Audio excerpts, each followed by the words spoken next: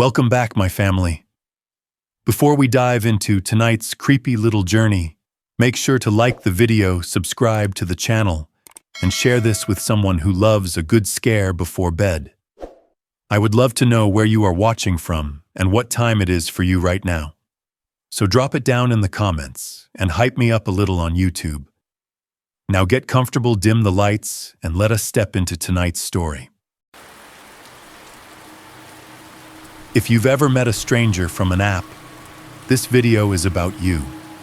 If you've ever walked out of your apartment at night, checked your reflection in a car window, told yourself, it's just a first date, what's the worst that could happen?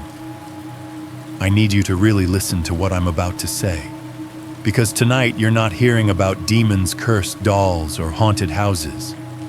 You're hearing about real people who almost didn't come home. Think about it. You match with someone on your phone. You see a few pictures. You read a bio. You laugh at a couple of their jokes, stay up way too late texting, maybe even fall asleep with your phone in your hand and their name still on the screen. They feel familiar. You've never smelled their perfume. You've never seen how they walk. But somehow you trust a handful of photos and a few weeks of late-night messages enough to get in your car and drive out to meet them. At night, off the highway, somewhere you've never been before. You tell yourself it's safe because you're an adult, because you sent your location to a friend just in case, because bad things happen to other people in other towns on other channels. But here's the truth. Most of us don't like to think about when you agree to meet a stranger from an app. You're not just saying yes to a coffee or a walk or a night under the stars.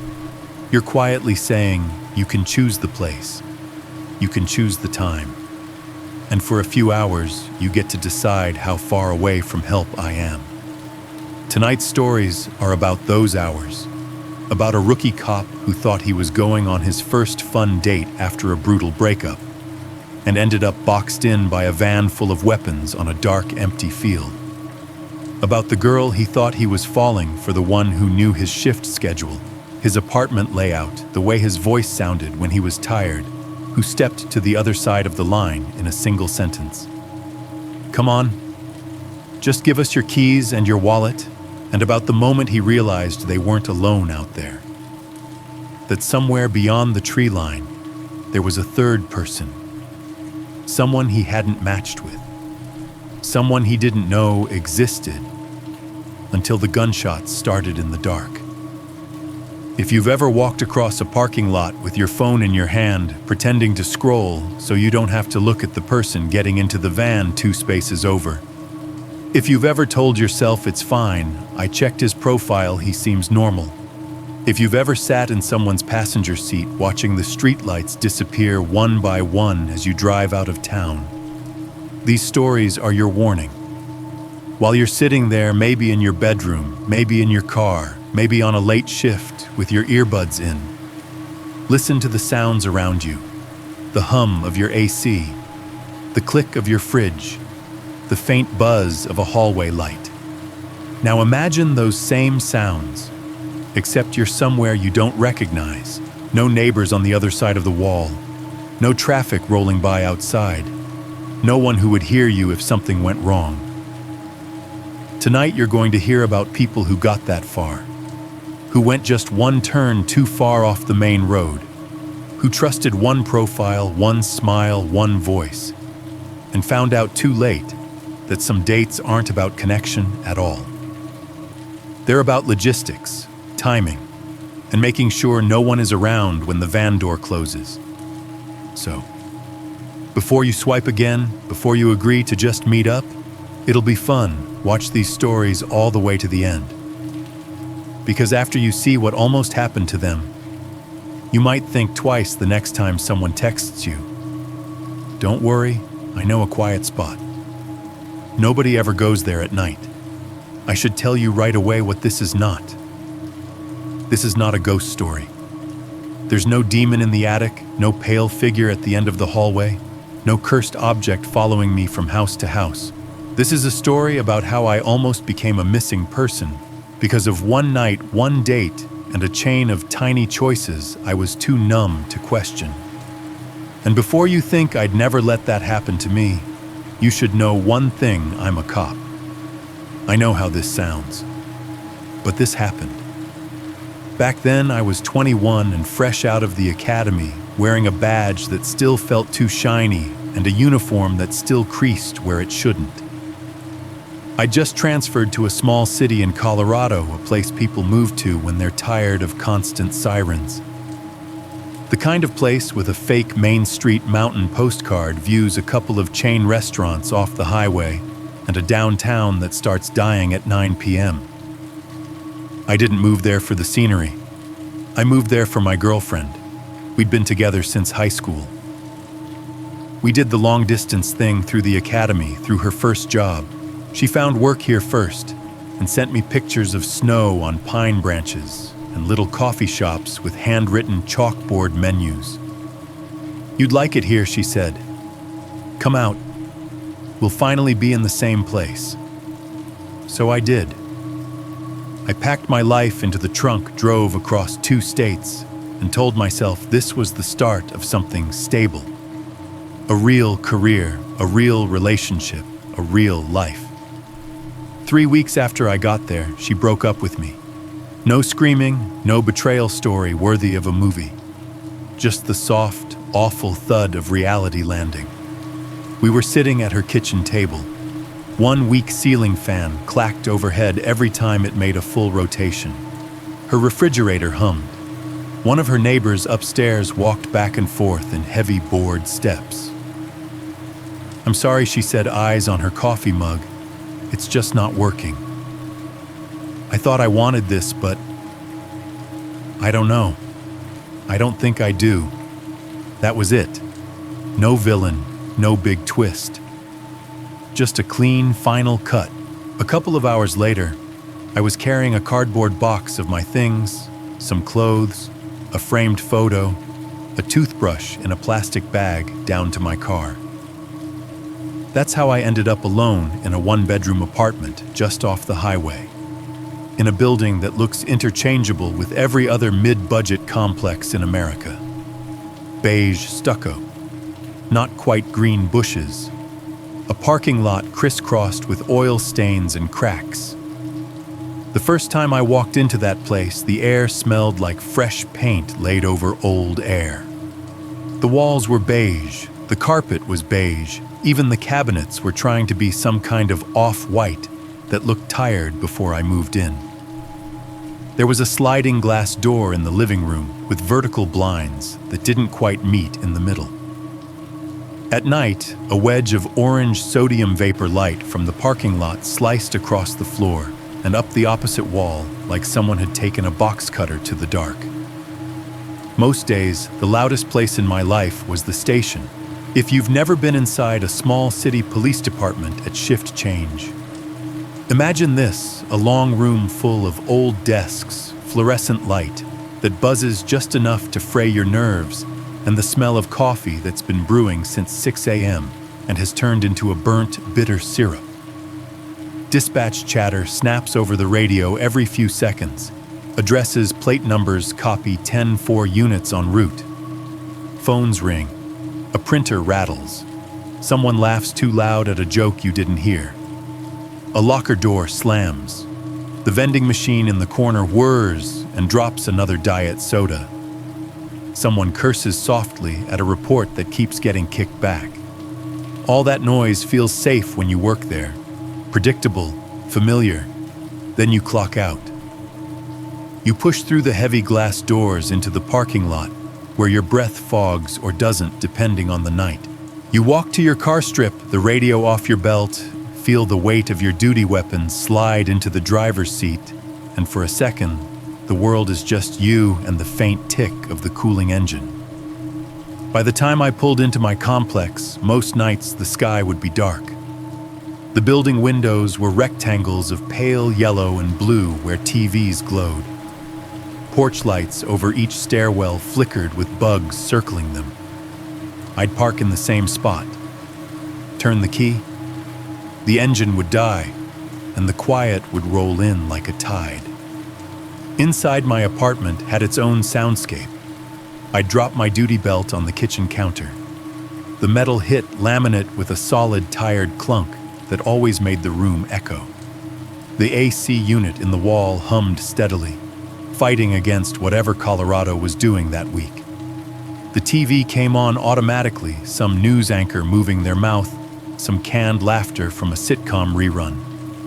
I'd turn the volume down until it was barely there, more light than sound. When you live alone, you learn every noise your place makes, and when it's supposed to make it. I knew exactly how the AC would sigh when it kicked on this low mechanical inhale that filled in all the empty cracks in the room. I knew the hollow thunk it made when it cycled off, leaving behind a silence that felt heavier than before. The refrigerator had a little repertoire too, a sharp click before it rumbled to life, a faint knocking sound every so often, like it was remembering some old injury. Down the hallway closer to the elevators, a fluorescent bulb with a bad ballast buzzed at a higher pitch than everything else. If I cracked my door, I could hear it, a constant insect-like whine cut only by the distant ding of the elevator arriving on my floor. Some nights around midnight, the elevator wouldn't ding for a long stretch. The building would go still, then out of nowhere ding, like the place itself clearing its throat, reminding me it was still there, full of other people I'd never meet. Outside, every so often a car pulled into the lot. Tires hissed on the asphalt if it had rained. Headlights slipped through the gap in my blinds and crawled across the ceiling in two slowly moving bars of light. A door slammed, muffled voices, a laugh, then nothing. The night this story really starts, I was lying on my back in bed, staring at the ceiling that had nothing to look at. Just imperfect white texture and a small shadow in one corner where the light from the parking lot couldn't quite reach. The red digits on my cheap alarm clock glowed 2:37 a.m. I wasn't on nights. I had no excuse to be awake. My body should have been done hours ago. Instead, I felt like someone had pressed pause on me and forgotten to press play again. The TV in the living room was still on volume muted. I could see the flicker of it down the short hallway whenever I turned my head. It painted a moving, colorless light on the doorframe. The AC unit cut out with its usual hollow clack. The change was small, but it was like someone had removed one layer of sound from the room, and suddenly everything underneath was exposed. I could hear the hum of the fridge, the faint buzz of the hallway light, the sporadic tick of something in the wall expanding or settling. Underneath all of that, I heard my heartbeat too loud for a guy who'd supposedly just had a normal day. As a cop, you're trained to walk into unfamiliar rooms and know within a breath if something's wrong. A chair out of place, a window half open, a smell that doesn't fit. Nobody trains you for that feeling in your own life. When nothing looks wrong, but you can feel it, this vague offness, like a picture frame tilted just enough to bother you if you just look at it closely. I rolled onto my side and looked at the nightstand. My phone was there, face down, black screen. I'd done that on purpose, face down. I was trying to break the habit of reaching for it every time I felt the quiet closing in. Trying not to scroll through photos of my ex. Trying not to open the dating apps I downloaded in a moment of weakness and immediately regretted. I remember thinking, just go to sleep. Tomorrow you'll be tired and you'll blame yourself. Then the phone buzzed. Not a light little tap. A full rattling vibration that made the wooden nightstand hum my keys in the little dish beside it clink against each other. The lamp wobbled just enough that its shade shifted a fraction of an inch. The sound punched straight through the quiet and straight through my chest. I shot upright. Adrenaline dumped into my veins before my feet even found the floor. I grabbed the phone with both hands like it might slide away from me. The screen lit up bright and blue-white in the dark room. No text, no call, no notification, just my lock screen. 2:38 a.m. That was it. I stared at it, waiting for a banner to drop down her name, an apology, a late-night drunk text, or even just a stupid marketing notification. Anything. Anything to justify the way my heart was pounding, to give the buzz a reason. Nothing appeared. The phone, which had just vibrated hard enough to rattle the wood, lay still and quiet in my hand. I turned it over, checked the notification tray myself. Empty. No missed calls, no messages, no app icons with little red numbers, no log of an alert. If you're listening and thinking, glitch, dude, phones screw up all the time, you're probably right. It probably was some random software hiccup. But that's not the part that stuck with me. What stuck with me was how I reacted, how desperately I wanted that vibration to mean something, how fast I leapt toward it like a drowning man grabbing at a floating branch. For a second in that dark beige room with the clock bleeding red numbers and the AC dead silent, I realized the quiet in my life had gotten loud enough that even a phantom buzz could yank me out of sleep like an alarm. I wish I could say that realization changed something. It didn't. I put the phone back down slower this time, lining it up with the edge of the nightstand, like that would keep it from misbehaving again. I listened to the AC kick back on, filling the room with its dull mechanical comfort. And then I did what a lot of people do when something about their life feels wrong, but not wrong enough to name. I floated. Work. Home.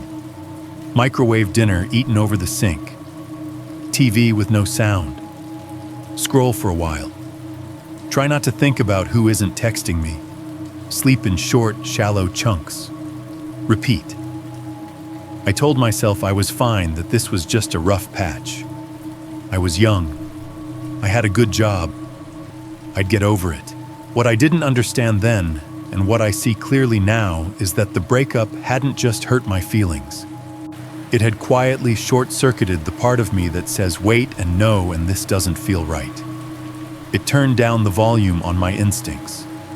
And in that silence, I started saying yes to things I never should have agreed to.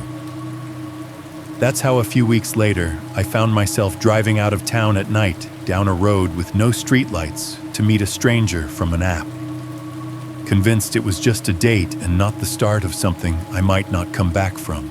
If part 1A was the silence, this part is the nudge that pushed me out into the open and straight toward the person who almost got me killed.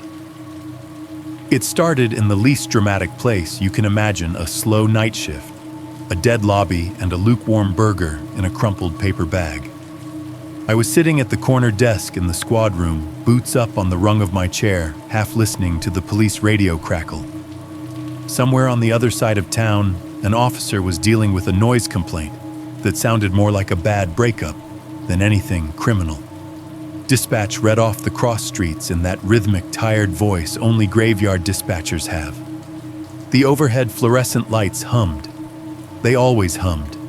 The room smelled like old coffee printer toner and the onion rings somebody had abandoned an hour earlier. Across from me at the next desk over sat Morales. He'd been with the department longer than I'd been alive.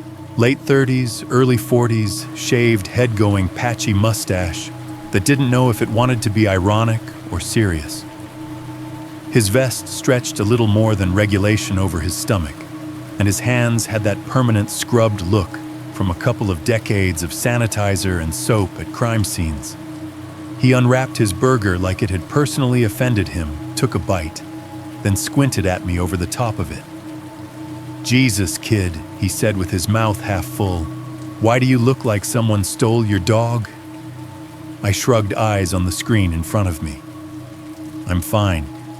He snorted. "That's I'm fine number. What 20 this week?" He wiped grease off his fingers with a thin brown napkin, balled it up, and tossed it into the trash can. It bounced off the rim. He ignored it. Your face says divorce and IRS audit at the same time. I tried to smile. Thanks. That's comforting. The radio popped again, another minor call, nothing that needed either of us. The room felt too big for two people. The clock above the whiteboard read 11:47 p.m., and the second hand seemed to drag. Morales leaned back in his chair until it squeaked, studying me the way you study a suspicious vehicle, casual on the surface, very deliberate underneath. So he said the girlfriend situation. I tensed just a little. I hadn't said much, but word travels fast when you're the new guy who just moved across state lines for a relationship that imploded. It's whatever I said. She had her reasons. And you had rent to pay, he replied. Welcome to adulthood. It sucks, we all hate it. He let that hang for a second, then leaned forward, elbows on his knees, burger wrapper crinkling in one hand. Look, man, he said, more serious now, I'm not your therapist. I'm barely qualified to be my own. But you're walking around here like a ghost in a uniform. You go off shift, and it's like you vanish. You need to talk to someone who doesn't wear a badge. He took a breath. You need Tinder. I actually laughed. It came out sharper than I meant it to. Yeah, okay. I'm good. He raised an eyebrow. You say that like it's herpes. I'm just not that guy, I said. I meet people in real life. You know, at bars, at the gym, I don't know. Normal places, the academy, he added, smirking. And how's that working out for you? I shot him a look. He shrugged, unbothered. Come on, kid. It's just chatting. You don't have to marry them. You don't even have to meet them if they're weird. You swipe. You text. You remember you're not the only human being on Earth. I'd heard the horror stories. Everyone has. Fake photos. People lying about everything from their job to their age to the fact that they're already married. Catfishing, stalking, all of it. I've seen case files, I told him. You know what kind of crazy comes off those apps? He nodded. Sure. And I've seen DUI crashes. Still drink a beer on my day off. Everything's a risk. You're just choosing which ones feel worth it. He crumpled the empty burger wrapper, and this time actually made it into the trash. Right now, he said, you go home, you stare at your walls, you listen to your AC and your fridge and your thoughts. That's not safer, that's just quieter. Trust me, quiet doesn't mean safe. It just means nobody's around to see you sinking. He had a point I didn't want to admit. Before I could answer, dispatch called his unit number for a drunk causing problems at a gas station. Morales stood his chair, rolling back. That's me, he said, grabbing his duty belt off the chair. Think about it, kid. Download the stupid app. Worst case, you swipe yourself to sleep. He started walking away, then turned back with that lopsided half grin he did when he was about to say something that might stick. And hey, he added, when you do get a match, don't tell her you're a cop right away. Lead with literally anything else. He disappeared through the doorway, radio already on his shoulder, his boots thumping down the hall. I sat there a moment longer, staring at the empty space he'd just been in, feeling the fluorescent buzz above me and the low murmur of the radio through the room. It would have been easy to brush it off, to tell myself I was above all that swiping nonsense, that I'd meet someone the old-fashioned way like that meant anything anymore. But the thought didn't really leave. It just slid to the back of my head and waited. That night, after shift, I drove home under a sky that had no stars, just a low ceiling of cloud reflecting back the city's dim orange light. The streets were almost empty, just a few cars, a couple of late buses, the occasional pair of headlights slipping past mine. I pulled into my usual spot, killed the engine. The sudden absence of the motor's vibration made the ticking of the cooling metal sound loud. Inside the apartment greeted me with its usual blankness. TV on volume off. The blue light from the screen bounced against the glass of the sliding door, reflecting my own silhouette back at me, pale face, uniform shirt, half unbuttoned badge, catching the light in a dull, tired glint. I tossed my keys in the bowl by the door and stood there for a second, just listening. AC humming, fridge cycling, distant elevator ding. Normal. I dropped onto the couch, pulled my phone from my pocket, and opened the usual apps without thinking, email, weather, a couple of news sites. Then, almost automatically, I thumbed over to social media. It was the same highlight reel everyone knows. Engagement photos in soft sunlight. Someone's vacation in Mexico Beach, and drinks, and perfect tan. Friends from back home crowded around a restaurant table, laughing, tagged with captions like "my favorite people," and couldn't do life without them. I stared at picture after picture of people looking like they belonged somewhere with someone. People who had someone behind the camera saying, "Okay, now one more." Smile. My reflection stared back at me from the dark part of the screen between posts. I thought of Morales saying quiet doesn't mean safe. My thumb hovered over the App Store icon. I tapped it. It took less than 30 seconds to find Tinder. Bright red flame logo, simple name. I'd seen it 100 times on TV and in ads, always as a punchline. Now it was just there. One more icon I could choose to add to my life. I stared at the install button long enough that the screen dimmed. I tapped it before I could overthink it. The download bar crept across. My AC clicked off. The room held its breath. When the app finally opened, the first thing it wanted was permission. Access to notifications, access to my photos, access to my location. Allow, allow, allow. Okay, I muttered to myself. You win. Come find me. Setting up the profile felt weirder than I expected. First photos. I scrolled through my gallery, realizing how few pictures I had that weren't work, her, or the two of us together. I skipped the ones with her in them without letting my eyes focus. I picked one of me in uniform at a department barbecue, sunglasses hanging from my collar, trying to look like I wasn't exhausted. One shot of me at a campsite from last summer, holding a mug of coffee with pine trees blurred in the background. One from a friend's BBQ, smoke curling up behind me, a paper plate in my hand, and a stupid grin on my face. They looked like three versions of the same guy trying to convince whoever was looking that he had his life together. Next bio. That was somehow worse. A blank white box asking, "Who are you?" in 100 characters or less. I typed "new in town." Rookie cop. Big fan of bad coffee and good hikes. Deleted rookie cop. Typed it again. Deleted it again. I didn't want to lead with the badge, but it was such a big piece of my life that leaving it out felt like lying. Eventually, I settled on new in town. Work weird hours, coffee mountains, and late-night drives. Not looking for anything crazy, just someone to talk to who knows where all the good tacos are. It wasn't clever. It wasn't edgy. But it was honest enough for me to hit save without wanting to throw the phone across the room.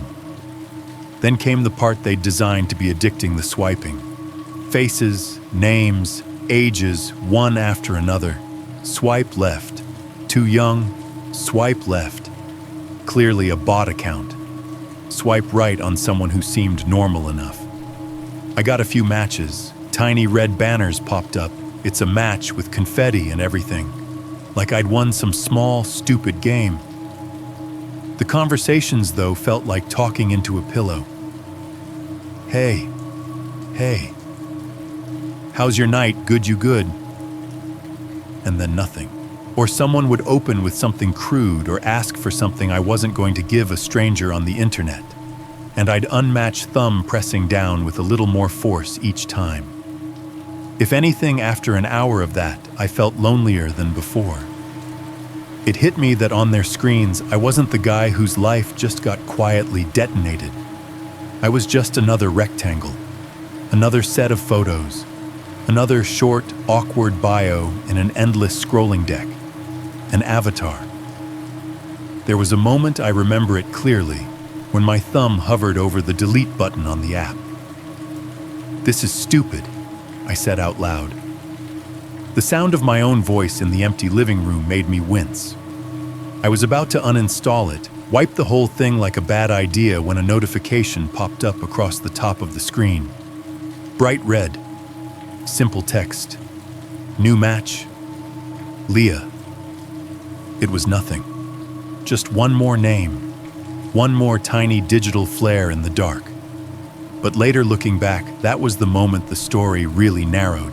Out of all the people on all the screens in the world, I had just opened the door to the one who wasn't there to date me at all. The notification popped up right as I'd decided I was done. I was still half muttering, "This is stupid," to myself, thumb hovering over the uninstall option, when the banner slid down across the top of the screen. Red icon, little white flame, simple text, new match, Leah. I don't know why I tapped it. Maybe because I was bored. Maybe because it had been a while since anything in my life felt new and didn't involve paperwork. Either way, I opened it. Her profile was normal, almost aggressively normal. The first picture was a clear selfie in natural light, no heavy filters. Brown hair pulled back in a messy knot, a few strands loose around her face. Light gray t-shirt, a parking lot, and a strip mall blurred in the background. She was smiling, not the exaggerated pout you see on half the profiles on those apps, but a small, relaxed smile, like whoever took the picture had just said something actually funny. The second photo was her on a hiking trail. You could see the edge of a dusty path and a line of pines behind her, mountains in the far distance washed blue by haze. She had a backpack on, sunglasses pushed up into her hair cheeks, flushed, like she'd really been walking, not just posing. Third photo, a cafe. She was sitting at a little round table by the window, a mug in both hands, laughing at whoever was across from her. Sunlight off the glass cut a line across her shoulder, catching the steam rising from the cup. The background was all soft edges, chalkboard menu string lights, an out-of-focus barista. There were a couple more pictures, one group shot with friends, one of her standing on a sidewalk at night, under a neon sign, hair lit up red at the edges. Nothing overly slick. No bathroom selfies. No weirdly cropped pictures with mystery arms around her. Her bio read, hiking, coffee, and late-night drives with good music. Hairstylist. I like people who can tell a story and aren't afraid of a long conversation. Bonus points if you know any good diners out past the city lights. It was specific enough to feel real, vague enough to feel safe. I stared at the empty message box for a while, trying to think of an opener that didn't sound either creepy or like I'd copied it from some top 10 Tinder lines article. In the end, I typed, "So as a connoisseur of bad coffee, I feel uniquely qualified to ask best place in this town that doesn't taste like burnt motor oil." I hit send before I could second guess it to death. I thought I'd have time to regret it. On most of the matches I'd gotten, people took hours or days to respond, if they responded at all. Leah replied in under a minute. "Bold of you to assume I would recommend anything less than slightly burnt motor oil," she wrote. "But there's a place off Maple that doesn't completely hate its customers. You local or just passing through our glorious chain restaurant wasteland?" I felt myself smiling. Not the tight, polite smile I gave people on calls. A real one. I leaned back into the couch, AC humming, low TV light flickering quietly on the wall.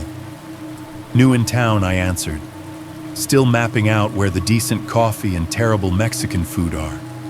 "You born here, escaped for a few years, got dragged back by family obligations," she wrote. "Now I cut hair and judge people's playlists. It's a living." That was how it started. Nothing dramatic, no instant soulmate lightning. Just an exchange that didn't feel like I was dragging the other person through quicksand. Over the next few days, we kept talking. Short messages between calls for me, between clients for her. She asked what it was like being new in a place where everybody else already seemed to have their routines. I asked her if she ever thought about leaving again. She replied fast, but not in that frantic way some people do. Her answers felt considered. She remembered things from previous conversations. If I mentioned I'd had to write up 3 separate shoplifting reports in one shift, she'd ask the next day. So did your shoplifters at least pick good stuff? Or was it all cheap cologne and energy drinks? If I joked about the vending machine at the station trying to kill us with expired snacks, she'd send a picture of the healthy granola bars they stocked at her salon and say, "This is what we give to people after we put chemicals on their heads. You're still winning." After about a week of trading messages, she called me. No warning, just my phone buzzing with an unknown local number while I was sitting on my couch in the dark, still in my uniform pants boots unlaced. I almost let it go to voicemail.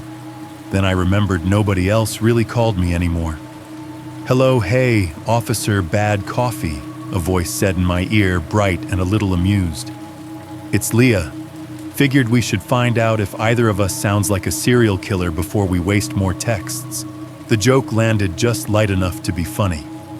I laughed, tension I hadn't noticed easing out of my shoulders. "You called from a blocked number." "Oh, so now you're profiling my phone habits," she shot back. "I see how it is." Her voice was different from what I'd imagined, slightly lower, a little hoarse around the edges, like she'd been talking all day over hairdryers and salon music. There was a warmth in it that carried even through my cheap phone speaker. That became a pattern. Days were texts, nights were calls. I'd walk slow laps around my apartment with the lights-off phone pressed to my ear, listening to her talk about nightmare clients who brought in photos of celebrities and demanded the same hair but without cutting anything off. She'd listen while I told her about my first real arrest, or the older man who called 911 because his neighbor's porch light was staring at him. Sometimes I'd stand by the sliding glass door looking down at the parking lot bathed in orange light, watching anonymous figures cross from cars to stairwells, Leah's voice in one ear and the hum of the hallway light buzzing through the wall behind me. She remembered the smallest things. One night I mentioned offhand that I hated mushrooms on pizza and pasta, whatever. Blew right past it, thought nothing of it. A week later, she was telling me about a new place her friend dragged her to, and she said, "They had this amazing flatbread, but it was loaded with mushrooms, so you'd have starved." Another time, I told her the stupidest 911 call I'd gotten that week. A guy who called because his roommate kept drinking his almond milk. 2 nights later, she said, "So how's almond milk guy? Still a menace to society?" She asked about my work, but not in the way people usually do when they find out you're a cop. There was no "you're such a hero" voice, no fishing for gory details. She wanted to know what my first day really felt like, what surprised me, what I hated. "What's the worst part?" she asked once late when the building around me was quiet and the only light came from my phone screen. "Paperwork," I said automatically. She laughed softly. "No, really." I thought about the question longer than I expected. "Honestly," I said, "the way you see people on their worst day and then never get to know if they make it out of it. We just drop in, do what we can, and vanish." There was a pause. Not awkward, just long enough for it to feel like she'd actually heard what I said. "I get that," she said finally. "We're kind of the opposite. People come to me to feel better, not because something blew up. But they still sit in the chair and tell me everything. Affairs, debts, health scares. Then they leave with new hair, and no one outside that room knows any of it ever happened. We stayed in that space for a moment, Two strangers talking about intimate things in the dark, connected only by a thin line of radio waves, and the mutual understanding that we'd never meet any of the other characters in each other's stories. At some point she asked, "So why'd you move out here, really?" I hesitated. I could have lied, said a job opportunity, left it at that. But there was something about the way she asked, light but not casual, that made dodging it feel worse than answering. "For a girl," I said. We'd been together a long time. I moved. She didn't want it anymore. Silence. For 3 seconds, 5, maybe more, there was nothing on the line but the faint hiss of the connection and the distant hum of my AC unit. I watched the red glow of the clock, 12:19 a.m., and waited for the usual responses. "Wow, that sucks," or "her loss," or something equally disposable. Instead, she said quietly, "That's brutal. I'm sorry. That's a lot to carry alone in a new place." The way she said it. No pity, no theatrics, made something unclench in my chest I hadn't realized was locked. Talking to her didn't fix anything. It didn't magically make me less alone. But it did make the nights feel less like I was drifting in a sealed box. There was a person on the other end of the line. Someone who knew I hated mushrooms and paperwork, and that my first real panic in uniform was over a dog that wouldn't stop barking at me.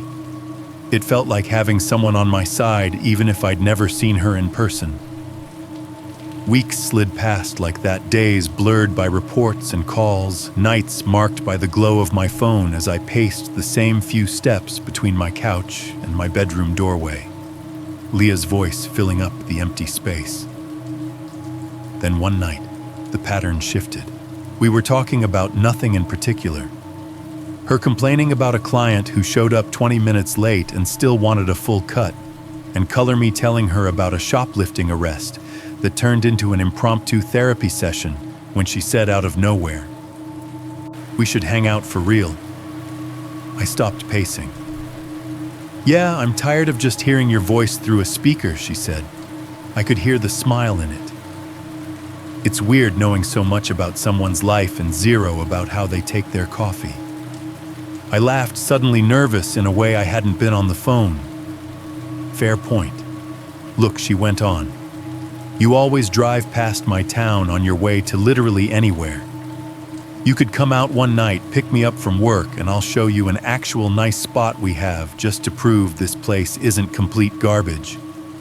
"Pick you up from work," I repeated. "Yeah," she said. "I work at a salon off Birch. Easy to find, big pink sign, terrible logo. I get off around 7 most nights. There's this park about 15 minutes from there with a crazy big field on a hill. The trees kind of bend over it, so when you lie back, you can see the stars through the branches. It's my favorite place when everything else feels too loud." She let that sink in, then added, "We grab coffee, drive out, lay on a blanket, judge each other's playlists. Low pressure, no weird restaurant small talk, just stars and good music." That sound terrible, I pictured it. A hill outside town, grass cool under my back, stars. Above the black lace of tree branches, some mellow song playing from my car speakers, while the constant buzz of my apartment and the station and the city dropped away. At the time, it sounded harmless, simple, almost healing. "Yeah," I said. "That actually sounds really good." "Cool," she replied. "It's a date then." We picked a night a week out, coordinated around my shift and her schedule. I wrote it down in the notes on my phone, then again on a sticky note stuck to the fridge like a teenager. I remember going to bed that night feeling something I hadn't felt in a long time, anticipation instead of dread. From where I sit now telling you this, I can see that conversation like it's playing on a screen in front of me.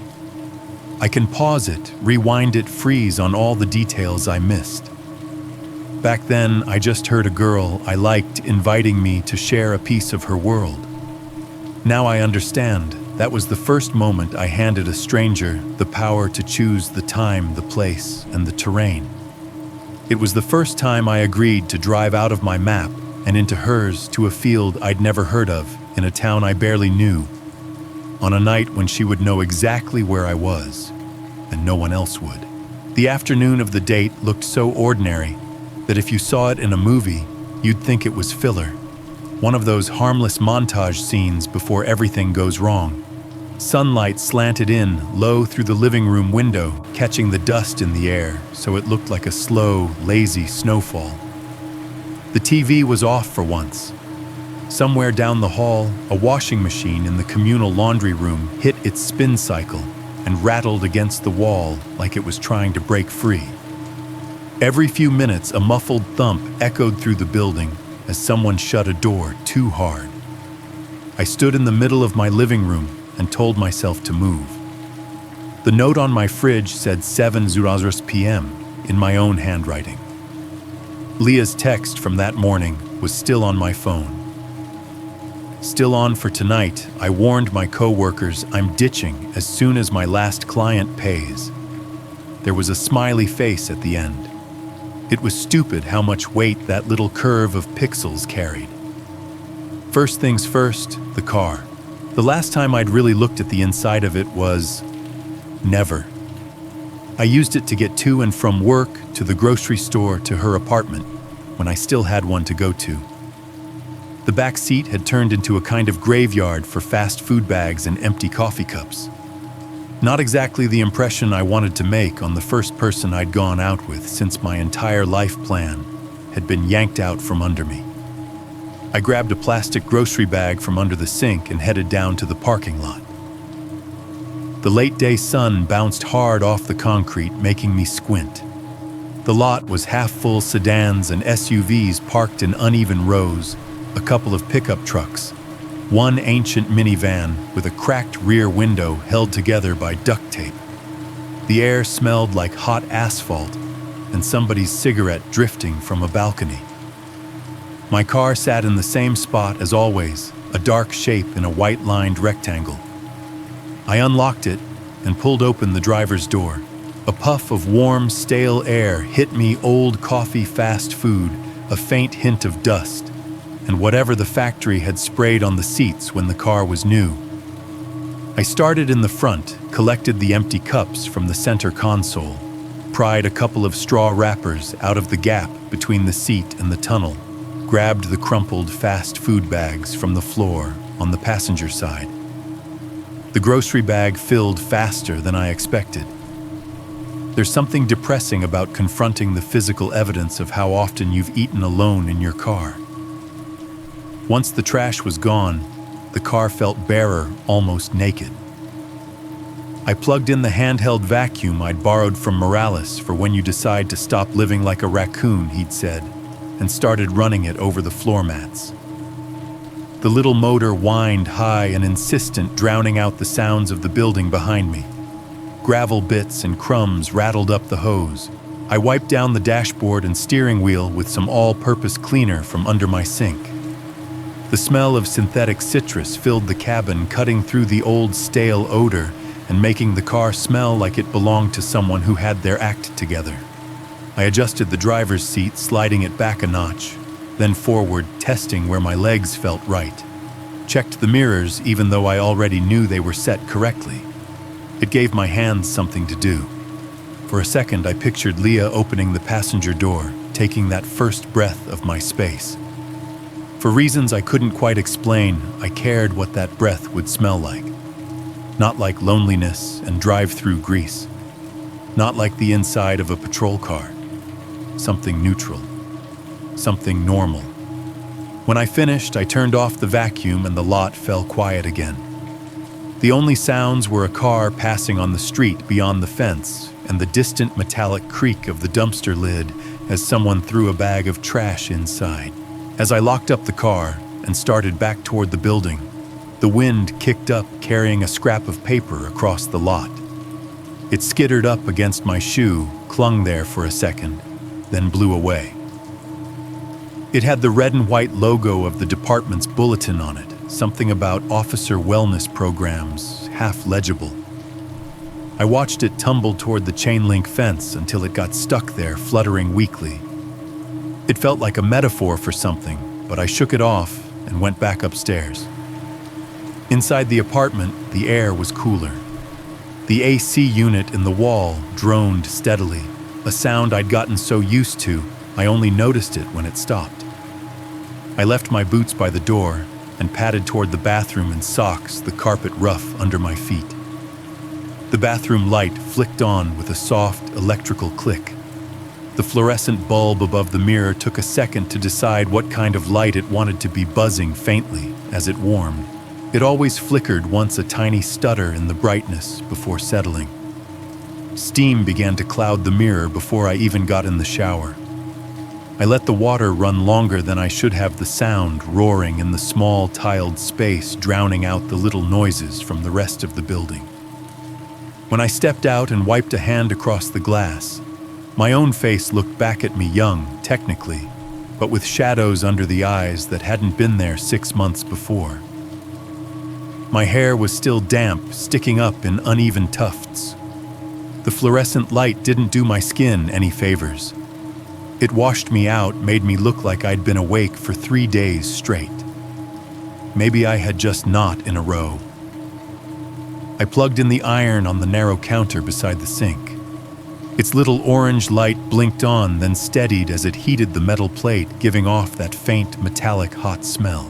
I set a clean shirt over the bathroom door and started working the wrinkles out of it on the hallway floor, careful not to drag the cord where I'd trip over it. The iron hissed softly every time I hit a stubborn crease, steam puffing up in short, angry bursts.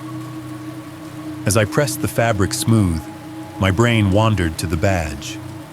It sat on my dresser, still attached to the leather holder next to my off-duty holster, and a couple of loose coins. The badge had weight, literal and otherwise. On duty, it was just part of the uniform. Off-duty, it sat there like a question. Most women I'd met outside of work reacted to cop one of two ways, either infatuation laced with unrealistic expectations or visible discomfort they tried to hide with polite small talk. I didn't want either of those tonight. I thought about wearing something that made it obvious, department-branded jacket or the t-shirt they'd given us at training. Something that said what I was without me having to say it. Then I imagined Leah's face when she walked out of work and saw me waiting, already packaged, as officer. It felt too serious, too much. On the other hand, walking out with nothing, not even my off-duty weapon, felt wrong in a different way. Habit is hard to turn off. You spend long enough walking into strangers' houses, breaking up fights, answering calls where you have no idea what you're about to find, and you start to feel naked without steel somewhere on your body. In the end, I compromised. I picked jeans that actually fit a plain t-shirt under a faded button-down and left anything with a patch or logo in the closet. I clipped my holster to my belt at the small of my back under the shirt where it wouldn't print too much, unless you knew exactly what you were looking for. The badge stayed on the dresser. If anyone had been there to see me, they'd have watched a 21-year-old guy in a mostly clean outfit, making faces at himself in the bathroom mirror, trying to decide if he looked casual or like he was trying to look casual. From the other side of the wall, I heard someone's dryer buzz 3 times in rapid succession. The pipes in my shower knocked once as another tenant turned a faucet on or off. The building was doing what buildings do, unaware that for one of its residents, this wasn't just Thursday anymore. By the time I was dressed, the light outside had slipped from bright to gold. The room glowed with it, the edges of my furniture outlined in soft amber. Dust floated lazily through the beams. My phone lay on the coffee table, dark screen reflecting the ceiling. I checked the time, 6:14 p.m., too early to leave, too late to start anything else. I checked my messages. Nothing new from Leah yet. Our last exchange from an hour before sat at the top of the thread. Her running a little behind, but I'll be done by 7. You still good to be my getaway driver, me. As long as you promise not to make me sit under a dryer. Her no promises. I read the lines again, searching them for any note I'd missed. They were light, easy, the way our messages always were. Still something in my chest fluttered an unsettled little tremor that wouldn't name itself. First date nerves, I told myself. Totally normal. Out in the parking lot, someone's car alarm chirped twice as they locked it. Farther off, a siren wailed briefly on the highway, then faded. I slid my phone into my pocket, grabbed my keys from the bowl by the door, and took one last look around the apartment. Couch, TV, the unwashed mug in the sink, the digital clock on the stove blinking 5:02 p.m. because I'd never bothered to change it after a power flicker. It all looked exactly the same as it always did. I told myself I'd be back in a few hours maybe with a good story about an awkward but harmless first date. Downstairs, the cement of the stairwell was cool under my soles, the metal rail sticky with the day's heat. When I pushed open the main door, evening light hit me full in the face, warm and bright. The neon tube over the entrance flickered between white and a faint, sickly blue buzzing loudly in the quiet, like an insect trapped in glass. The parking lot looked almost peaceful. The oil stains on the concrete made dark, irregular shapes like old continents on a faded map. A couple of kids cut across the far end, heading toward the street, laughing about something I couldn't hear. One car idled near the exit engine, low and steady, waiting for someone who hadn't come out yet. I walked to my car, each step sounding too loud in my own ears. If you'd pressed pause on my life right there, that frozen frame would have looked safe enough. A young guy in decent clothes, walking toward a freshly cleaned car in a sunlit lot, headed out for a date. Nothing obviously wrong. Nothing obviously dangerous. Inside my chest, though, under the layer of excitement, there was a thin line of unease I pretended not to feel. I brushed it off as leftovers from the breakup, from the months of quiet, from being out of practice. In hindsight, I recognize it for what it was, the last clear chance to listen to the voice that said, "Something is off." Instead, I unlocked the car, climbed in, and shut the door. The sound of it closing wrapped around me like a seal. The world outside became muffled, distant. I turned the key. The engine came to life, gauges swinging up, AC starting to blow. In the mirror, I saw myself just a young cop trying to have a normal night, with no idea that normal was already behind him. Highway out of my city always felt the same, no matter what time you drove it. Green exit signs loomed up out of the dark, washed in the pale glow of my headlights before sliding away into the rear view. Overhead, an LED message board flashed amber letters about some construction closure miles ahead, and an arrive alive. Don't text and drive warning that felt a little too on the nose with my phone sitting face down in the cup holder. A couple of semis blew past me in the left lane, engines, rumbling wind buffeting my car, just enough to make it shiver. Their taillights streaked red in the drizzle that had started a thin mist, that the wipers smudged away every few seconds with a rubbery whoomp. The radio was on low. Some late-night DJ was talking about a promotion, his voice a comfortable, meaningless murmur under the white noise of tires on pavement. I caught a word here and there, giveaway caller number 9 traffic on I-25, but none of it really landed. It was just background something to keep the silence from feeling too absolute. The sky overhead had gone from gold to bruise-colored. Clouds smothered any stars that might have shown up for our big romantic stargazing plan. The further I got from my city, the fewer lights there were on either side of the road. Gas stations thinned out. The big box stores gave way to stretches of black fields and the occasional cluster of houses tucked back from the highway. Leah's town was smaller, older. When my exit finally came up and I took it, the ramp curved down into streets that reminded me of the places my parents used to stop on road trips. Brick buildings with chipped paint, faded awnings over storefronts. Neon beer signs in windows that hadn't been updated since the early 2000s. I passed a bakery that was dark except for a single light in the back, a figure moving around the industrial mixers, probably getting ready for the morning. A sports bar with a handful of pickups out front, blue light flickering behind the tinted windows as some game played to an audience of guys hunched over their drinks. A thrift store with mannequins frozen in outdated outfits, their blank faces staring out at a mostly empty sidewalk.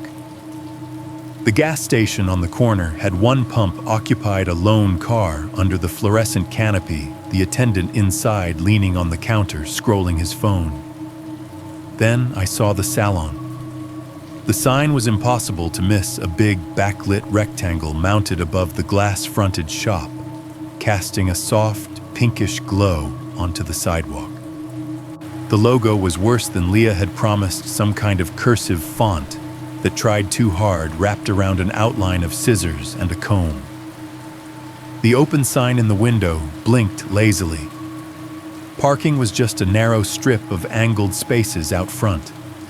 Only a few were occupied. I pulled into the closest one I could find to the door and cut the engine. The radio died mid-song, and the sudden quiet rang in my ears. Through the big front window, I could see inside rows of mirrors, black chairs, a counter at the back. The bright, even light inside made the rest of the block look dim by comparison. A couple of stylists were still moving around, sweeping hair off the floor, wiping down stations. A figure stood at the register, head bent toward a client, handing over a small white bag of products. My phone buzzed once in the cup holder. Almost done. Be out in 2, Leah had texted. I typed back, I'm outside, and watched the 3 dots appear, vanish, then nothing. A minute later, the door opened. She stepped out with the easy, tired speed of someone who'd been on their feet all day. Her hair was pulled up in a loose ponytail that had mostly given up, the fight strands falling around her face in a way that looked less intentional than in her photos. She wore a thin jacket over a simple top, dark jeans, and beat-up sneakers. A black crossbody bag was slung over her shoulder, the strap cutting diagonally across her. Behind her, the bright rectangle of the salon framed a few moving silhouettes, other stylists finishing closing duties, someone laughing at something near the back. It made her look like she was walking out of a different world and into the darker, quieter one where my car idled. She lifted a hand in a quick small wave when she saw me, more acknowledgement than enthusiasm. Up close, she was Leah. Same eyes as the pictures, hazel with a hint of green that caught the reflection of the pink sign as she drew nearer. Same slant to her smile. Same faint freckles across the bridge of her nose that the hiking photo had half hidden in sunlight. But there were details the photos didn't show.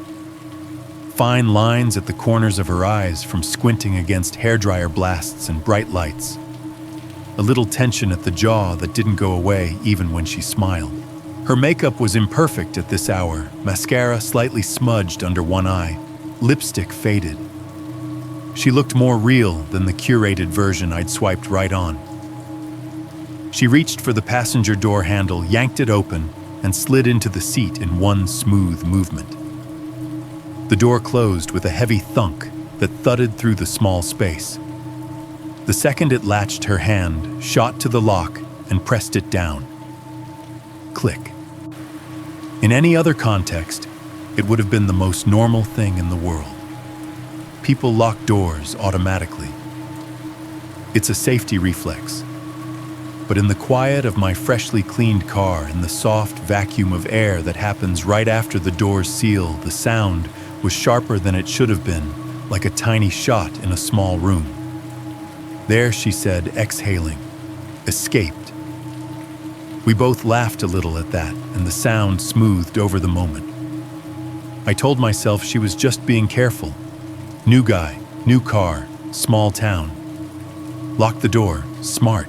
We did the awkward first date almost hug over the center console. My seatbelt twisted between us. Her bag strap caught on the emergency brake. We bumped shoulders. "Sorry," I said, pulling back with a wince. "Don't apologize," she replied, laughing for real this time. "If we didn't almost break your gear shift, it wouldn't be authentic." That was when the smells hit me. Hairspray, definitely a sharp chemical floral note that clung to her clothes and hair. Underneath it, coffee, warm and bitter, like she'd just taken a last gulp before coming outside. And a ghost of cheap body spray, the kind that comes in colorful cans with names like Midnight Mist and Electric Sugar. It was a strangely comforting mix. Not fancy, not staged, just lived in. "Hey," I said, suddenly aware of how ridiculous it was to be nervous around someone I'd already spent hours talking to. "You look, less pixelated than usual." She smirked. "You're taller than your texts." I pulled us out of the spot, merging slowly back onto the small town main street. The salon light receded in the rear view, shrinking to a pinkish blur. Streetlights buzzed to life in staggered intervals ahead, casting yellow circles on cracked pavement. Conversation came easily at first. We referenced a running joke about the almond milk 911 call. She teased me about still not trying the coffee place on Maple she'd recommended 3 times. I asked her how her day was, and she launched into a story about a client who brought in a picture of a celebrity and then refused to let her cut more than half an inch. As she talked, she gestured with her hands, tracing imaginary lines in the air where haircuts had gone wrong or right. I could see her reflection in the windshield in the corner of my eye. It all felt fine. But underneath the fine, there was something I couldn't quite pin down. Most first conversations in person wander. They veer off into weird tangents and dumb jokes and awkward pauses. Ours didn't. Leah moved through topics like she had a list in her head and was checking them off. She asked almost in order about things we'd already talked about on the phone: my first patrol, the worst coffee I'd had at the station, the old guy with the porch light conspiracy theory. Her questions came in the same sequence our late-night calls had gone, just in a more condensed version. If it had been anyone else, I might have thought she really pays attention. But there were tiny pauses in between, like she was mentally flipping to the next page of a script only she could see. "You had that crazy call with the dog, right?" she said at one point. "The one that wouldn't stop barking at you. Tell me that one again." I'd told her that story twice already, once in messages, once on the phone. I laughed anyway and ran through the highlights, editing myself down to the funnier beats. She laughed in all the right spots, exactly when you'd expect someone to. Not a second too early, not a second too late. The more we stuck to what we'd already covered, the smoother it felt. When I steered us away from familiar territory, asked a question that wasn't a retread, there was the slightest lag before she answered. Like a buffering symbol you only barely notice. Maybe that's what made me say it. I was trying to break that weird rhythm, searching for something that felt more spontaneous, more alive. "I almost didn't come, you know," I said lightly, glancing over with a half smile. "Had to talk myself out of staying home with a frozen dinner and Netflix." It was meant as a joke, a throwaway line, something she was supposed to swat back with. "Oh, so I'm competing with your microwave." Instead, for a split second, her face changed. The muscles around her mouth pulled tight, the smile freezing eyes going a fraction too wide. It was like I'd said something much heavier than what I'd meant, like I'd stepped on a tripwire I didn't know was there. Then just as quickly, it smoothed out. She let out a short, practiced laugh. "Well, I'm glad you decided to grace my dying little town with your presence," she said, voice back to its usual joking tone. "Would have been awkward if I'd walked out there and had to stargaze with my manager instead. If I hadn't been trained to notice micro-expressions, I might have missed that flicker. I might have chalked it up to the passing shadow from a streetlight." Even with the training, I told myself I was overthinking it. New person, new nerves, weird moment. I kept driving toward the dark edge of her town, away from the familiar glow of mine, telling myself the tightness I'd seen in her face was nothing. Just one more tiny sign ignored on the way to a night that was never as normal as I wanted it to be. Leah knew the roads better than I did, so after we'd burned through the small talk and the recycled stories, I let her take over. "Okay," she said, shifting in her seat, turning slightly toward me. "You're gonna go straight through this light, then left at the gas station up ahead." Out the windshield, the town was already thinning. The two-lane main drag stretched in front of us, lined with low brick buildings. A faded banner hung across the street from one lamppost to another, advertising some summer festival that had probably ended weeks ago. I saw the gas station before she said anything else, an older place with a sun-faded canopy and only 4 pumps. One of the overhead fluorescents flickered, making the concrete beneath it pulse between bright white and dull gray. A couple of teenagers leaned against a car by the air machine heads, bent together over a phone, laughing. "Left here," Leah said, pointing. I put on my turn signal, the soft tick-tick-tick filling the quiet in the car for a moment, and turned. The main strip dropped away behind us. We drove past a low, sprawling school building, its flat roof edged in metal windows, black and empty at this hour. The big digital sign out front, where they probably posted parent reminders and sports scores, was cycling through messages in bright red letters, "Welcome back, students." Homecoming game Friday, slow school zone. The parking lot was huge and vacant lights buzzing over perfectly painted white lines that held no cars. "During the day, this place is a zoo," Leah said. "Traffic kids everywhere. At night, it's like it doesn't exist." I nodded, eyes on the road. The painted speed limit signs gave way to taller ones warning about deer crossings. Houses appeared farther apart, then not at all.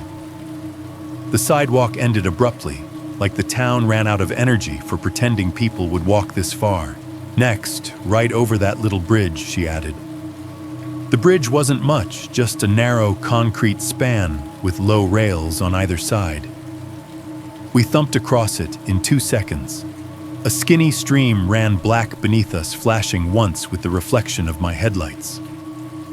"Okay," Leah said, "and now you're looking for a small road on the left. There's no sign. It's just the access road into the park. If you hit the old grain silos, you went too far." "That's very specific," I said. "This town is basically held together by 3 churches, 1 high school, and nostalgia," she replied. "The park's like the one nice thing we have. Trust me." I slowed down a little, watching the darkness ahead for anything that looked like a turn. The streetlights were fewer now, placed so far apart, their light barely overlapped. In the gaps, the world turned to pure shadow, broken only by my headlights. On the right, fields stretched out low shapes of farm equipment, hunched at the edges like sleeping animals. On the left, the land seemed to rise and fall in long, shallow waves, lined with trees that grew closer together the farther we went. Then I saw it. Not a proper entrance. No sign, no gate, nothing that said city park or recreation area or anything remotely official. Just a darker notch in the darkness where the road shouldered inward and a break in the tree line opened into a narrower lane.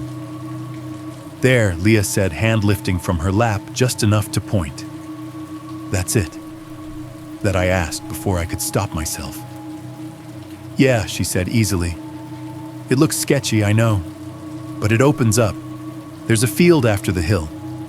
It's nice, I promise." Her tone was light casual, like this was just another local back route.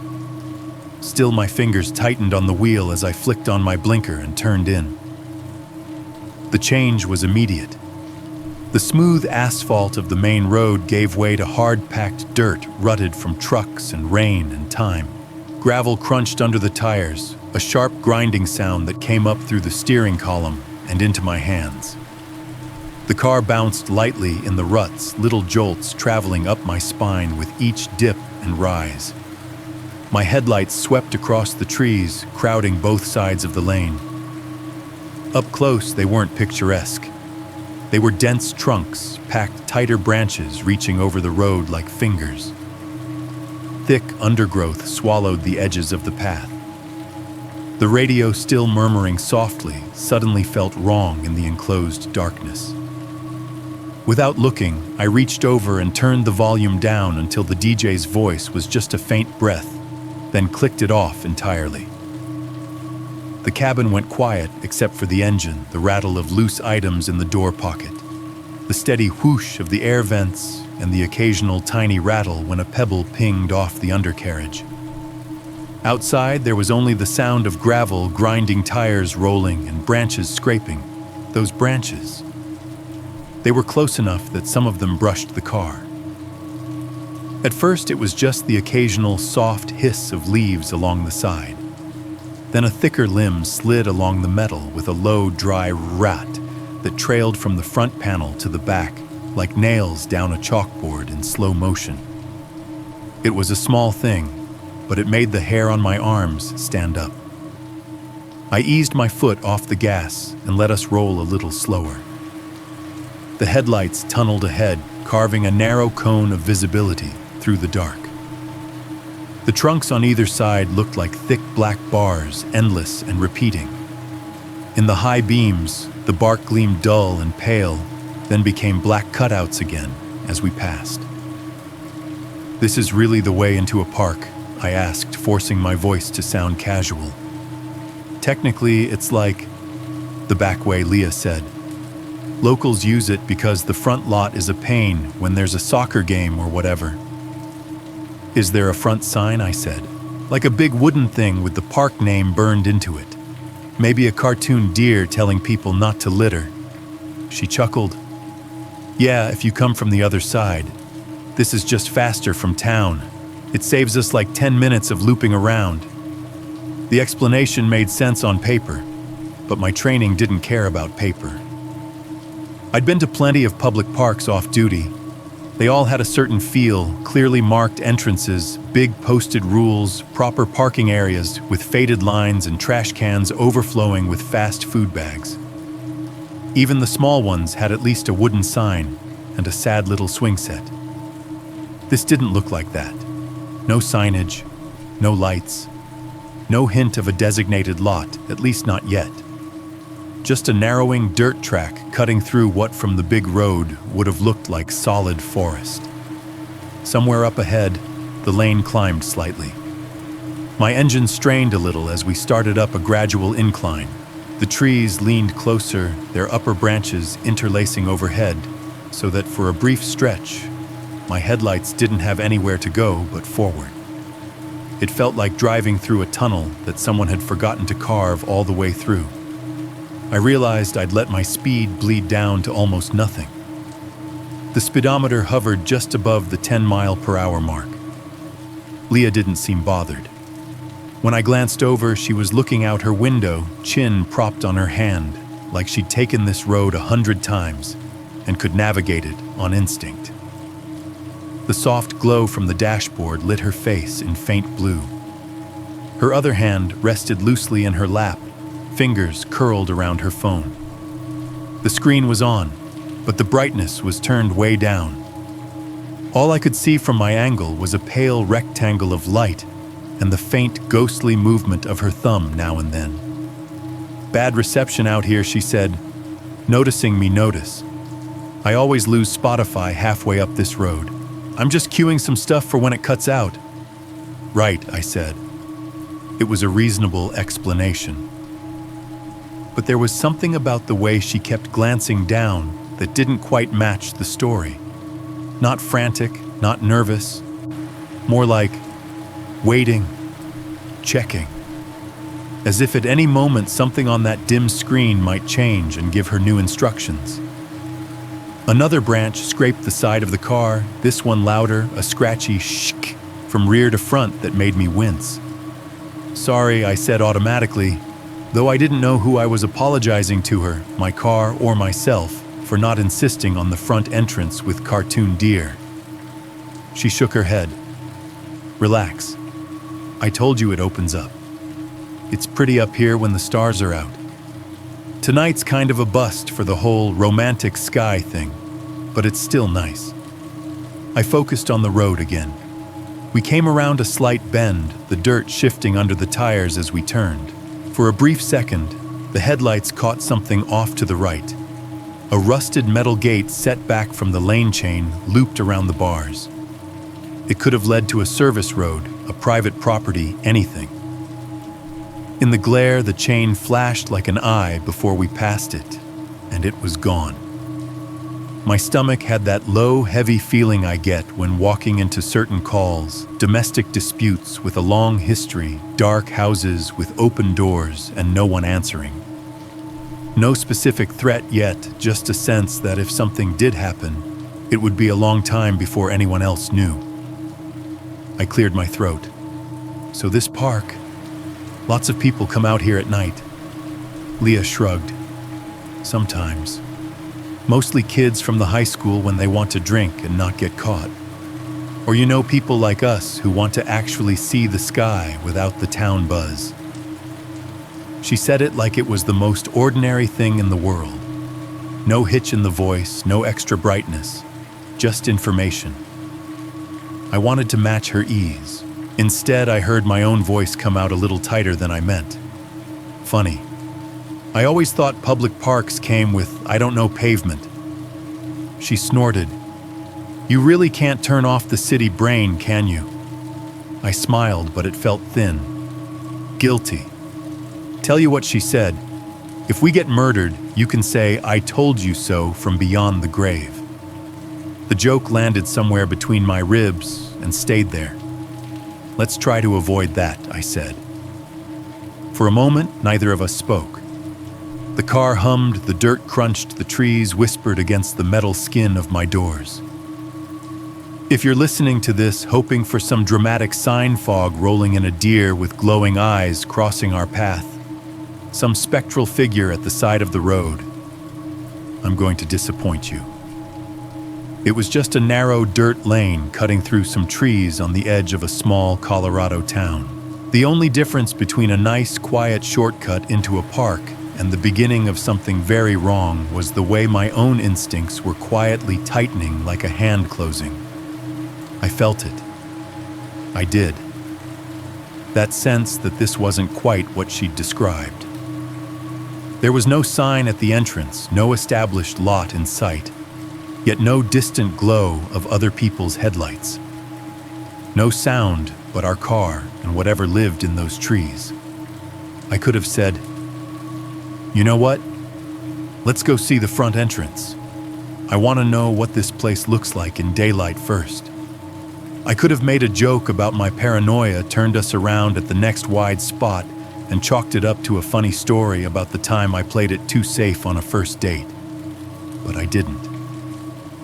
I gripped the wheel, I watched the road, and I told myself what a lot of people tell themselves right before they get in trouble. You're overthinking it. Don't be weird. Don't ruin the night. I cared more about not looking paranoid than I did about listening to the small, persistent alarm going off somewhere at the back of my skull. Sitting here now, telling you this, that's the moment I keep coming back to, not the van, not the gunshots, not the crime scene later. This. A dull dirt road, a girl beside me calmly checking her phone with the brightness turned way down the trees closing in, and me choosing to drive deeper instead of turning around just because I was afraid of seeming like the kind of guy who sees danger where there isn't any. It turns out sometimes the scariest part of a true horror story isn't the monster. It's the exact second you ignore yourself. If the town had felt small and the access road had felt hidden, what came next felt like we'd driven off the edge of the map entirely. We'd been on that dirt track longer than I liked. Time stretches in places like that, where there are no landmarks for your brain to hook onto, no intersections, no driveways, no gas stations, nothing that says you are here. Just the same repeated pattern, packed earth ruts, gravel trees. The lane had narrowed without me noticing exactly when it happened. 1 minute there was enough shoulder that I could pretend we were still on something like a road. The next, it was as if the trees had quietly stepped closer, tightening their ranks. Now the path was only just wider than my car. On my right side, there was a shallow ditch, really just a depression, where rainwater had carved out the edge of the lane over time. Grass and low brush had grown back over it in clumps, disguising the depth. But I could see where the earth sloped away from the track. On the left, the trees stood in an uneven line, trunks thick and closed their roots, buckling the dirt near the edge.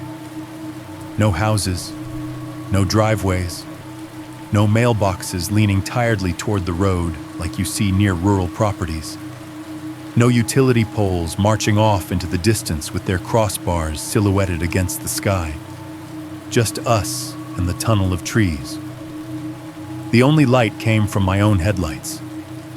The beams carved a tight cone ahead, illuminating the next 20, maybe 30 yards of rutted road, and then dissolving into black. In the rearview mirror, there was nothing but darkness, broken only by the faint red glow of my own taillights bouncing off dust. I remember thinking, not for the first time, that if my engine died right, then we'd be sitting in absolute dark. No ambient glow from a town, no nearby porch light, nothing. Just the sound of the wind in the leaves and our own breathing. I eased my grip on the wheel and flexed my fingers to get the tension out. So this field is up here somewhere, right? I tried to keep my tone light, like I was joking about how long we'd been on this road. Yeah, Leah said. We go over one more little rise and it opens up. There's a kind of plateau, I guess. You'll see. There was no uncertainty in her voice, no hint that she was guessing. She sounded like someone describing the route from her front door to her mailbox. I was about to ask her how often she came out here when it happened. Far ahead, way out beyond the reach of my headlights, something flickered. At first I thought it was lightning, just a quick flare in the distance. But then it came again, steadier this time. A pair of small, bright points floating low in the dark, bobbing up and down, as if they were attached to something moving over uneven ground. Headlights. Someone else is out here, I said before I could stop myself. Leah shifted in her seat, peering ahead through the windshield. Guess so, she said. Locals, probably. There's a farmhouse past the other side of the park. Maybe they're cutting through. The points of light grew bigger and brighter as they approached. They were higher off the ground than the headlights of a standard car, and they bounced more dramatically over the dips and rises in the dirt. Truck or van, my brain supplied automatically. Something heavier, taller. Out here on this one-lane cut between trees, meeting another vehicle wasn't just a social event. It was a logistical problem. Old habits kicked in. I glanced at the edges of the lane, scanning for a spot that was even a little wider, somewhere I could pull aside. There was a slight flare of space up ahead, where the ditch on my right shallowed out, and the trees on the left pulled back a foot or two. Not much, but more than we had anywhere else. I eased off the gas and let the car slow. "You're pulling over?" Leah asked. "Just giving them room," I said. "Road's too tight to play chicken." I steered us as far right as I dared. The right side tires reached the crumbling edge of the lane, then dropped half an inch as they brushed over the beginning of the slope down into the ditch. Grass flattened under the wheels. The car tilted slightly, just enough that my weight shifted in the seat. "Easy," I muttered to myself, adjusting, keeping us from slipping farther. The left tires stayed on the firmer packed center of the lane. If I went another 2 inches right, we'd risk sliding into the ditch and having to call for a tow. Out here, that wasn't just embarrassing, it was dangerous. Plenty of room, Leah said, looking ahead past my side of the windshield. I wasn't as convinced, but there was nowhere else to go. This was the courteous thing to do, what any driver on a country road would do when faced with oncoming traffic. The approaching headlights swelled in size and intensity, filling more of the forward view until I had to squint a little. They weren't perfectly aligned. The right one sat just a touch lower than the left, giving the light pattern a slightly lopsided look. As the vehicle came into the edge of my beams, its shape resolved a big van, older model boxy body, the kind of off-white that might once have been bright, but now was dulled by years of dust and sun. The kind of vehicle you see parked behind warehouses, not in glossy dealership commercials. The front bumper sat a little crooked, as if it had been nudged into something one too many times. The grille was dull, flecked with dirt. The engine sounded heavier than my car's, a deep, throaty churn you could feel, as much as hear, like a tired animal forcing itself to keep moving. Something about it felt worn out. Not in the charming, vintage road trip van way, in the way of a machine that had done a lot of work without anyone ever really taking care of it. Wow, Leah said under her breath. That thing's ancient. I gave a short, reflexive laugh. Yeah, I did what you're supposed to do. I slowed almost to a stop, kept my wheels as far to the right as physics would allow, and waited for the van to glide past us on my left, a brief, close squeeze before we each continued on our way. The natural expectation in that situation is simple: two vehicles, one narrow road, a little choreography. Everyone minds their own business. Maybe a raised hand of thanks through the windshield, maybe nothing at all. That's not what happened. The van's headlights, which had been approaching at a steady pace, began to slow. The twin beams stopped bouncing over the ruts and instead held steady, bright, and unblinking. The growl of the engine dropped in pitch as the driver eased off the gas. I wondered if they were nervous about the tight squeeze, too. Maybe they weren't used to sharing this road. Maybe they were going to wave me forward into some hidden pull-off I hadn't seen. Okay. Anytime now, I murmured more to myself than anyone else, expecting them to angle slightly to their right, pass close, and be done. But the van didn't hold to its side. As it neared, instead of hugging the left edge of the lane, its nose began to creep toward the center. I breathed, adjusting my hands on the wheel. The van kept rolling forward slower now, like an animal stalking instead of running. Its headlights swallowed the world ahead of us, bleaching the dirt and the trunks and the low brush in harsh white. I blinked against the glare. The interior of my car was suddenly filled with light. Leah's face washed out, her features flattened by it, the dashboard numbers glowing faintly under the flood.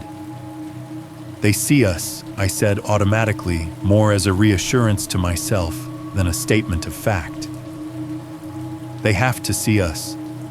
They see us, Leah echoed, though there was something clipped in her tone now, something harder to read.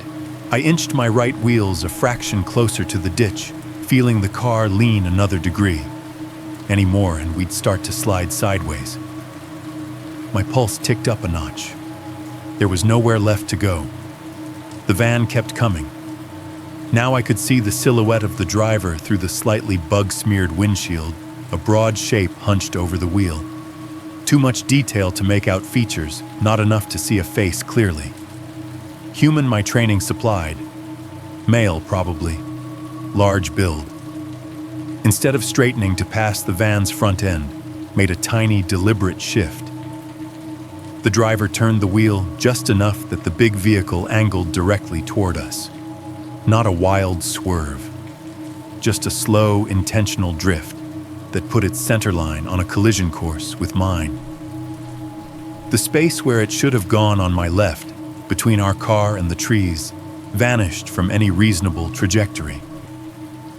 What is he doing? I said the words coming out tighter than I intended. The van rolled closer until the distance between our front bumpers was measured in yards instead of dozens of yards. The engine's growl filled the space deeper now, at low speed, the vibration of it coming up through the floorboards. It didn't speed up. It didn't stop. It just kept easing forward, bleeding momentum inch by inch, nose pointed straight at us. I knew in that instant, with the kind of cold clarity that bypasses emotion, that if he didn't stop or adjust, he wasn't going to pass us. He was going to block us. Okay. I started more to myself than to Leah, fingers tightening around the wheel. The back of my neck prickled. This is... Any word I might have put after this got lost, as the van finally came to a halt. Its front bumper looming just feet from mine, headlights pouring light into our windshield so bright, it felt like stepping into a spotlight. On a one-lane dirt road hemmed in by trees, ditch on one side, trunks on the other, no room to turn around, no room to slip past. He could have passed. Any decent driver could have threaded that van through the gap we'd given him. Instead, he'd chosen something else. From where I sit now, with everything I know, I can tell you that was the first time the plan stepped into the open. Back then, all I had was the unnerving realization that this wasn't bad driving. It was a decision. For a second or two, I just stared into those headlights, blinded the world beyond the glass, erased in a wash of white. It felt like the inside of my car had been dragged onto a stage, Leah and I pinned in place, nowhere to go, nowhere to hide. The van's engine idled heavy and low, a deep mechanical thrum that vibrated up through the floorboards and into my feet. I glanced in the rearview mirror, hoping for options, but all I saw was the narrow ribbon of road bending away into pure darkness, framed by the same wall of trees. There wasn't enough room to back up and turn without ending up in the ditch. Forward was blocked by thousands of pounds of metal that had no good reason to be that close. I felt the shift inside me, the way training slides over instinct like armor. The part of me that was just a guy on a date stepped back. The part that had been taught what to do when something wasn't right took over. "Stay here," I said to Leah, my voice sharper than I intended. She opened her mouth like she was going to argue, then closed it and nodded once. Her hand tightened around her phone in her lap. I reached down without looking and felt for the familiar shapes, the cool cylinder of my flashlight in the center console, the solid, reassuring weight of my sidearm at my back. Two of the only things that felt solid and predictable in a night that had gone slowly sideways. I killed my own headlights to cut down on the glare flooding the cab. The world went momentarily dark, and then the only light was from the van's beams spearing through the windshield and backlighting us in harsh relief. I cracked my door and stepped out into the chill. The air outside was cooler than I expected, with that damp edge that comes when the ground's still holding on to the day's heat.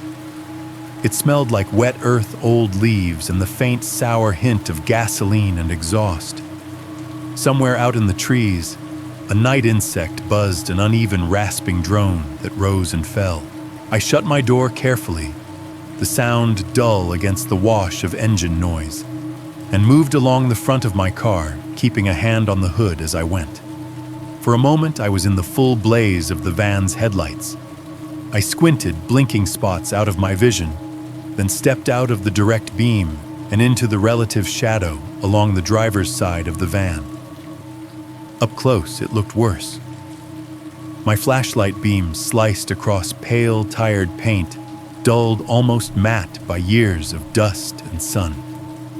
Rust clustered around the wheel wells and along the bottom of the sliding door like a spreading bruise. There were streaks of dried mud up the sides, as if someone had driven through something and never really washed it off, brown spatters frozen mid-drip. The rear quarter panel bore the faint outline of letters where some old logo had been peeled away. I couldn't read what it used to say, just the ghosts of vinyl that had shielded the paint for a decade, before someone decided they didn't want to be associated with whatever company this used to be. I followed the length of the van, my boots crunching on gravel and small stones, the flashlight beam steady. I kept my free hand open and relaxed close enough to the grip of my weapon that I could reach it without telegraphing panic far enough that I wouldn't look like I was escalating first contact. As I got to the driver's door, I angled the beam slightly down and away, catching just enough of the side mirror to see a reflection of motion inside. The figure behind the wheel shifted, leaning over to look at me as I approached. He was in that indistinct 40-50 range where hard living and bad lighting make it hard to be precise. Broad shoulders filled out a faded work jacket, the kind with a quilted lining and frayed cuffs.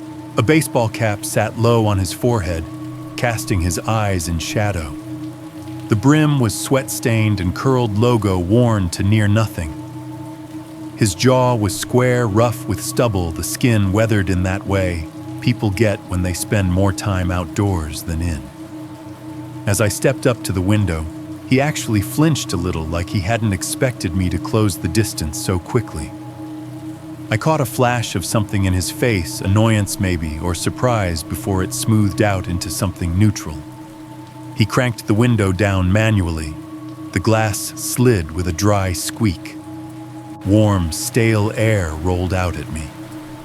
There was a smell inside the cab I couldn't immediately parse, old fast food sweat, something sharp and chemical under it all, that my brain filed away without naming. Evening, I said, my tone calm, professional, without being official. Everything okay? Up close, his eyes were pale. Blue, maybe gray. They flicked once past me toward my car, then back. He looked like someone who'd worked a lot of jobs with no HR department and no retirement plan. Yeah, he said quickly. Sorry, man. Didn't mean to freak you out. His voice had a gravelly edge, the kind that can sound friendly or threatening, depending on the angle. Right now, he was aiming for friendly. Road's a little tight, I said, keeping my posture relaxed. Thought you were gonna squeeze by? He gave a small, rueful chuckle. Yeah, no. I saw you hugging that ditch and figured I'd better just stop. Didn't want to end up on top of you or in the trees. He glanced at my waistband, at the way my shirt sat over my holster, and then at the flashlight in my hand. Something in his expression shifted, calculating, then softening. You, law enforcement? He asked, tone casual, but not really a question. I let that sit for half a second. There are times you deny it. There are times you don't. Out there on that road with a stranger in a van blocking my only exit, I chose not to. Yeah, I said. I am. At that, his shoulders loosened a fraction. The corners of his mouth pulled into what might have been a relieved smile on another man, but on him looked more like an adjustment. Good, he said. Good. I was hoping that's what this was. I kept my face neutral. That what was, he gestured vaguely past me toward the lane we'd come up. Just folks out here, in the dark. You never know. I'm the caretaker for this whole property. He waved a broad hand toward the trees, the road, the invisible field he claimed existed somewhere ahead. We've had a hell of a problem lately with poachers. Kids, too, coming out tearing up the ground, leaving trash. So I see unfamiliar headlights on the back road. I figure I better check it out. He said it like he'd rehearsed it. The words came smooth edges rounded by repetition, like a story polished from use. Caretaker, I repeated. Yeah, he said, nodding. Look after the land for the owners. Make sure nobody's messing around where they shouldn't. Last thing I need is some drunk guy blasting a rifle off near the park trail because he thinks he saw a deer. It wasn't implausible. Rural areas have caretakers. Trespassers happen. People use back roads they shouldn't. Still, my mind ticked through details matching them against the scene. No official markings on the van, no reflective decals, no company name painted on the side, just the ghost of some old logo, and a long history of not being washed. "You live out here?" I asked. He shrugged. "Close enough. I'm on the other side of the property. It's my job to know who's coming through." He gave me a look that hovered between apology and annoyance. "Sorry if I spooked your date. Just making sure you're not out here spotlighting elk or something." Behind me, I could feel Leah's presence more than I could see her. I didn't turn around, but I was aware of her in the passenger seat, watching the glow of my dashboard, probably painting her face blue-green. "I get it," I said. "We were just headed up to the field to do some stargazing. She said it was a public park." "It is," he said immediately. "During the day, mostly. People hike, walk their dogs, whatever. Nighttime." He lifted his shoulders. "Let's just say not everybody's out here to look at the sky." His eyes flicked past me again, down to the holster at my back, then up. "Look, officer," he started. I didn't remember telling him I was a cop, just law enforcement, but I let it go. People blur those terms all the time. Didn't mean any harm. He continued. "Saw unfamiliar car on the back road, figured I'd, be proactive. Last group I ran into out here, they left beer cans and a dead raccoon tied to a tree. Took me all morning to clean it up." He grimaced as if the memory physically offended him. "So yeah, sorry about the dramatic entrance. You two go enjoy your night. Just don't leave a mess, okay?" On the surface, it was exactly the kind of exchange you'd expect between a cop and a guy whose job was supposedly keeping a patch of land from being abused. Calm, practical, almost collegial. But there was something off about how smoothly it all flowed. The way his story slotted into place too easily, no hesitation, no searching for the right words. The way poachers and kids leaving trash rolled off his tongue like he'd tried those explanations on before and liked how they sounded. He seemed oddly unbothered by the fact that I was standing at his window in the dark, clearly armed, clearly not some drunk teenager. No nervous fidgeting, no questions about my badge number or what department I worked for, nothing. Just that settled, practiced pattern. "Appreciate you checking in," I said. "We'll be careful." "Good man," he replied. "Didn't mean to block you in like that. These brakes, they're touchy." I didn't believe that for a second, but I nodded once. He put the van in reverse. I stepped back, watching the reverse lights flare red, washing the trunks behind him in a pale, ghostly glow. The engine rumbled as he backed up slowly, the big vehicle rolling centimeters at a time. Most people struggle to maneuver something that size on a narrow road. They overcorrect, dip a wheel into the ditch, jerk the wheel. This guy didn't. He eased the van back in a clean line, then cranked the wheel with a practiced hand and started an intricate series of three-point turns, nose and tail swinging just inches from trees and ditch. The tires never once slipped off the firm part of the lane.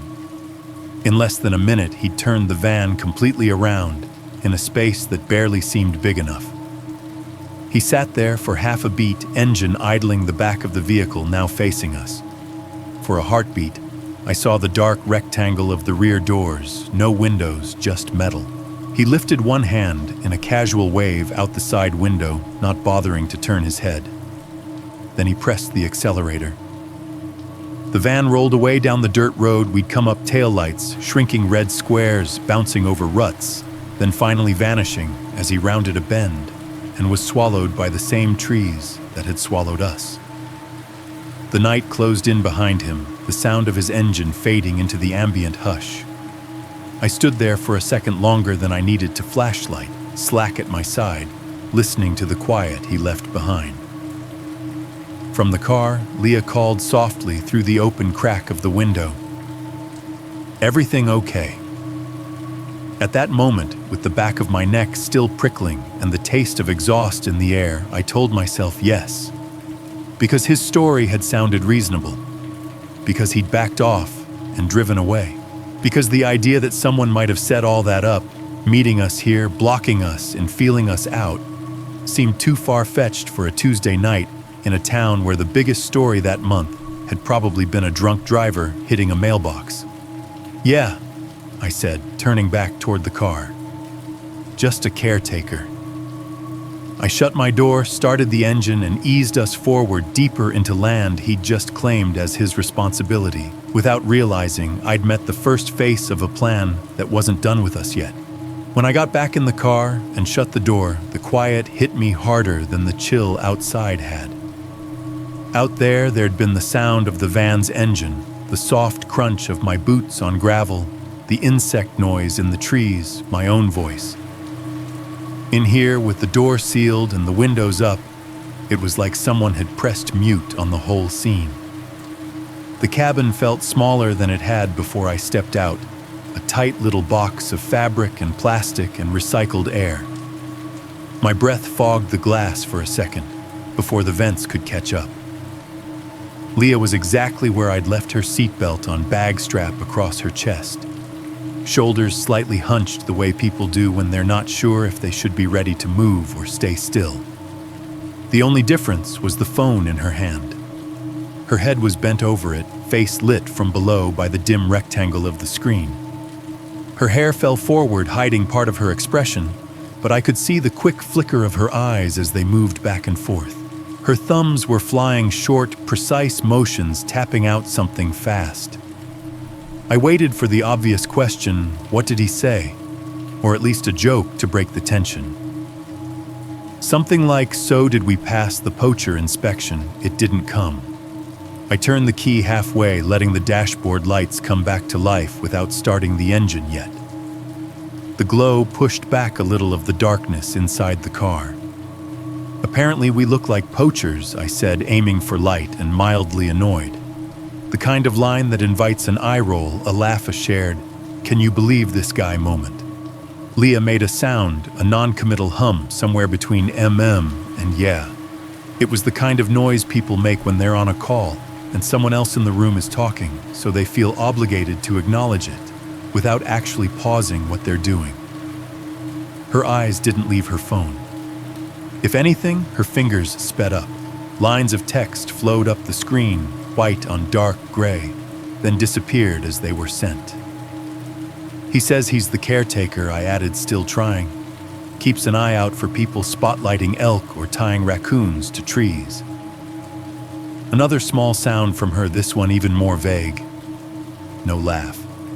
No groan. No, you're kidding. I watched her for a second. The way her shoulders stayed taut, the way she seemed to be breathing a little faster than before. At first I thought it was nerves about the encounter catching up to her. Not everyone is comfortable with a strange man in a big van blocking their path in the middle of nowhere. But if that had been it, I would have expected questions. Did he threaten you? Is he really allowed to do that? Are we okay? None of those came. "Everything good?" I asked. She blinked like she'd forgotten I was there, then angled the phone just slightly away from me. The screen brightness was turned so low, it was barely more than a ghostly smudge in the dim car light. "Yeah," she said quickly. "Sorry. My coworker's blowing up my phone about the drawer not balancing. I'm just telling her she probably miscounted the 20s again." It was a reasonable explanation, delivered with a little eye roll that almost convinced me. Almost. Still, the timing scratched at me. From where I sat, I could see just enough of the screen to catch motion lines of text shooting upward, little bubbles appearing, vanishing. I couldn't read any actual words, just felt the rhythm type send.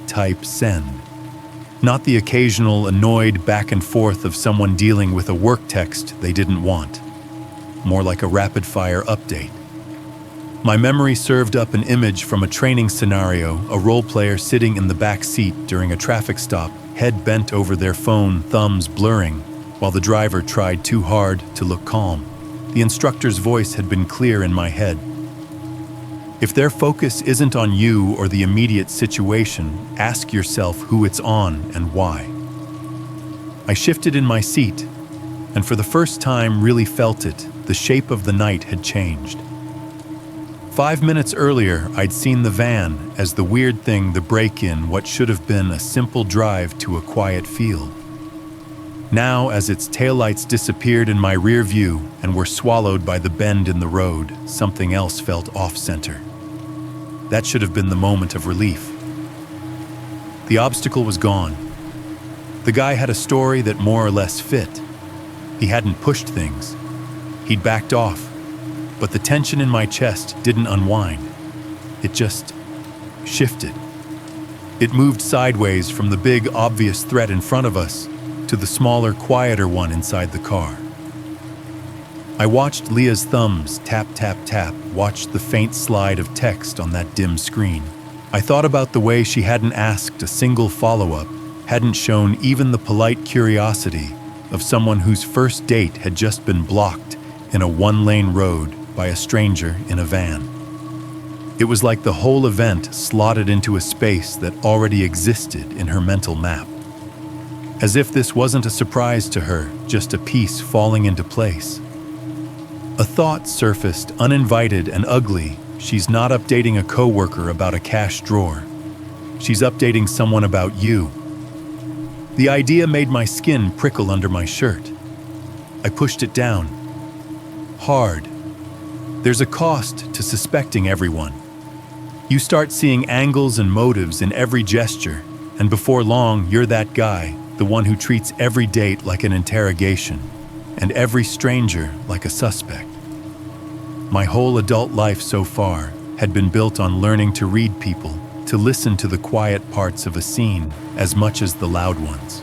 But I'd also watched what happens to some guys on the job when they never ever turn that part off.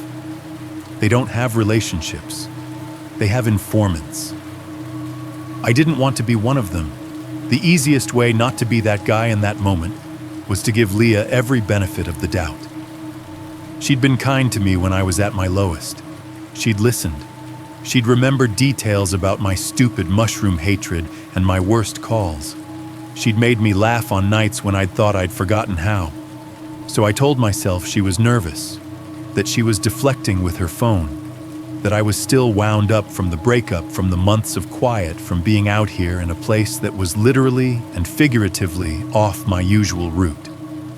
I turned the key the rest of the way. The engine coughed, and then caught the familiar vibration filling the small space. The dashboard lit fully soft greens and reds, pushing back the dark. The vents clicked and began blowing air. Leah's thumbs slowed. She tapped the screen one last time, then flipped the phone face down on her thigh, like closing a book. The little buzz of a sent message came a beat later, muffled by fabric. "All good," she said, looking up with a quick, practiced smile. "Sorry, that was rude. I hate it when people stay on their phones." "No worries," I said. My voice sounded normal. My heart rate didn't. We sat there for a second, both of us looking ahead at the dirt track the van had vacated. The lane stretched forward, rising gently, then disappearing into the dark canopy of trees. The groove the van's tires had left in the surface was still visible, two faint, darker stripes in the dust leading downhill behind us. Two fresher ones ahead where he'd driven away.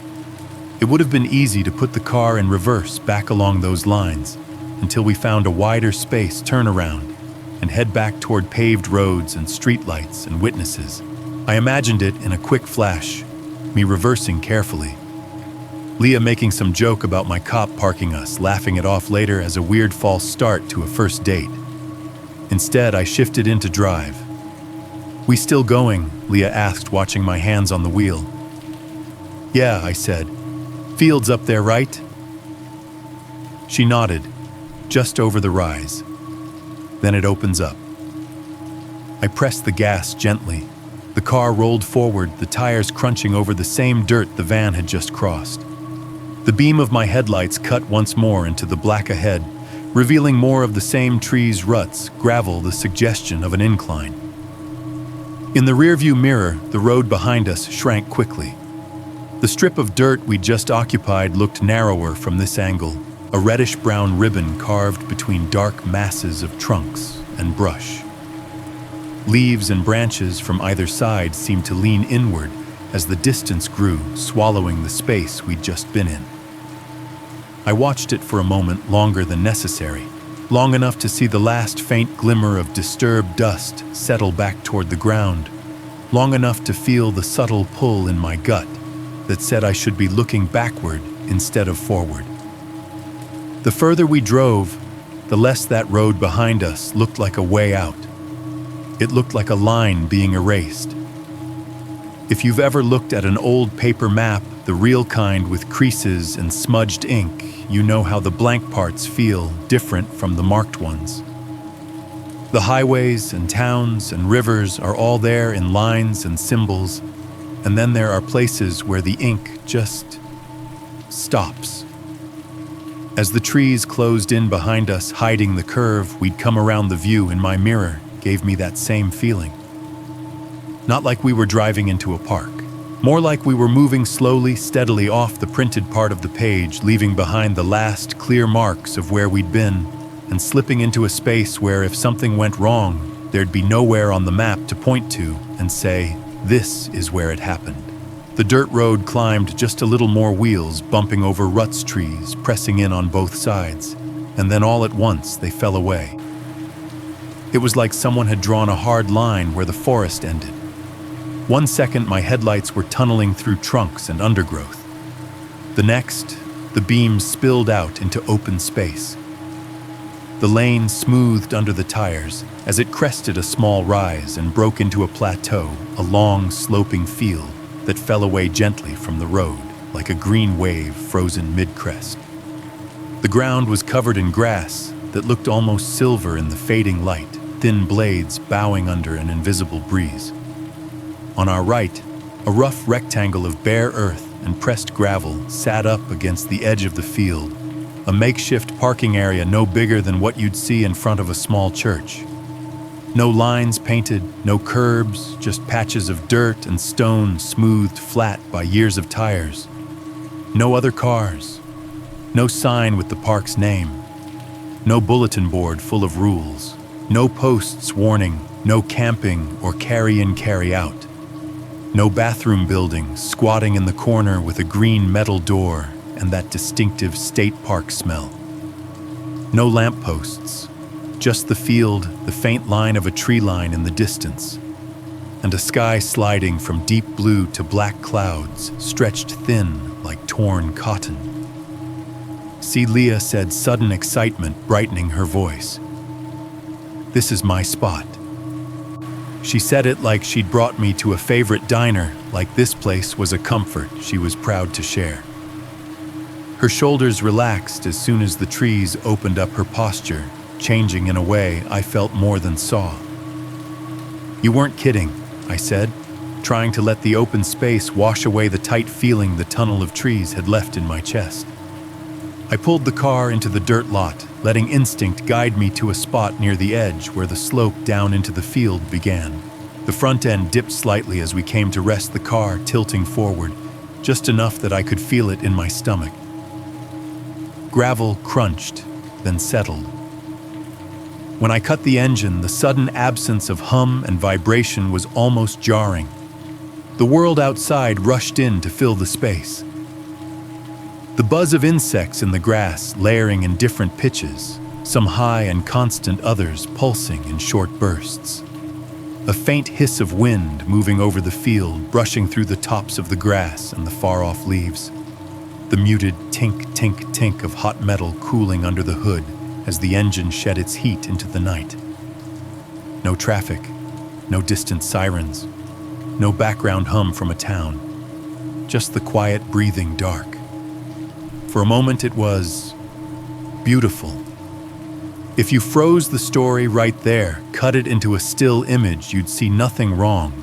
A small beat-up car at the edge of a wide, empty field. The last light of day hanging on the horizon. A girl and a guy about to spread a blanket and drink cheap wine under a sky that might or might not clear enough for stars. Normal. Come on, Leah said already, unclipping her seatbelt. We're burning perfectly good twilight. We climbed out into the cooling air. It wrapped around me like a thin, damp sheet, the kind of chill that creeps in slowly and settles into your clothes if you stay still too long. I walked around to the trunk, popped it open, and pulled out the things we'd agreed on: a worn blanket, the kind you don't mind getting stained. A grocery bag dinner I'd thrown together, store-bought sandwiches, a small tub of potato salad chips, and a bottle of cheap red wine I'd picked from a shelf, more for the label than any knowledge of what was good. Leah had brought plastic cups in her bag, purple and clear ones with some salon's logo printed on the side, and a corkscrew with a pink handle that had seen better days. We carried everything down onto the grass, the little incline making each step feel a bit longer. The ground was softer than the dirt lot, springy underfoot, slightly damp from some earlier dew or a light shower. Each footstep released a faint green smell, fresh and sharp.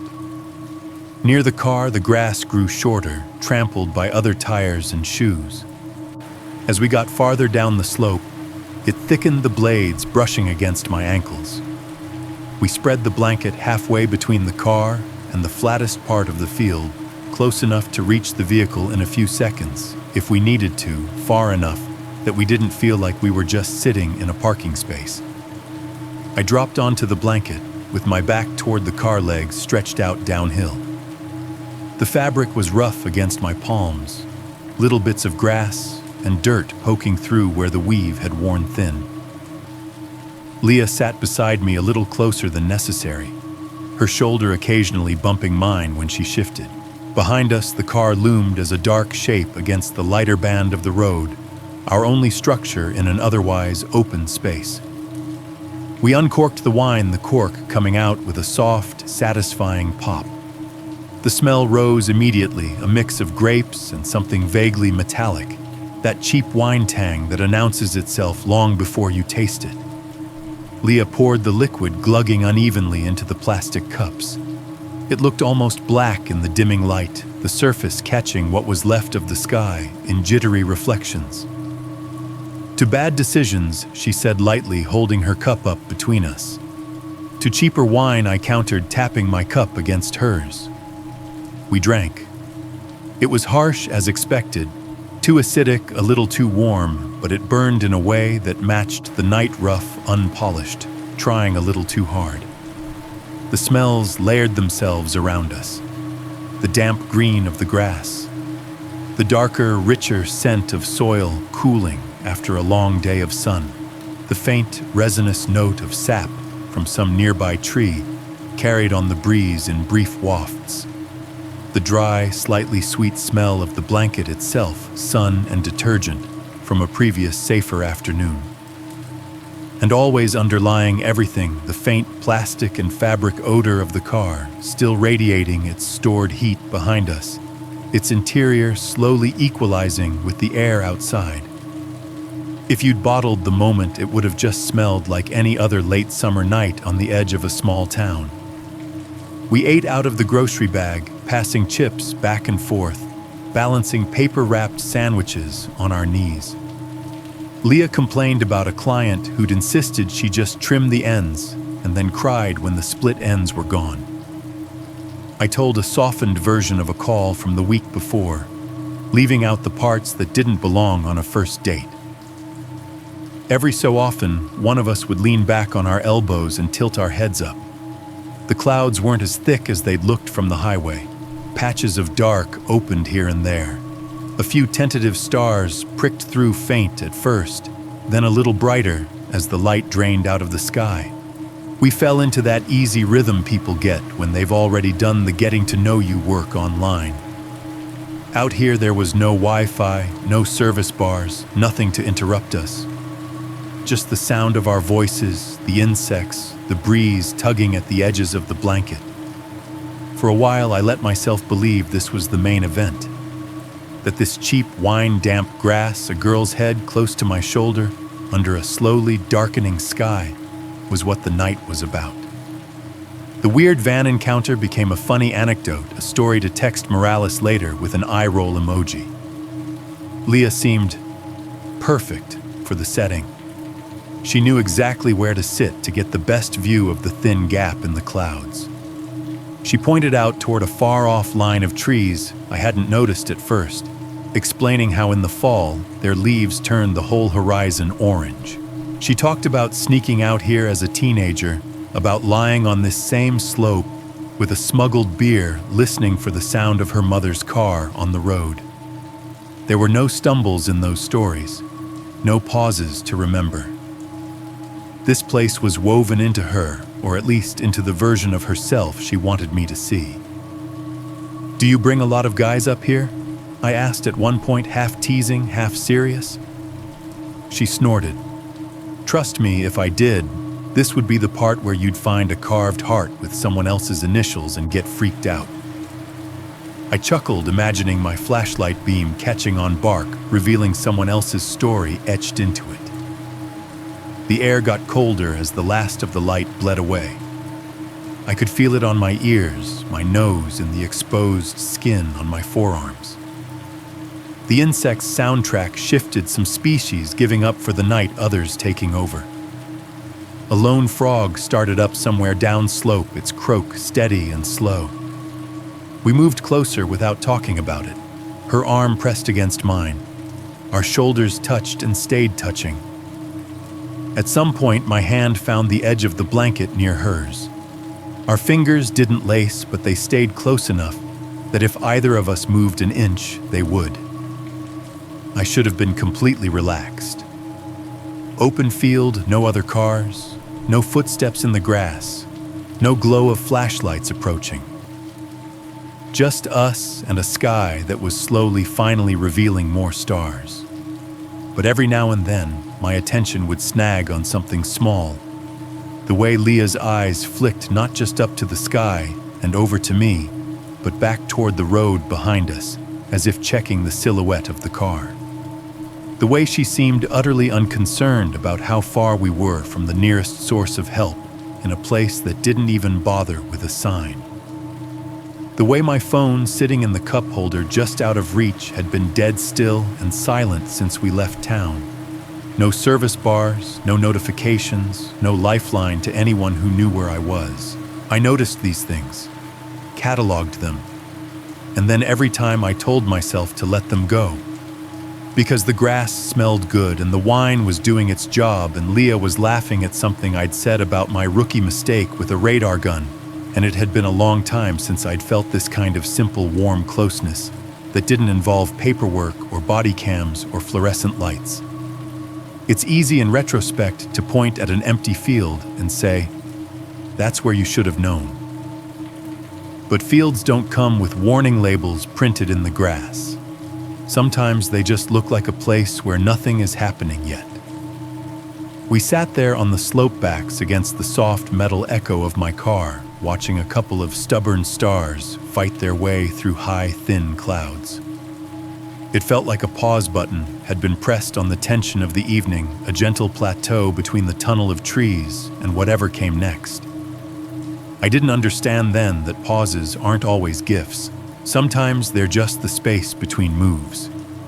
The night settled more heavily over the hill, and somewhere behind the thin veil of clouds, the sky waited. And so did whatever was coming, patient just out of sight, letting us relax, letting us loosen every last bit of instinct we had left. If you freeze that night in my memory at a single frame, it's this one. The two of us on the blanket, backs against the cooling metal of my car, cups of wine balanced in the grass, the sky overhead going from navy to almost black. The worst of the breakup had scabbed over. The weirdness of the van felt like something we'd just tell as a story later. This is the part where, in a different version of my life, the night would have turned into just another shaky, tender first date after heartbreak story. Instead, it turned into an interview I didn't realize I was giving. It started innocently enough. So Leah said, tipping her head against the side of the car, eyes half on the sky, half on me. Why a cop? I let out a slow breath. I've heard that question 100 times, usually loaded with judgment or hero worship. From her it sounded like something else. Curious. Soft. Long story, I said. You sure you want that? She took a sip of wine, made a little circle with her cup, like she was swirling something expensive. We've got time. Truck guy's gone. No one's chasing us off the grass. Hit me. So I did. I told her about my hometown, smaller than this one, where the biggest excitement had been the annual parade and the occasional drunk fight outside the VFW. About a dad who worked nights at a warehouse and a mom who cleaned houses, both of them too tired to do more than nod off on the couch by the time I got home from school. I told her about the cop who used to stand at the corner by the elementary school crosswalk every morning, joking with kids, high-fiving them as they went by, somehow remembering everyone's name. How one day he'd pulled my older brother over and somehow talked him down from doing something stupid and permanent. That kind of stuck, I said, shrugging. The idea that you could show up at the worst moment in someone's day and not make it worse. Leah didn't interrupt. She didn't shove in with, "Wow, that's so noble," or "I could never do what you do." She just watched me, eyes steady in the growing dark, nodding occasionally, letting the silence stretch just enough between sentences that I kept filling it. "That your first choice?" she asked when I paused to drink. "Or did you have like a fireman phase?" I laughed. "Nah. I tried a semester of criminal justice in community college and realized I hate sitting still. Patrol seemed like the one job where sitting still is the exception, not the rule." She smiled at that. "You like moving. Clocked that already. From the way you were telling that story about chasing the shoplifter. You kept acting it out even over the phone. You've got golden retriever who needs a long walk energy." "Wow," I said. "Ruthless." She bumped her shoulder lightly against mine. "It's a compliment. Kind of." We drifted into the usual family questions, siblings, parents, holidays. I mentioned my tiny apartment again, the one I'd moved into after the breakup, and something in her expression sharpened a little, though her voice stayed soft. "That's the place you're in now, right?" she asked. "The one with the beige walls you keep complaining about?" "Yeah. Beige everything. It's like the landlord bought paint in bulk.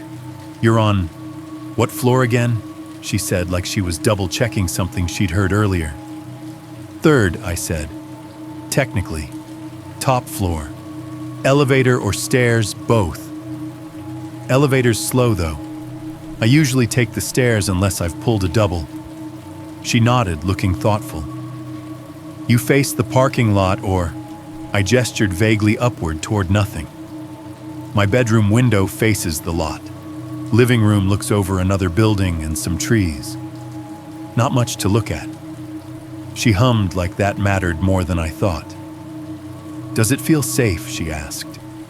"Like, do you have people around, neighbors' cameras at the apartment?" "Yeah." I shrugged.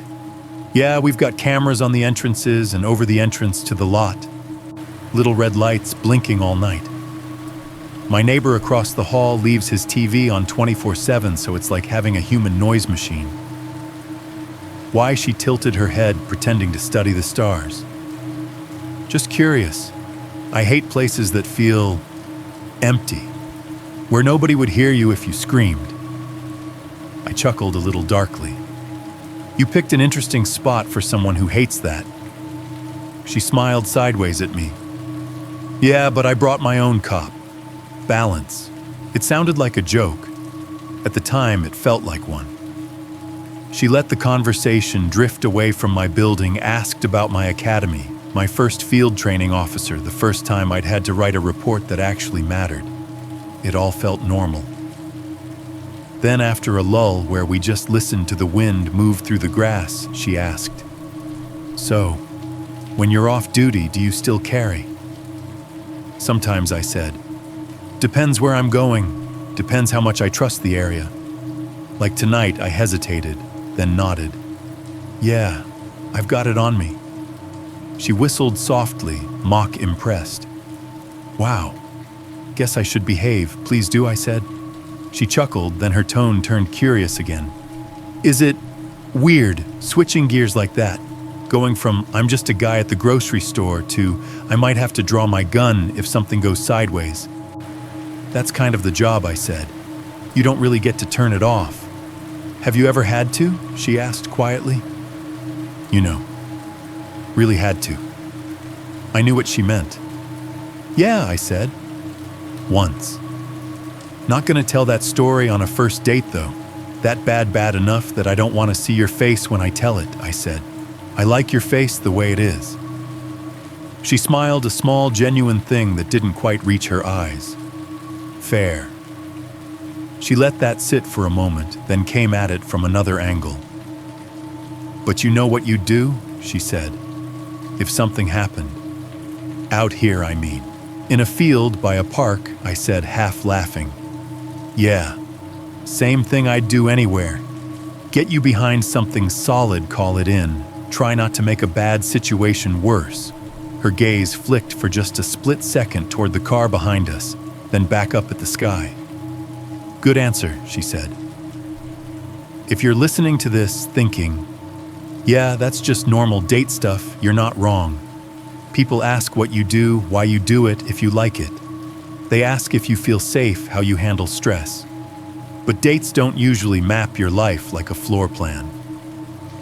So when you get off at, what did you say, midnight, she asked, swirling the last of her wine in the cup. You go straight home most nights, I said. Sometimes I'll grab food with another guy from shift if it's been rough. Mostly it's just drive, park, go up, shower, couch. What time do you usually walk through your door? Depends, I said. Midnight 1, I don't really look at the clock. Why? Again, that small shrug, trying to picture it. You uniform half undone flopping on that beige couch, TV remote in one hand, takeout in the other. She impersonated someone eating fries with exaggerated gusto. I laughed, the image too accurate. Close, I admitted. Sometimes it's leftover pizza, but yeah. And you park in the same spot every time, she asked. Creature of habit, not really.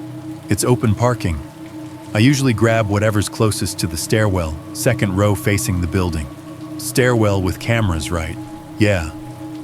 And nobody's ever followed you home, she said.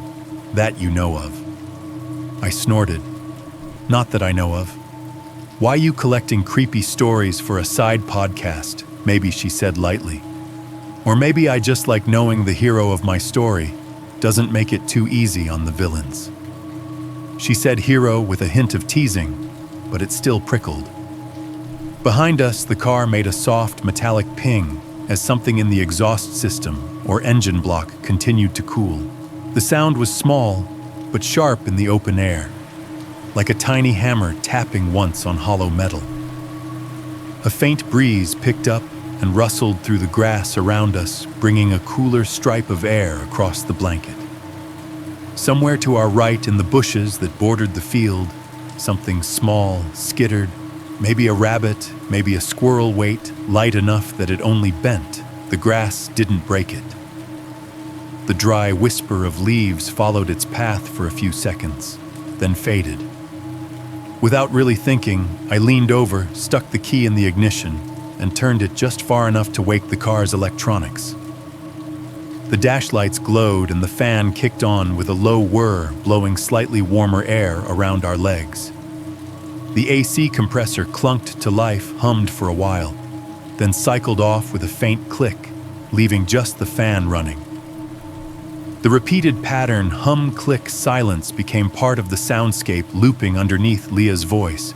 And you're building, she said, as if she were picking up a thread we'd dropped hours ago. You said the hallway's like a hotel, right? Carpet exit signs, that kind of thing. Yeah, I said. Feels like I should be rolling a suitcase every time I walk to my door. Rooms on both sides. Yeah.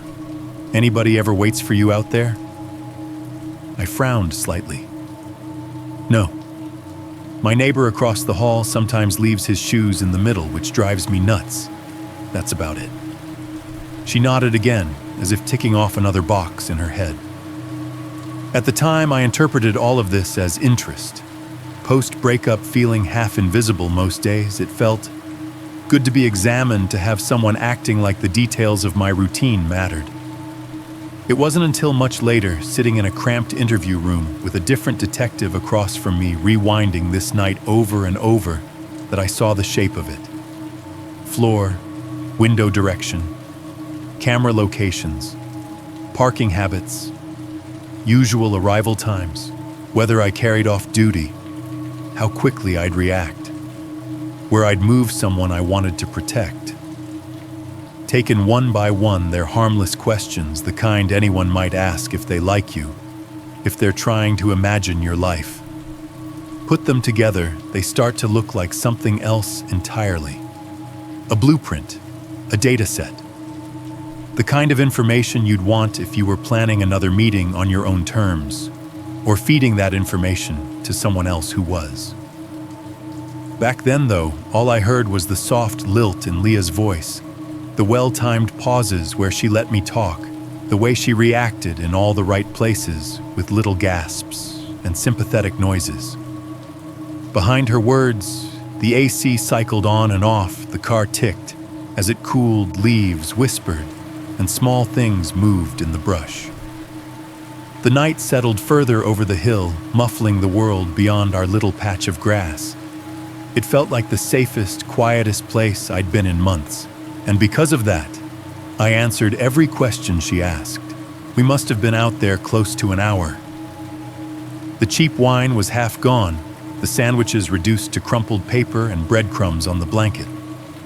The air had finished its slow slide from a little cool to you'll regret not bringing another layer. Overhead, the sky had finally settled on a color, that deep, almost black blue you only get far from town, with thin gauze streaks of cloud moving slow enough that if you stared long enough, you could almost pretend they were still. Through the thinner patches, stars pricked through dull at first, then a little sharper as my eyes adjusted. The world beyond the field had disappeared. There was no orange dome of city glow on the horizon, no steady wash of lights from a highway. Whatever little town Leah's salon sat in had been swallowed by the hill and the trees. If there was a distant street lamp somewhere down there, it wasn't strong enough to touch us. The only artificial light nearby came from the car, tiny indicator on the dash, still glowing, to show the key was in the accessory position. The faint green of the temperature dial, the occasional blink from the AC panel when it cycled. Everything else was variations of dark. I'd shifted onto my back, lying flat on the blanket, head propped on my folded arms. From that angle, the field fell away on either side of my body like a shallow green bowl, the hill rising gently behind me, back up to the dirt road where we'd parked. I could see the strip of road as a darker band against the night, cutting horizontally across the top of my view, an upper frame to the picture.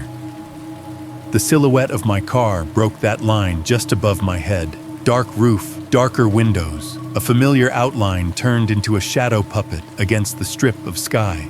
Leah had changed positions too. She sat cross-legged beside me just above my right shoulder, hands braced behind her on the blanket. Fingers splayed back, arched a little as she looked up. From where I was, I could see her profile in the dim light from the dash, nose, chin, the pale curve of her cheek. The breeze lifted her hair every so often, little strands catching faint glints from the car's interior. We'd fallen into one of those easy stretches of quiet where you've said enough for a while. The kind that feels full rather than awkward. The sounds around us had become almost hypnotic. The grass whispering softly as the wind stroked through it in long, slow waves. The intermittent tick of the exhaust as a stubborn piece of metal gave up more heat.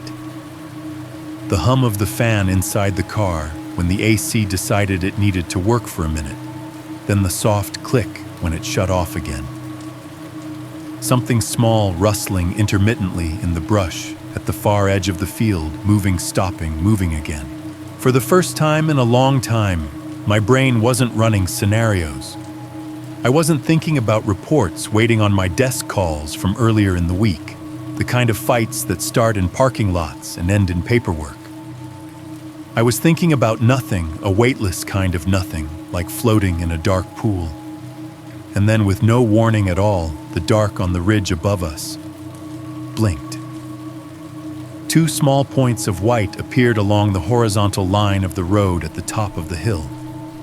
Tiny at first, just pinpricks that might have been stars caught in the wrong place. They didn't stay tiny. In the span of a heartbeat, they grew brighter, broader, resolving from distant glows into the unmistakable twin beams of headlights cresting the ridge. The spell snapped. I felt my body tense before my brain finished catching up.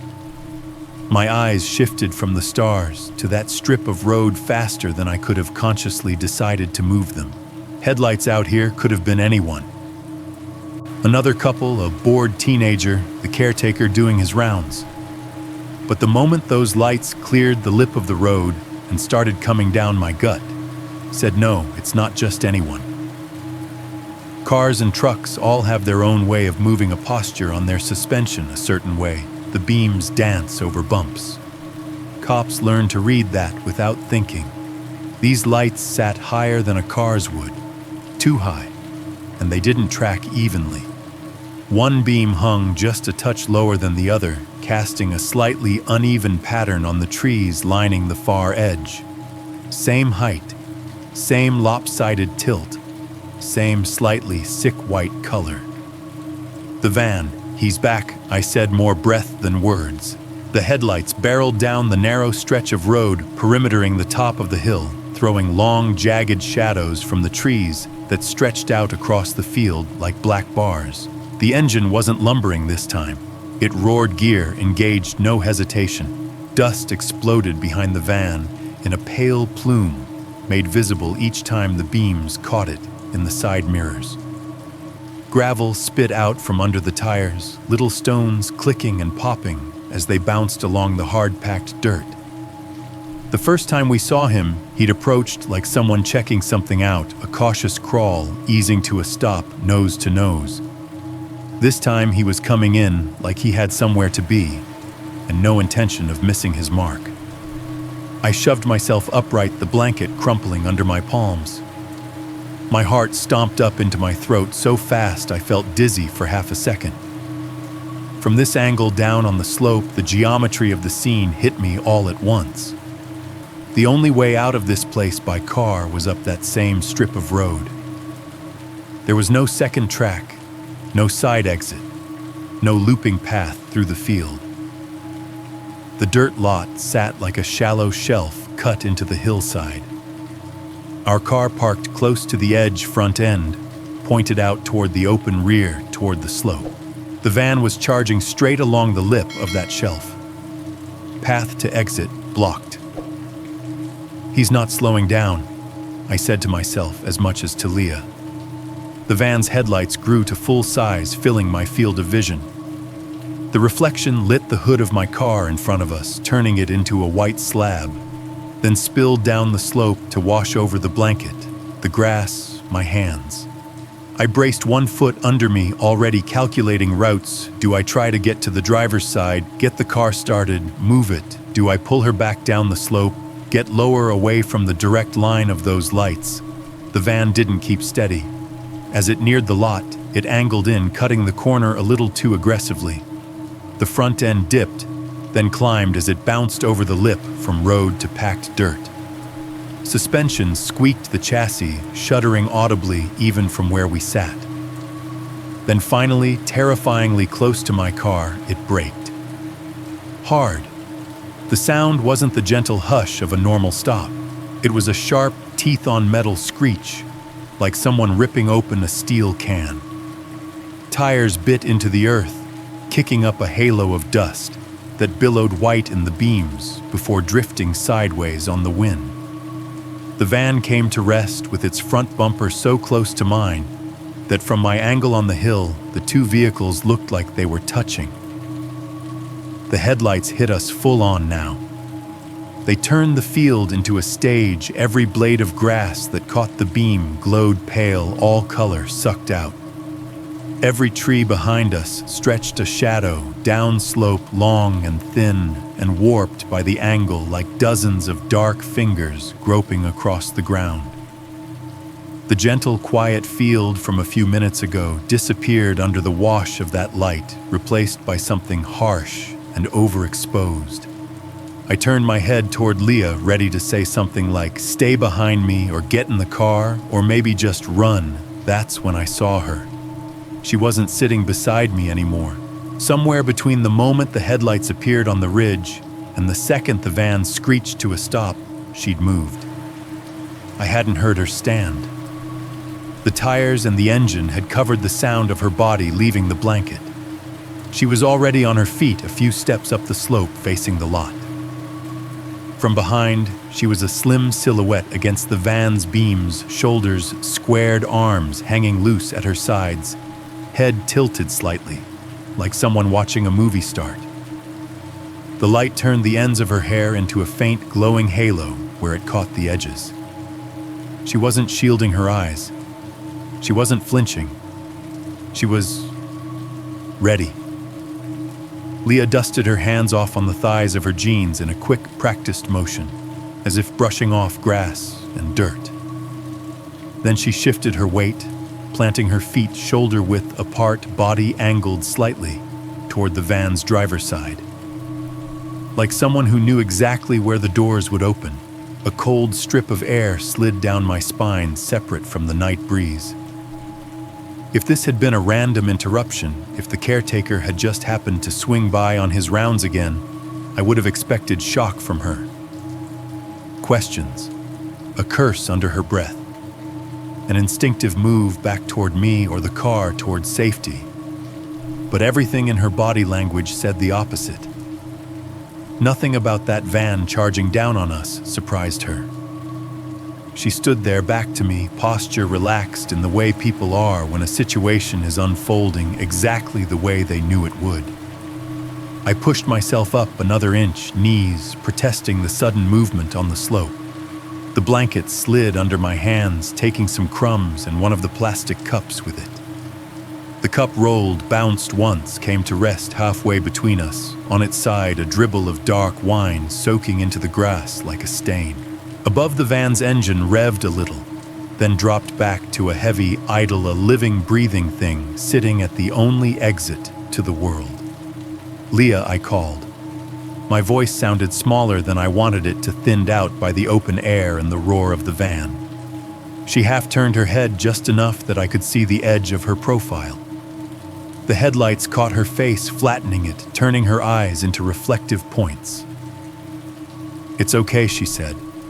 Not shocked, not questioning, just those two words smoothed of any real emotion. The field hadn't changed. The grass was still damp against my knees. The sky still stretched overhead with its thin veil of clouds and shy stars. The car behind us still ticked and pinged as metal-cooled AC cycling on and off with its tired little hum. But every detail that had made the place feel like a hidden romantic corner of the world rearranged themselves in my mind, like cards flipped, to show a different picture on the other side. One van that had checked on us earlier. A dirt road no one else seemed to use. A field with no signs, no cameras, no lights. A girl who knew the way too well, who had asked all the right questions, who stood exactly where she needed to when the headlights came. From one angle, it was still a nighttime picnic. From another, clearer one, it wasn't a date spot at all. As the van's doors creaked and the silhouettes inside shifted, the shape of the night finally clicked into focus. This wasn't a lookout point. It was a drop-off, a meeting place, a designated spot where things and people could be moved around without anyone seeing. And in that moment, heart pounding on that damp slope, staring up at Leah standing there between me and the van, I understood something I should have realized hours earlier. I hadn't been brought to a romantic field under the stars. I'd been delivered. The van's engine cut off with a shudder that seemed to roll down the hill and settle in my chest. For a second, there was only the quiet click of cooling metal and the thud of my own heartbeat in my ears. The headlights stayed on humming with that faint electrical whine bleaching everything in front of them into flat, overexposed daylight. Then the driver's door opened. It wasn't a casual push. It swung wide with a hard clunk, the interior light snapping on for a brief pale moment that turned the inside of the van into a box of moving shadows. He climbed out like gravity meant less to him than to other people. Same guy. Same broad shoulders under that tired work jacket. Same baseball cap pulled low. But whatever weak attempt at friendly caretaker he'd worn on the road was gone. His face was set now, jaw clenched, eyes narrowed into slits that made it hard to read any color in them. His mouth was a straight, hard-line lips pressed together like he was holding back some impatient comment. He stepped down from the van's high cabin and, without taking his eyes off me, reached back in one smooth motion and pulled something out. A length of metal pipe. It wasn't huge, maybe 2-3 feet long, but it looked heavier than it should have, dull gray with patches of darker discoloration along its length. One end was slightly flattened like it had been used to pry something open. The other end was clean, just a blunt circle that in that moment seemed like the most important object in the world.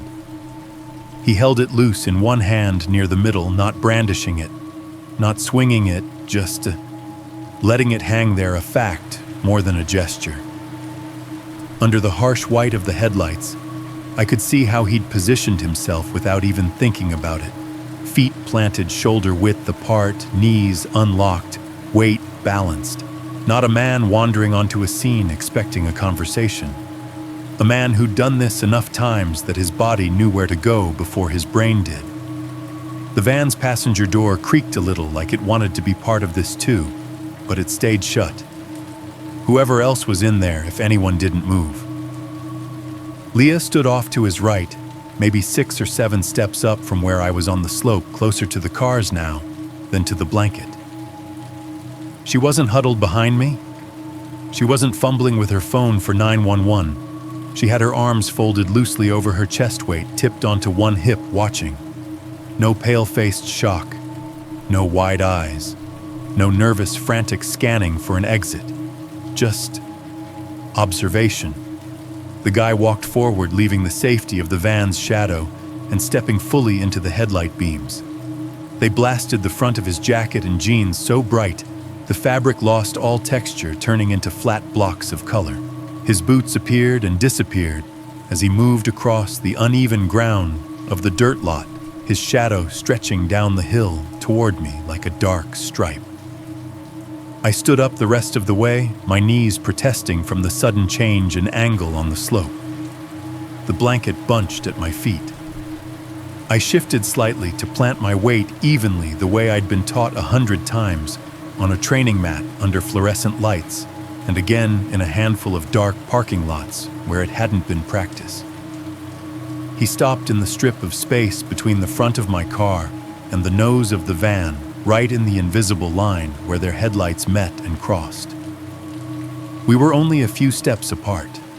Up close, he smelled like stale sweat layered over something sharper, engine oil maybe, or some chemical cleaner that had soaked into his clothes over years of use. His breath carried a faint sting of alcohol, not enough to wobble him, but enough to make me think this wasn't his first drink of the day.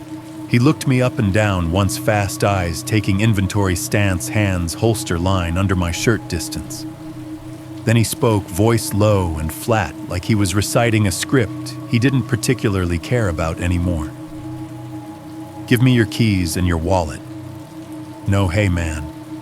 No sorry about this. No caretaker story, no talk about poachers or property. Just the demand stripped down to bone. The field suddenly felt smaller, the slope steeper, the sky closer. I heard my own voice answer him before I even decided what to say. "What are you doing, man?" I asked the words halfway between confused and annoyed. It was reflex, like tapping the brakes when you see a shape in the road ahead.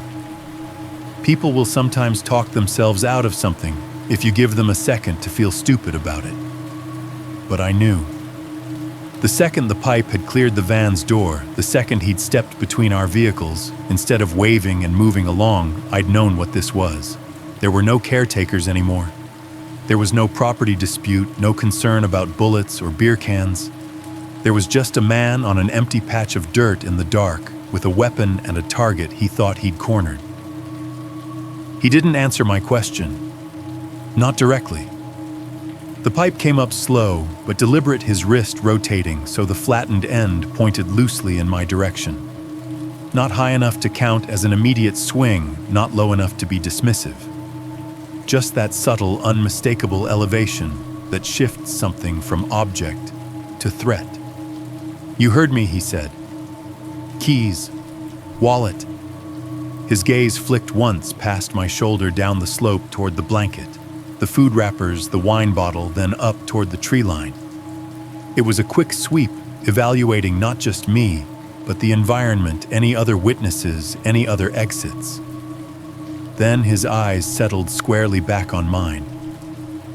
Behind him, Leah's shadow stretched long and thin, her figure crisp against the flood of the van's beams. Her expression in that moment finally came into clear focus. Not fear, not confusion, assessment. She watched us like someone watches a play they've already read, waiting to see if the actors hit the marks they know are coming. I shifted my weight slightly more out of instinct than choice, trying to widen the angle between myself and the pipe without making it look like a full step. Gravel shifted under my boot, a faint crunch that sounded a lot louder to me than it probably was. "You don't need to do this," I said, keeping my voice level. "You already know I'm law enforcement. You know where this goes if you push it." He smiled. It was a small, unpleasant thing, quick and humorless. "You gonna shoot me?" he asked calmly.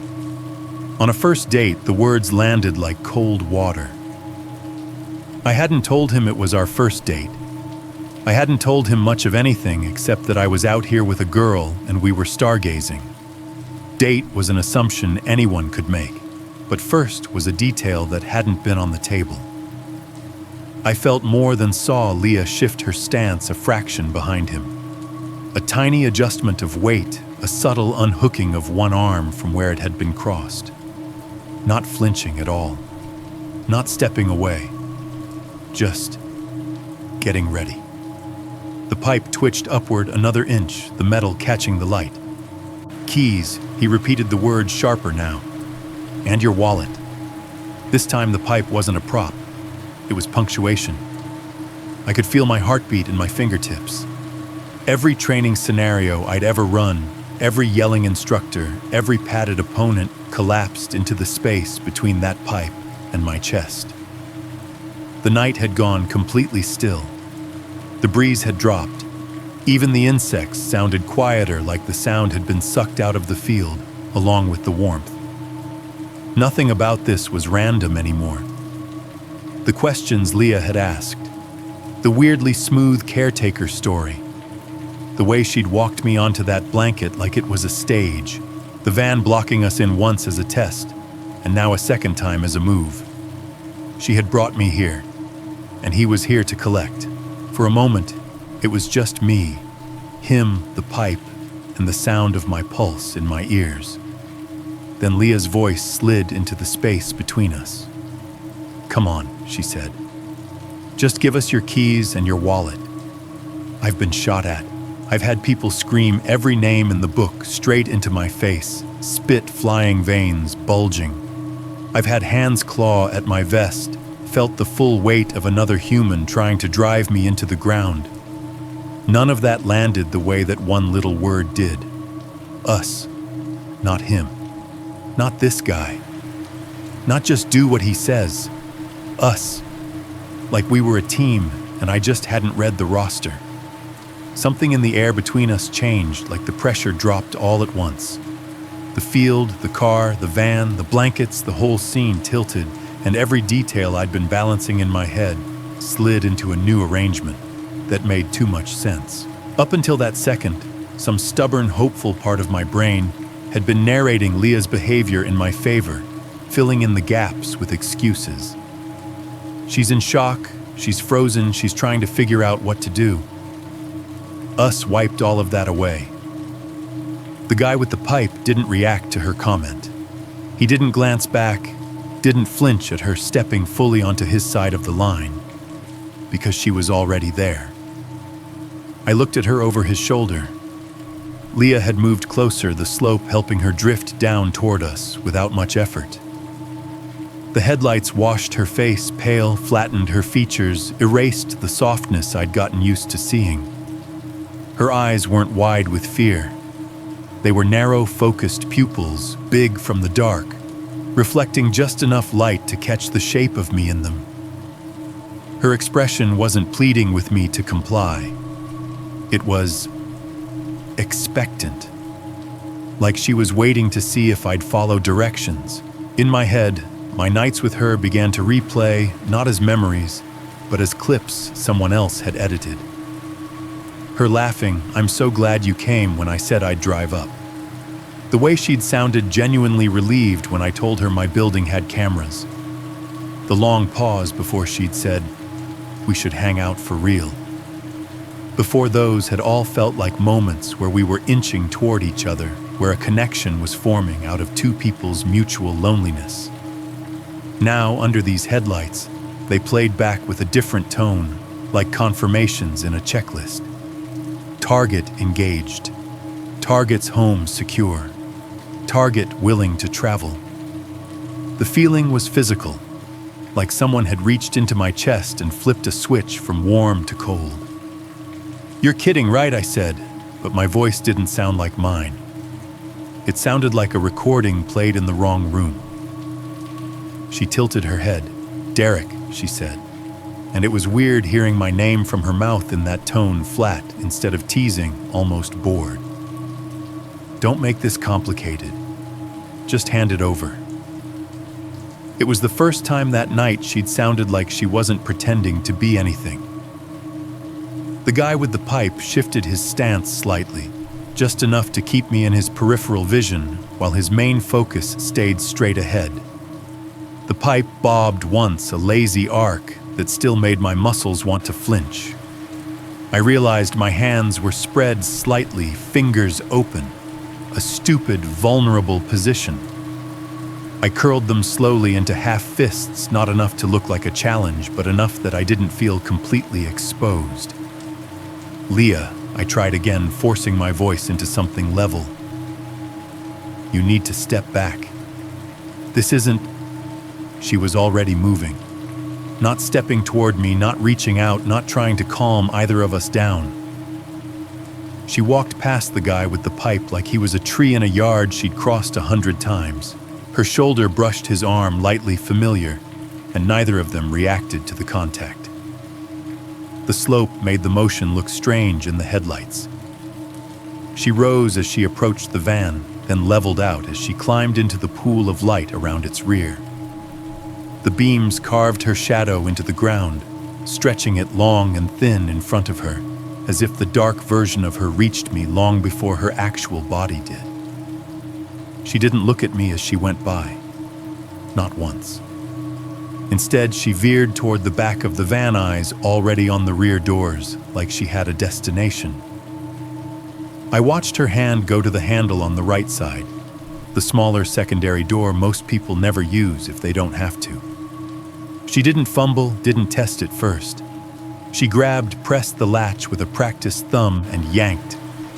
The door opened with a low groan and a soft thunk as the seal broke, like someone exhaling after holding their breath. The interior light inside the back snapped on for a second, weaker than the one in the cab, but enough to throw shapes into relief. I saw the dark rectangle of the cargo space, a tangle of shadows that even in that quick glimpse hinted at metal and hard edges, a crate, some kind of folded tarp, a gas can. And there, right within reach, where you'd put something you planned to use more than once, was another length of pipe. Propped at an angle resting between a stack of something and the van wall. Leah reached in and took it like she was grabbing an umbrella by the door. Fingers wrapping around the middle wrist, turning automatically to keep the weight balanced. No hesitation, no testing its heft. She already knew how it felt. The second pipe slid free with a dry metallic rasp, bumping once against the floor before rising into the air. The light in the back of the van flicked off again when she pushed the door most of the way closed, with her hip plunging the cargo space back into blackness. Now there were two of them in the headlights. The guy, broader, older pipe resting in his right hand, hanging down, but angled toward me. Leah a half step behind, and to his left, pipe held casually in both hands, like it might be used to poke a campfire. She turned back toward me, expression composed in a way that made my skin crawl.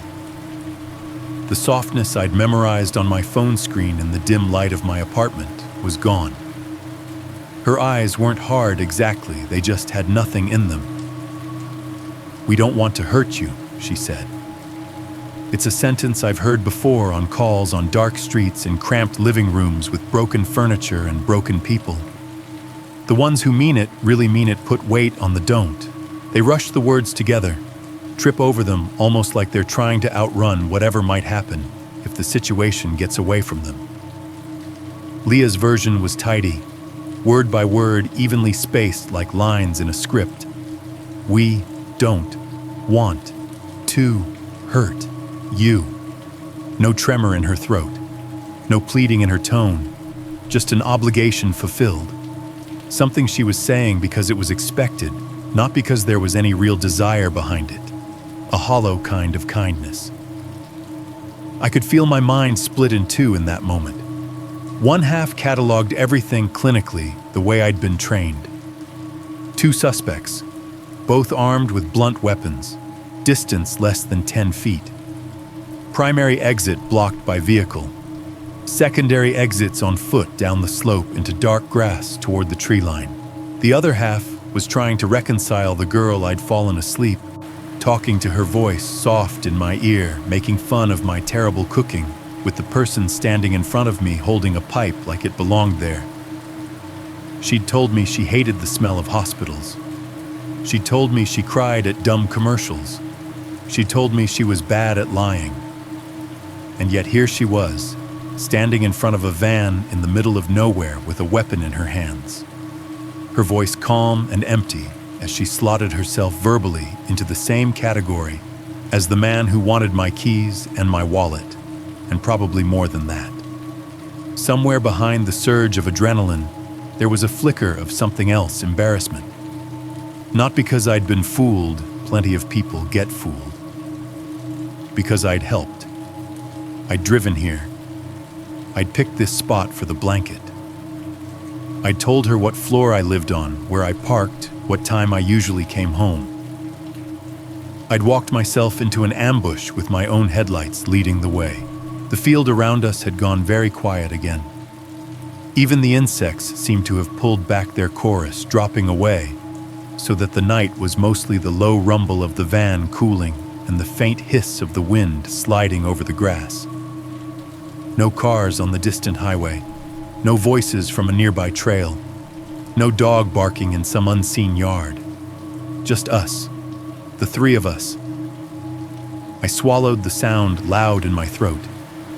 "I believed you," I said, not sure if I was talking to her, to him, or to whatever part of myself had thought a dating app might be the cure for heartbreak. Leah's expression didn't change. "I know," she said. No apology, no explanation, just acknowledgement like a clerk confirming they'd received a package. Then the guy took a step closer, pipe lifting another few inches, and the moment for confusion ended. We had crossed whatever line there was between date gone wrong and crime in progress, and Leah was standing on the wrong side of it. They took another step toward me. The man in front shifted his grip on the pipe, bringing it up just enough that my muscles tensed on their own. Leah mirrored him a half beat behind her pipe held a little lower, like backup in a play, where she knew exactly when her line was coming. That was the moment something finally snapped back into place inside me. Shock stepped aside. Training stepped forward. I didn't think now I'm going to draw. My body just moved. My right foot slid back half a step on the slope, finding firmer ground heel digging into the dirt. My hand went to my waistband fingers, closing on the familiar shape of the grip. In one smooth upward path practiced 1,000 times in a sterile range that smelled like cordite and rubber mats. I cleared leather, rotated, brought the gun up. The world shrank to a triangle, my front sight, his chest, the pipe in his hand. I don't remember flipping the safety. I remember the sound, a tiny, precise click that still managed to cut cleanly through the night. The metal caught the van's headlights for just a second, a flash of cold silver and a wash of harsh white light, before I locked my wrists and indexed the barrel squarely on him. Drop it. I heard myself shout, voice cracking across the field like a firecracker. Police dropped the pipe's hands where I can see them. It was like hitting a switch. Both of them reacted instantly. The man's pipe dropped from his hand and hit the packed dirt with a dull, ringing clank, bounced once, then rolled to a stop between his boots. Leah's slipped from her fingers half a second later, landing in the softer edge of the lot where dirt gave way to grass, the impact muffled. Their hands came up. No flinching, no wild-eyed panic, no turning to bolt. Their movements were quick. Yes, but they weren't chaotic. It wasn't the desperate scramble of people who just had their night ruined. It was controlled, like they'd rehearsed this version too. Easy, the guy said, palms open at shoulder height, his breathing, steady face trying on something like concern. Hey, take it easy. Leah lifted her hands at the same time, elbows slightly bent, fingers spread just enough to show they were empty. She didn't whimper, didn't cry, didn't beg me not to shoot. She just looked at me over the top of her raised arms, eyes bright in the glare chest, rising and falling a little faster, but not out of control. I kept the gun trained on the man's upper chest, the way they drilled into us, biggest target, clearest line. The van's headlights lit up the front of him so thoroughly I could see individual creases in his jacket, the scuffed laces of his boots, the tiny flecks of dust drifting through the beam. Don't move, I said. Either of you. Don't even think about it. The guy's eyes flicked just once to the gun. Not to my face, not to Leah, to the weapon. There was a flicker there, a quick calculation. How close? How steady? How serious? He must not have liked the math, because his shoulders loosened a fraction, like he'd decided for the moment not to test the margin. Hey, officer, he said, like we were back to that word only one of us had the right to use. We just want your stuff okay. Nobody needs to get hurt. You already tried the nice version, I said, my tone coming out harder than I expected. That's done. On your knees. Both of you. They didn't move. Leah's jaw flexed like she was biting back a comment. The man's mouth twitched a brief, humorless, almost smile that never reached his eyes. Behind them, the van idled quietly to itself, a low ticking from the engine bay, mixing with the faint whir of the fan and the buzzing of insects just outside the headlight beams. The night felt thinner, as if the darkness itself was leaning in to see what happened next. I couldn't count on the threat of the gun alone. Not out here, not when no one else knew exactly where I was. On your knees, I repeated louder. Now. The guy swallowed, then slowly began to lower himself one knee at a time, hands still visible. Leah followed a beat later, more stiffly, the gravel grinding under her jeans as she knelt beside him. They were now both in a straight line with the van behind them, and my car behind me, heads and shoulders well within my sight picture. My phone was in my left front pocket, suddenly feeling like it weighed 50 pounds. Calling with your gun hand free is one thing in a classroom. It's another on a dark hill with two people in front of you who've lured you here and just switched scripts without blinking. "Don't move," I said again, locking eyes with the man. "If either of you moves, I will shoot you. Do you understand me?" He nodded once. Leah didn't respond. She just stared. I shifted my weight, keeping my right arm steady, and slowly slid my left hand down toward my pocket. My fingers fumbled for the edge of the fabric, hooked it, tugged. The phone came free with a soft scrape of plastic on denim. My grip awkward as I tried not to let my wrist bend too much, not to let the muzzle dip. The screen lit up a harsh rectangle of blue-white that briefly washed out my night vision around its edges.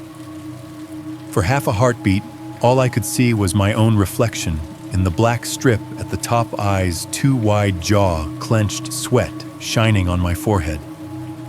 I thumbed blindly at the keypad muscle memory doing the dialing. 9, 10, 11. For a second, my brain tried to revert to citizen mode, wait for the operator, answer questions, explain. But there was no time for that script. The call rang once, twice, then picked up with the familiar click of a line connecting and the buzz of a voice I didn't let finish its greeting.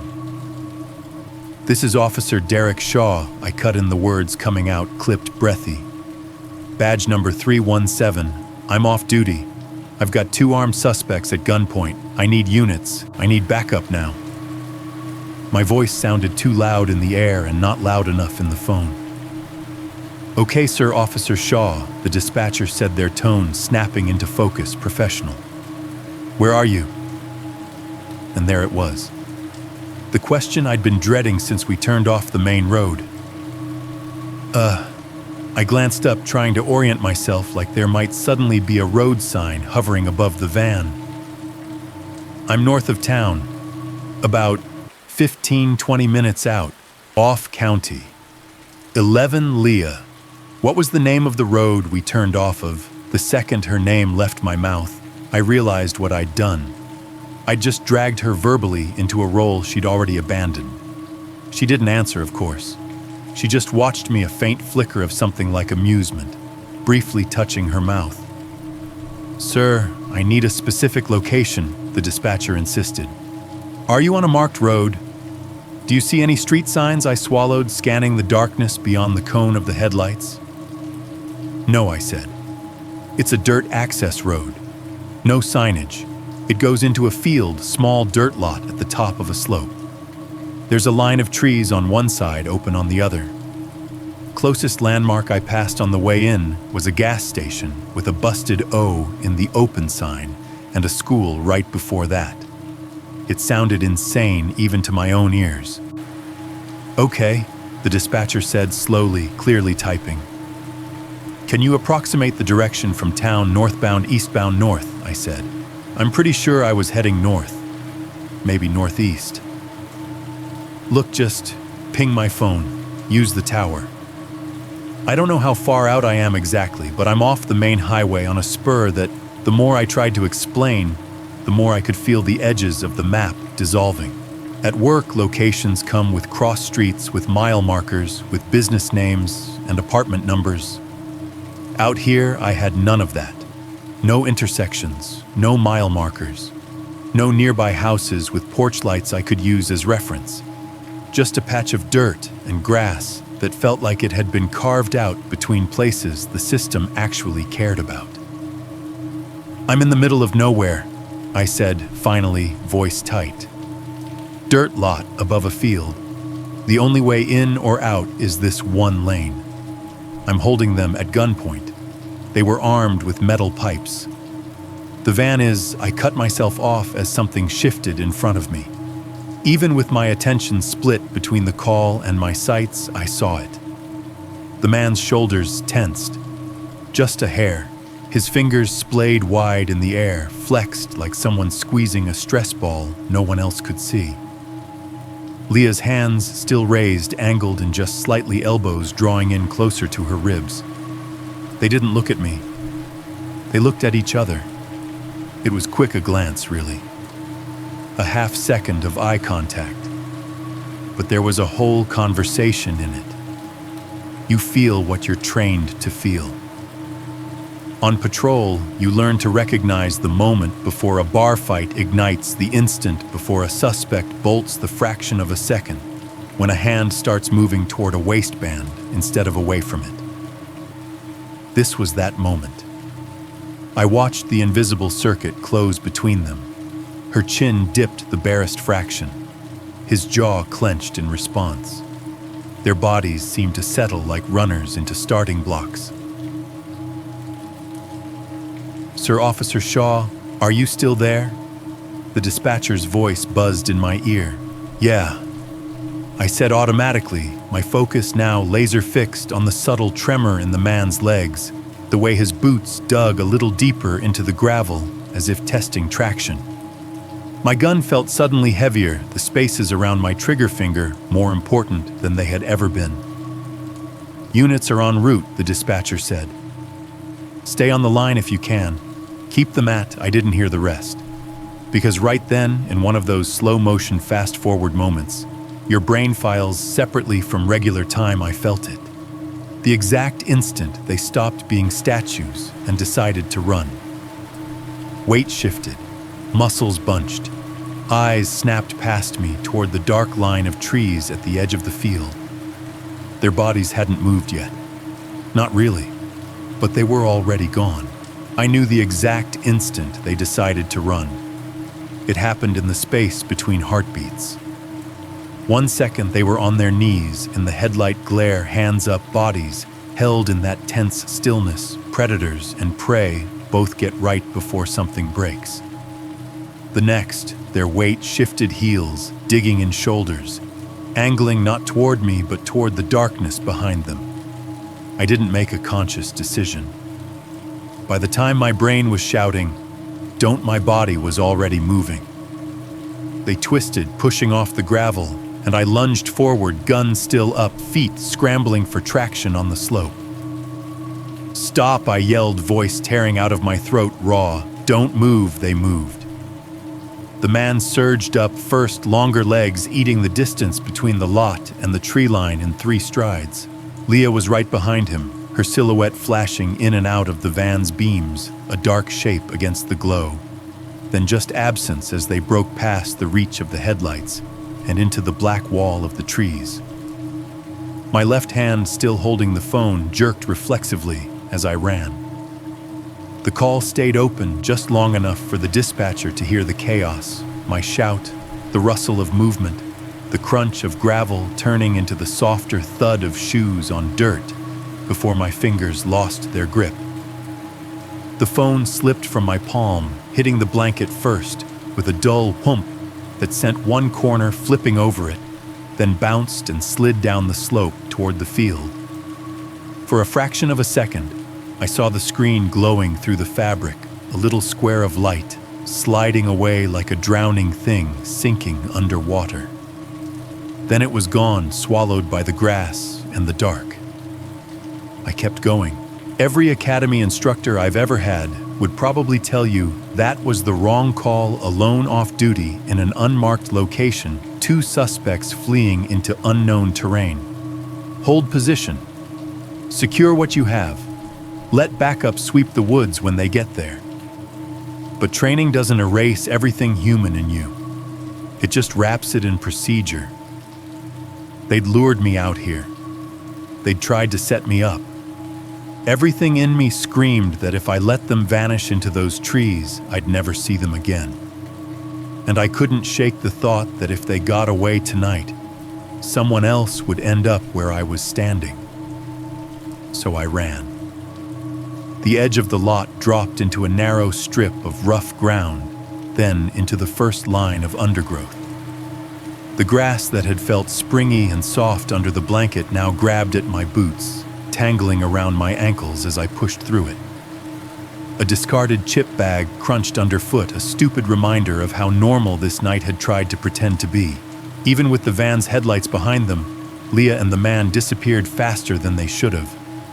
1 second, their outlines were slicing through saplings and brush. The next, they were just part of the forest. "Stop!" I yelled again, breath tearing in and out of my lungs in hot bursts. Police, no answer. The darkness under the trees was a different animal than the dark over the field. It wasn't just an absence of light, it was a presence thick and layered. The trunks stood close together, some leaning, some straight, their branches knitting above my head into a canopy that swallowed what little sky glow there was. The temperature dropped a few degrees the second I crossed the threshold. The breeze that had been brushing over the field died under the leaves. The air smelled different here. Wet soil, rich and heavy. The sour-sweet scent of decaying leaves slick underfoot. A faint, sharp edge of sap where branches had been broken. The van's headlights cut in only a few feet, turning the first line of trunks into white pillars and leaving everything beyond them in layered shadow. I was in the shadows in 2 strides. My hand found the flashlight on my belt almost automatically, fingers closing around the textured grip. I brought it up, thumb slamming the switch. A spear of light punched into the darkness ahead, carving a narrow tunnel through branches and leaves. The beam caught floating dust motes and bits of pollen, making them dance like tiny white insects. The forest reacted to the intrusion in 100 small ways. Somewhere off to my right, something small, rabbit maybe, or possum, bolted deeper into the undergrowth, the sound of its flight, a frantic crackle of dry leaves. Above, leaves shivered and settled, disturbed by the sudden motion below. I could hear them. Not clearly, not like in movies where every footstep is a perfect crunch, but enough. Branches snapping farther in, the heavy rhythm of someone's boots pounding the ground, a beat slightly out of sync with my own. A ragged human breath closer than I wanted it to be. "Stop!" I shouted again, more out of habit than hope now. "Don't make me." The rest of the sentence got lost in my breathing. My lungs burned. The air felt thicker here, harder to pull in. I pushed forward, beam scanning left, right, left, trying to catch a flash of movement, jeans, jacket hair between the trunks. Every time I thought I saw something, it turned out to be just a darker patch of bark or a fern shuddering back into place after having been brushed aside. There's a particular kind of awareness you get in situations like this. It's not just on edge. It's like your brain starts layering realities. One where you're a trained professional doing exactly what you're supposed to. One where you're a stupid, lovesick idiot who followed a stranger into the woods. One where, at any second, something could step out from behind any one of 100 identical trees. They all run at once, stacked on top of each other. I don't know how far I went. 50 yards, 100. The world telescoped into a tight corridor of light and sound, my own footfalls, the slap of my heartbeat in my ears, the rasp of my breath, the occasional whip of a branch across my arms. Then the forest exploded. Bang! The first gunshot ripped through the trees with a violence that felt physical. It wasn't distant. It wasn't muffled. It was close. The flash didn't come from my hands. For a split second, the world turned white and black-white from the muzzle flash somewhere ahead, and to my left, black from the instant after, when my pupils, blown wide for the dark, tried and failed to adjust. The sound hit a fraction of a second. After the light, a crack so sharp, it felt like someone had slapped both sides of my head. My ears rang immediately, a high, keening whine, like a TV left on in another room. All the other sounds I'd been tracking, their footfalls, my own breathing, were shoved backwards, small and distant under the buzz. I dropped instinctively, knees bending one shoulder, pivoting, so I could drive myself behind the thickest tree trunk within reach. Bark scraped the side of my cheek as I pressed against it, gun up, flashlight clenched tight in my left hand. Bang! A second shot just as close, maybe closer. The flash came from nearly the same spot, but not exactly 10 feet forward, a few feet to the right. Someone was moving, firing as they went. The smell hit next, cutting through the forest musk, that acrid, unmistakable sting of burned powder, sharp and metallic at the back of the throat. I didn't fire back. I couldn't see what I'd be shooting at. The beam from my flashlight shook slightly as my hand trembled, the light jittering across tree trunks and branches, making the shadows lurch and stretch like they were alive. For a couple of heartbeats, I thought maybe they were shooting at each other, that their great partnership had crumbled in the chaos, that greed or panic had turned them on one another. Then the third shot came. Bang! This one snapped past so close I felt the air move by my shoulder like someone had flicked a finger at the space next to my head. The muzzle flash was almost directly in front of me, deeper between the trees, low to the ground. Every inch of instinct I had screamed the same thing. This wasn't wildfire. This wasn't two idiots spraying bullets into the dark. These rounds were controlled. Too spaced out to be flailing, too consistent in their origin to be random. Whoever was shooting knew where they were, and they had a good enough idea where I was. I pulled my flashlight beam in, cutting it for a second, then clicking it back on at a different angle, sweeping low instead of high, trying to pick up feet or legs in the underbrush. Nothing. Just tree roots and ferns and the slick, dark carpet of dead leaves. The ringing in my ears shifted pitch, becoming a constant high whistle. My own breath sounded like it was coming from underwater. In the warped, narrowed soundscape, my thoughts finally managed to line up in order. 1. The man with the pipe was in front of me when he turned and ran.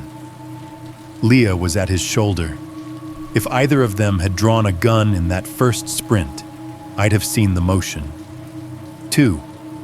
The direction of the flashes was off. Not directly ahead where they'd entered, but at an angle like someone standing to the side of the path, deeper in, had waited until the three of us crossed an invisible line. 3. The spacing of the shots, the consistency of their height, the way that third bullet had snapped by me instead of planting itself into a random tree. None of that felt like panic. It felt like placement. Like someone had been sitting in the dark, gun in hand, just waiting. Waiting for footsteps. Waiting for shouting. Waiting for the scenario called one man chasing two into the woods. I pressed harder against the rough bark, trying to make myself smaller, the barrel of my gun following my eyes as I swept the gaps between trunks. Leah and the man had vanished, completely swallowed by the forest and the chaos. The only thing I knew for sure now was this tonight wasn't just Leah and the fake caretaker. There was a third person out here.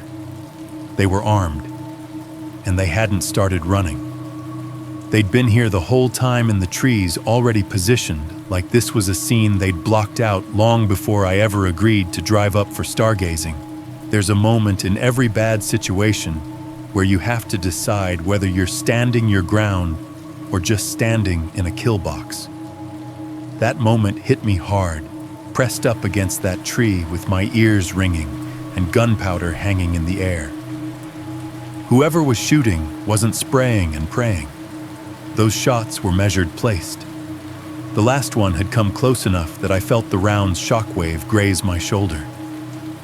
Stay in here, and I was just a silhouette between trunks. A moving target in someone else's corridor of fire. Every instinct I had screamed the same thing: get out of the trees. I took one more quick sweep of the beam low and fast left, right dead ahead.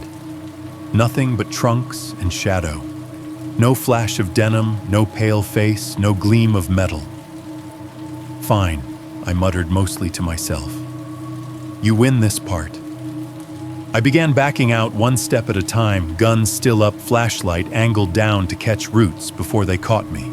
Dry leaves crackled under my boots, loud and brittle, in the muffled soundscape of my ringing ears. Each footfall felt like it might as well have been broadcast on a speaker. The smell of the forest, wet earth, rot sap started to thin. The air cooled a little, then warmed, then moved again as a breeze found its way through the break in the trees ahead. Then suddenly the world widened. I stepped out of the tree line like surfacing from under dark water. The open field spread out around me again, the slope dropping away my car at the bottom edge of the dirt lot. The van still hulking at the top.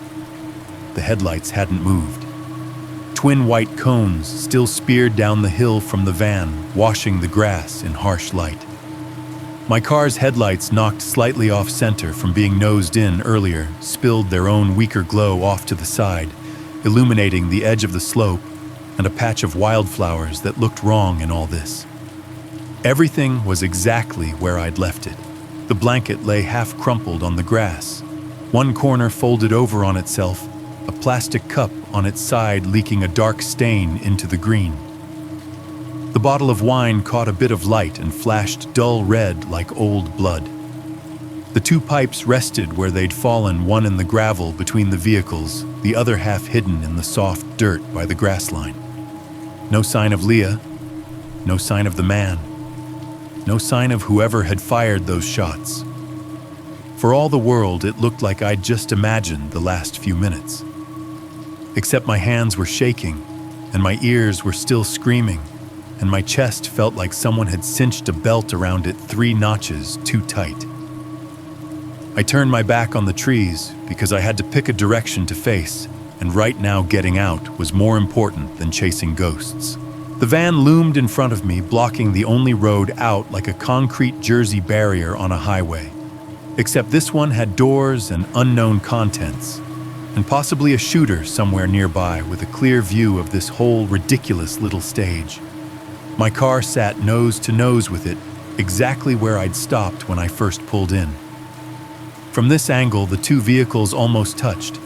There was maybe a foot and a half of air between my front bumper and the van's. Now that I was looking with a different set of eyes, I could see just how tight the space was. The lot was small, barely more than a widened patch of dirt carved out of the hillside. On one side, the ground dropped quickly into the field. On the other, the dirt rose sharply into a low bank edged with scrub. The road in and out was a single-lane strip carved along the top, currently occupied by the van. Forward was blocked. Backward meant reversing at an angle down a slope with loose gravel, trying not to bury my rear wheels in the soft edge where the dirt met the grass. And somewhere out there in the trees, or just beyond them, was someone with a gun who now knew exactly where I was and how badly pinned I was. Running on foot wasn't an option. Not if I wanted to make it far enough for backup to matter. I had one asset that was faster and heavier than any person in those trees, and I was standing next to it. I went for the car. The distance from where I stood at the edge of the tree line to the driver's side door was maybe 20 yards. It felt like 100. I jogged it with my gun still in my hand, trying to keep my body angled between the door and the van using what little cover I had. Every step I expected, another shot, a flash from the tree line, the punch of a round hitting metal too close to my ribs. Nothing. Just the crunch of gravel and the hum of both engines cooling. I reached the door, yanked it open, and practically dove inside. The familiar hollow thunk of the door closing was the sweetest sound I'd heard all night. I slapped the lock button out of habit, the clack of the pins dropping into place, making the cabin feel a fraction less permeable. Inside, the air was dense, thick with sweat-spilled, wine-damp grass and the lingering hot metal smell from the drive out. My own scent had soaked into the seat from earlier now, overlaid with a sharper tang of adrenaline. I shoved the key into the ignition with more force than necessary and twisted. The engine cranked, caught and settled into a rough idyll that I felt more than heard through the buzzing in my ears. The dash lights popped to life, their familiar green and red glow, making the interior feel suddenly smaller, like I was in a cockpit instead of a car. My gun hand hovered for a second, reluctant to leave the weapon. Finally, I set it down low between my thigh, and the console muzzle pointed safely away, my fingers still wrapped loosely around the grip. Not ideal, but I needed both hands for the next part. The next part being figure out how to move a car that was effectively jammed into a one-way slot by a much bigger vehicle without stalling, flipping, or presenting my broadside as a perfect target to whoever might be lining up a shot. I dropped the car into reverse foot, pressed soft on the brake, and took a second to breathe. The headlights painted the van's front end in sharp, cold light. Up close, I could see the rust around the license plate, the spiderweb of cracks in one of the plastic lenses, the flecks of dried mud on the lower grille. I considered briefly flooring it, just slamming the car into drive and using the van like a battering ram. But this wasn't a movie, and my engine wasn't built for that kind of stunt. Hit it wrong, and I'd disable my own vehicle and still be stuck in a lot with people who'd already tried to set me up. I needed a less cinematic, more effective, ugly solution. There was a small gap on the passenger side where the van's bumper stopped and the edge of the lot began. The slope there dropped to the field, the dirt breaking off into a ragged lip. If I could get my front end through that gap, I might be able to angle up onto the strip of road. If I misjudged it, I'd drop a wheel off the edge and maybe high center the car. It wasn't a good plan. It was just the only one I had. I turned the wheel hard to the right and eased off the brake. Gravel crunched under the tires as the car began to roll back the nose, swinging a fraction away from the van. Metal scraped metal with a teeth-gritting scree as my front left corner kissed the van's bumper. The vibration ran through the steering column into my arms, a low growl of protest from both vehicles. Sorry, I muttered to nobody, then gave it a little more gas.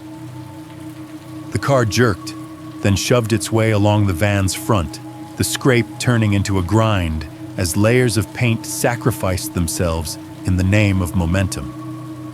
The sound was grotesquely loud in the enclosed space of the lot, bouncing off the hillside and back into my already abused ears. I kept waiting for that sound to be joined by another sharper, faster. A gunshot, a bullet punching into the metal skin of the car rather than sliding along it. Every inch I moved felt like I was ringing a bell, broadcasting my exact position to anybody with a line of sight and a weapon. I jammed the gear into drive wheels still turned and gave it gas. The engine roared the front end, lurching forward, trying to bite into the narrow opening between van and drop-off. The right tire found dirt and rock. The left tire smacked against the van, then scraped free, climbing up onto the rough edge.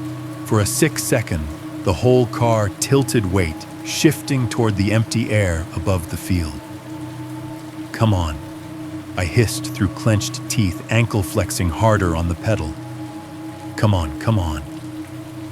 The rear tires spun on the loose gravel stones, pinging against the undercarriage like thrown pebbles. The engine's rumble jumped into a strained higher pitch. Then abruptly, the back end caught. The car lurched forward, the angle leveling out as the front wheels found the packed dirt of the road. For a moment, I was diagonally across the slot, half-nosed past the van's bumper rear, still hanging precariously close to the lot's edge. I cranked the wheel back left, feeling the steering fight me, and fed in more gas. The side of my car scraped along the van with a long, ugly rip of paint and metal. The sound crawled up my spine and lodged at the base of my skull. But we were moving. Every foot felt like a victory. The gap widened a little. Gravel spat out from under the tires as they found better purchase on the road's harder surface. The rear of the car bumped over a rut, dipping briefly toward the drop, then climbed back up. Somewhere behind me, maybe in the trees, maybe at the edge of the field, something cracked. A branch, a footstep.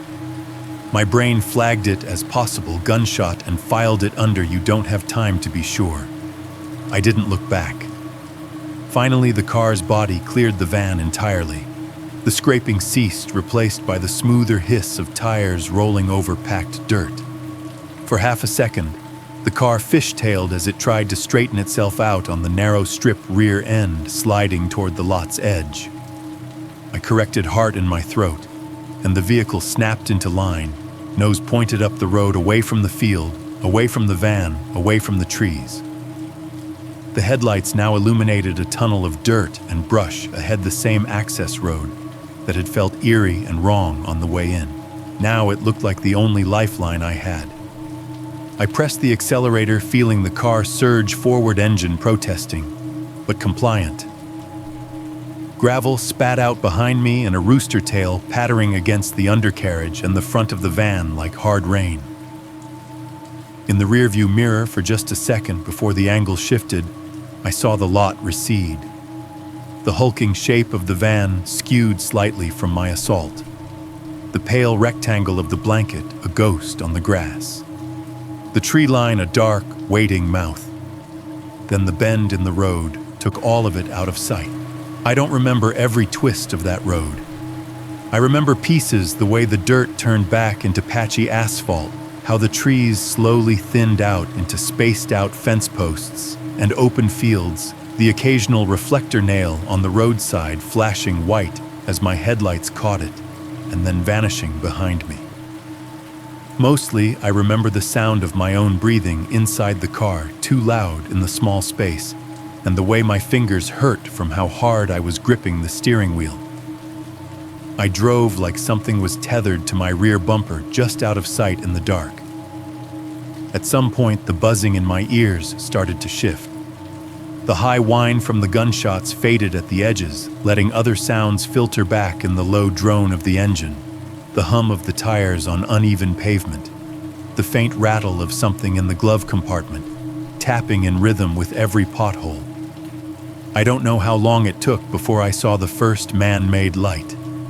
It felt like hours and seconds at the same time. Then finally, a warped rectangle of glow appeared up ahead, to the right, suspended in the dark, like a cheap halo. As I got closer, it resolved into a gas station sign, white plastic panel stained at the corners, red letters half burned out. The word "open" hung crooked in the window beneath it, the O flickering faintly, sometimes there, sometimes gone. It was the same station we'd passed earlier on the way into the woods. The familiarity hit me with a weird, almost physical relief. Proof that the outside world still existed. I pulled in hard tires, squealing a little, as I cut across the empty spots toward the pumps. The overhead canopy threw a harsh, humming blanket of fluorescent light over everything, bleaching the color out of the cars and asphalt, and even my own hands where they gripped the wheel. The station was old, one of those squat block buildings with bars over the windows and faded beer posters taped crooked inside the glass. Two other vehicles sat scattered around the lot, a dusty pickup at the far pump with no one in it, and an aging sedan parked near the door windows, fogged from the chill. Fuel pumps clicked and hissed softly in the background. Somewhere, an ice machine compressor kicked on with a low, grinding whir. The smell of gasoline and oil and something fried drifted through the vents, so aggressively normal it almost made me dizzy. I shifted into park, but didn't turn the engine off. The urge to keep the car running, keep it ready, was stronger than the old habit of killing the ignition. For a few seconds, I just sat there under the canopy, hands still at 10, and 2 staring straight ahead at the dull gray concrete pillar in front of me. The fluorescent light buzzed overhead like an enormous angry insect that never got tired. My reflection stared back at me faintly in the windshield, pale eyes, too wide, jaw clenched so tight I could see the muscles jumping. I forced myself to breathe, counting it out like they taught us. In for 4. Hold for 4. Out for 4. My phone was gone somewhere back in the grass on that slope. I dropped the line with dispatch the second it mattered most. I needed contact again. A record. A lifeline. I dug into my pocket and pulled out my backup phone, a cheap, beat-up thing I used mostly for music and as a spare. The screen lit up, edges cracked from some long-forgotten drop, but still functional. My thumb hovered over the keypad for a beat longer than it should have. Then I hit 911 again. The ring sounded thin and distant through the still lingering tinnitus. 911, what's your emergency? This is Officer Derek Shaw, I said, voice coming out hoarser than I expected. Badge number 317. I'm off duty at a gas station on Route 26, I think. Just north of town. I was already connected earlier, I lost the call. I need to report shots fired and an attempted robbery, possible kidnapping setup. 2 suspects, at least one more armed in the woods. I need units and forensic out at a location I just fled from. There was a pause on the line. Then the operator's voice sharpened. Okay, Officer Shaw, take a breath for me. Are you injured? I looked down at myself. My hands were shaking, knuckles pale. My shirt was damp with sweat dust and grass smeared across my sleeves. No blood, no obvious holes. No, I said. No, I'm not hit. Are you in immediate danger where you are? I scanned the lot instinctively. Under the harsh white wash of the canopy, everything looked too bright, too flat. The pickup at the far pump remained empty, its driver nowhere in sight. The sedan by the door sat still, someone's shadowy shape slumped in the driver's seat, head bent, maybe asleep, maybe scrolling through a phone. A man in a faded Broncos hoodie stepped out of the station convenience store just then, plastic bag swinging at his side, head down, his face glowing from the phone he was looking at. He didn't glance my way. Just regular people in a regular place on a regular night. No immediate danger, I said. I'm under the canopy at the gas station, but the scene I left, I swallowed. It's not secure, and someone out there has a firearm. Okay, you said you were off duty and encountered suspects. Start from the top for me, please. Briefly. I summarized, forcing the words into a shape: off duty, Tinder date, remote park, van blocking the road, fake caretaker story, 2 pipes, demand for keys and wallet, gun drawn, 911 call dropped, suspects fled into woods, gunshots from a 3rd unseen shooter, retreat, vehicle escape. The more I compressed it, the more insane it sounded. Like something you'd get in one of those chain emails your aunt forwards late at night. Over by the door, the guy in the Broncos hoodie fumbled his keys and laughed at himself, the sound muffled through my glass. He got into his car, started it up, and drove off, tail lights shrinking down the road. Copy, the dispatcher said finally, their tone leaving no doubt they believed me more than I believed myself right then. Stay where you are. I'm flagging this for immediate response. Units are being dispatched from the station. I told them exactly which way to go when they left town. How many turns from the gas station to the dirt road. How the access lane looked. I gave them my best guess at distances, my sense of time between landmarks. As I talked, a police cruiser turned off the main road into the lot, light bar dark. The familiar outline, low squared black and white, felt like the first solid thing I'd seen in an hour. Looks like they're here, I said. Okay, Officer Shaw. I'll stay on the line until you've made contact. 2 officers got outdoors, thudding almost simultaneously. I recognized both even before the canopy light hit their faces. Henderson and Ruiz. Seniors. Guys who'd been on the force long enough to have seen most of the ugly a small city could offer and still show up the next day. Henderson was tall and thick through the shoulders, his vest filling out his uniform like a second torso. Ruiz was shorter, wiry, his hairline creeping back, but his eyes sharp as ever. They walked toward my car with that particular mix of purpose and looseness, ready for trouble but not broadcasting panic. I ended the call, pushed my door open, and stepped out into the fluorescent wash. My legs felt slightly disconnected from my body, like they were still somewhere back on that hill. Henderson gave me a once-over eyes flicking from my face to the gun still in my hand. "You planning to shoot the gas prices, Shaw?" he said, the corner of his mouth twitching up. "Heard it was a rough first date, but damn." It was the kind of joke that on any other night would have landed. I tried to force a smile and felt it fail halfway to my mouth. "Yeah," I said, voice thinner than I wanted. "Real rough." Ruiz was watching my hands, not my face. He jerked his chin toward the Glock. "Holster," he said gently. Not a reprimand, just a nudge back toward protocol. I blinked, looked down and realized I'd stepped out of the car with the gun still at a low ready. My fingers were cramped around the grip knuckles, stiff. "Right," I muttered. I cleared it, checked the chamber almost on autopilot, then slid it back into the holster, the familiar weight against my hip oddly comforting. Under the harsh lights, Henderson's joking expression faded. "What happened?" he asked, voice dropping into that low, quiet register I'd heard him use with shaken victims at scenes. I told them. This time I didn't compress as much.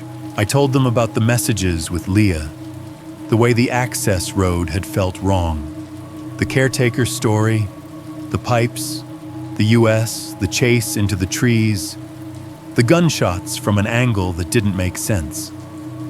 By the time I got to the part about the third shooter, both of them had shifted their weight forward slightly, the casual set of their shoulders gone.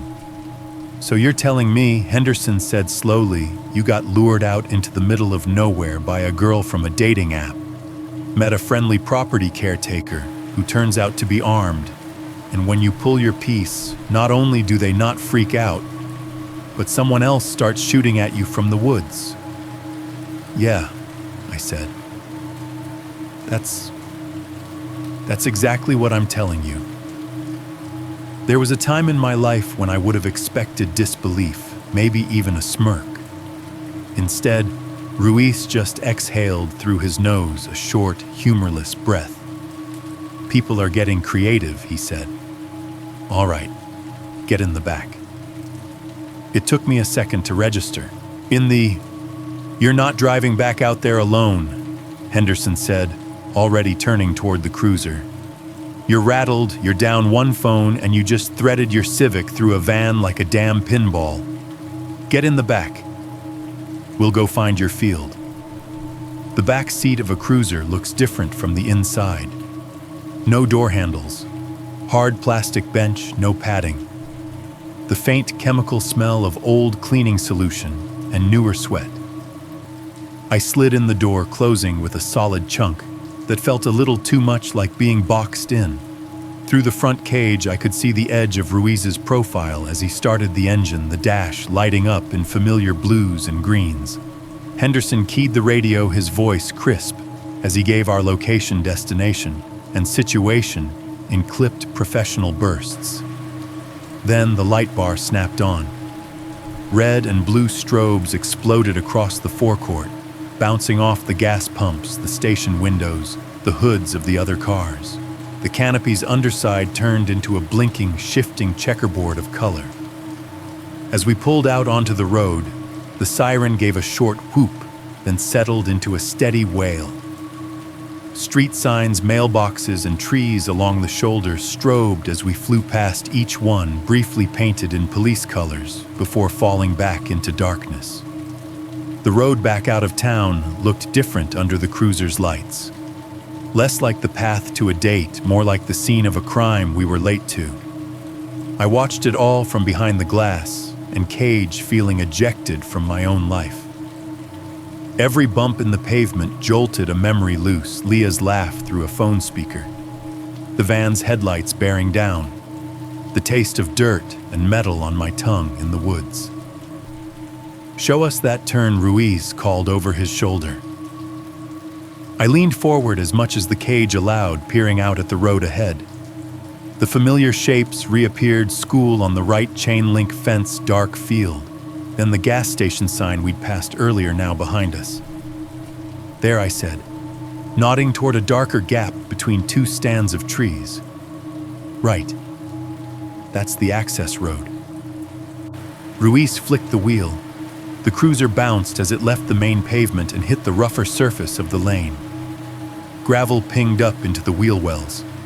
The siren cut off, but the lights stayed on, washing the dirt, shrubs, and tree trunks in a manic alternation of red and blue. The forest that had seemed uniform black on the way out now appeared in flashes: bark, leaves, ruts, roots, all playing stop motion under the strobing. We climbed. My stomach turned with the angle as we followed the same narrow path I'd just taken in a blind panic, but this time at a controlled, relentless pace.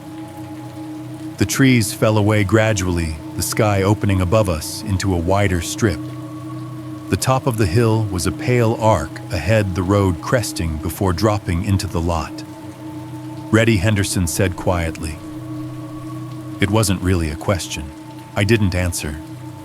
The cruiser's front end rose, then leveled out as we reached the crest. From the back seat, through the windshield and the cage and the sudden wash of red-blue on open space, I saw it. The field spread below us, the dirt lot etched into its edge like a bite taken out of the slope.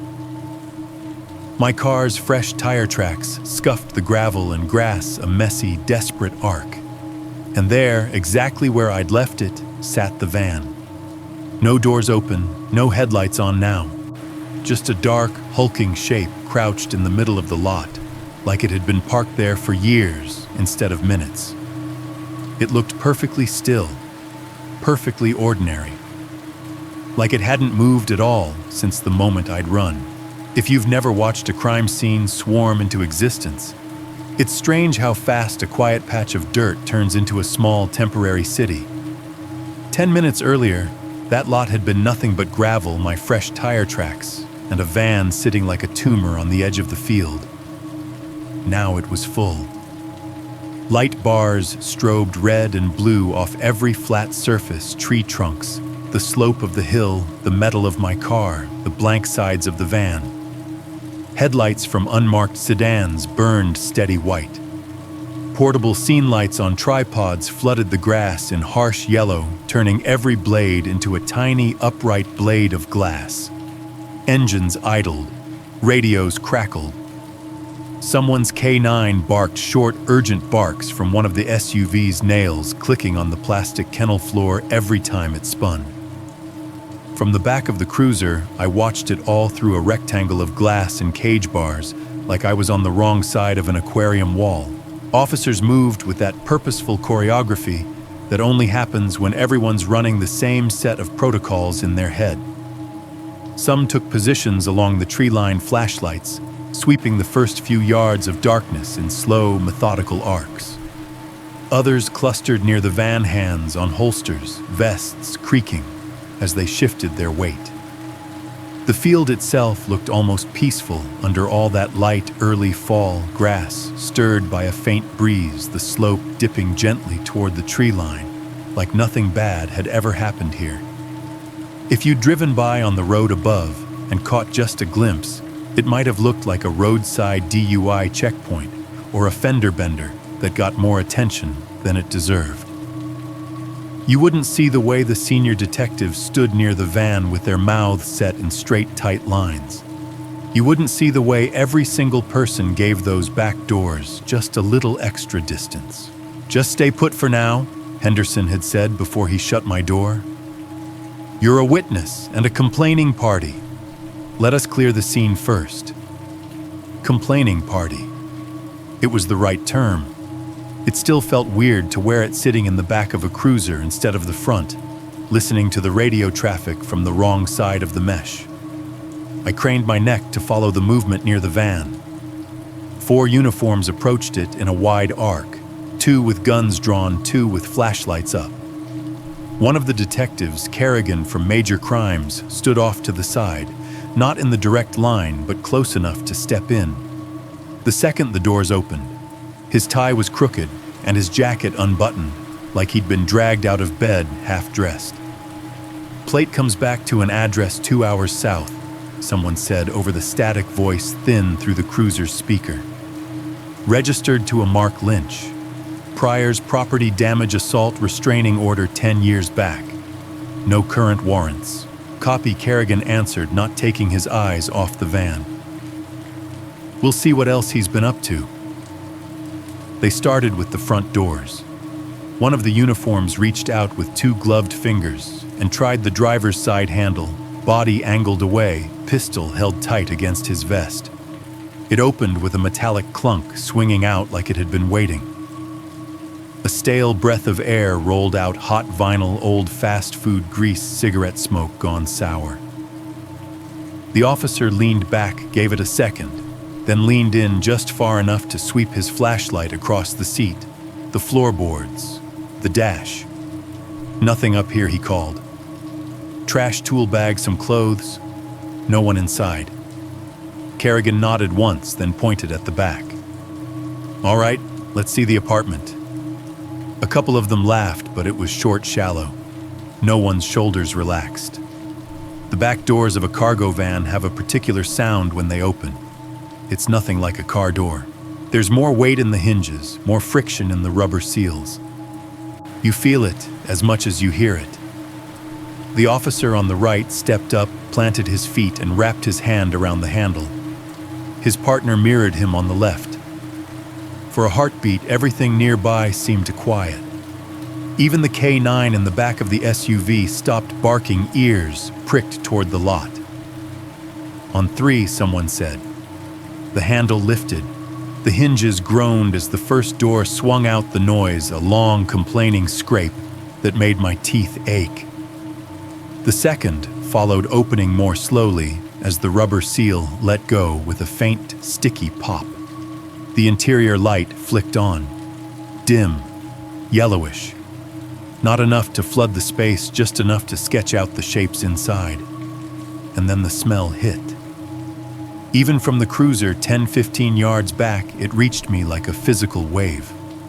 Not rot, not that. Not the deep, unforgettable, sick sweet of something dead. This was different.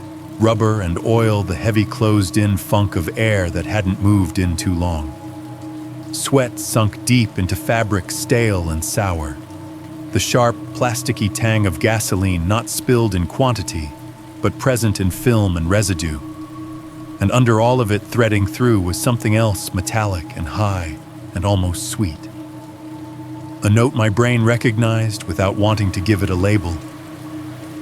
I didn't need details to know what that last part meant. One of the officers coughed, turned his head a fraction, then forced himself back into position. Their flashlights slid into the dark rectangle beams, slicing through the clutter. "Jesus," someone said softly. "What have we got?" Kerrigan asked, already pulling on a second pair of gloves over the first. The answers came clipped, professional, but I could hear the edges around them. Multiple blades. Looks like utility knives, maybe a hunting knife. Tape. Duct tape, electrical, couple of rolls. Gas can. Half full, maybe. No obvious leaks. Zip ties. A lot of them. I swallowed hard. Zip ties. If you work long enough in uniform, you stop thinking of them as hardware store items. They're makeshift cuffs. Quick restraints. Things you use when you don't plan to spend time untying knots. Chains, another voice added. Short lengths, hooks, bungee cords. The flashlight beams kept moving, catching glimpses of folded, stained painter's tarp. A stack of greasy shop rags crumpled in a milk crate. A roll of plastic sheeting partially unfurled and then bundled back up, speckled with something darker along one edge. On the floor of the van toward the front, a rectangle of foam lay strapped down a makeshift pad, just long enough for a body if you curled a little. A ratty blanket was half kicked aside like someone had climbed off it in a hurry. None of it was technically illegal in itself. Taken together under these lights with that smell and that setting, it painted a picture so clear my stomach knotted. Kerrigan leaned in, one hand braced on the doorframe, his flashlight slowly tracing the interior. His face stayed neutral, but the muscle in his jaw ticked once. "Any ID?" he asked. "Glove box up front," someone answered. "We'll bag whatever's there. There's a toolbox under the pad, looks heavy. We'll need to move it careful." They were already slipping into evidence mode, photograph bag label list. Meanwhile, my brain was building a different list. Rope, tape, chains, zip ties, gas can, blades, blanket, and no witnesses, no cameras. I realized my hands had curled into fists on my knees. I unclenched them slowly, flexing my fingers against the slick plastic of the back seat. For a few seconds, the scene in front of me blurred, not because my eyes were wet, but because my head was overlaying its own image on top of the real one. In my version, there was one more thing on that foam pad. Me. Wrists cinched in front or behind, with those zip ties biting into skin, ankles together. Tape across my mouth, or a rag, or nothing at all if they decided they didn't care who heard what. The van bouncing over the same ruts I'd just driven, only this time, I wouldn't be behind the wheel. The fluorescent ceiling of some cheap storage unit or garage rolling into view when the doors opened again. Hours later, a light just as harsh and indifferent as the one over the gas pumps. Nothing distinctive, nothing cinematic. Just another night, another trip, another stop at another patch of dirt. And no one would even know where to start looking because I'd walked off the map before anyone saw me leave. "You all right back there?" I jolted. Henderson's face appeared in the side window, distorted slightly by the glass. He tapped once with his knuckles, a soft tuck that barely cut through the hum of generators and radios. I nodded, then realized he might not be able to see that in the strobing. I forced my voice up high enough to carry. "Yeah," I lied. "I'm good." He squinted at me for a second, like he could hear the hollowness in it, then jerked his head toward the scene. "That could have been you," he said simply. "No drama, just a fact." I looked past him to the open mouth of the van, the cluttered, ugly interior finally exposed under all that artificial light. The officers were starting to string crime scene tape around the lot, now the yellow ribbon fluttering in the breeze as if it were trying to slip away. "Yeah," I said quietly. "I know." Out at the edge of the field, the tree line stood just beyond the reach of the lights, black and impenetrable. Whatever path Leah and the man had taken into those woods was already closing branches, settling back leaves, drifting down to cover the tracks. The van was open now. But a bigger, colder question was just starting to form. If they'd built this rolling nightmare so carefully, what else had they built that we still couldn't see? At some point, between the van being opened and the crime scene tape going up, they sat me down. Not in an interrogation room, not yet. Just on the back bumper of a cruiser, a scratchy wool blanket someone had draped over my shoulders, like I'd come out of a river instead of a field. The night was thinning at the edges, the sky going from ink black to something lighter, a hint of gray bleeding in at the horizon. Kerrigan stood in front of me with a notebook pen poised, his tie a little more crooked than before. Henderson hovered a few steps away, arms crossed, playing spare set of eyes and ears. "Let's go over her again," Kerrigan said. "The girl. Start with the basics." "Leah," I said.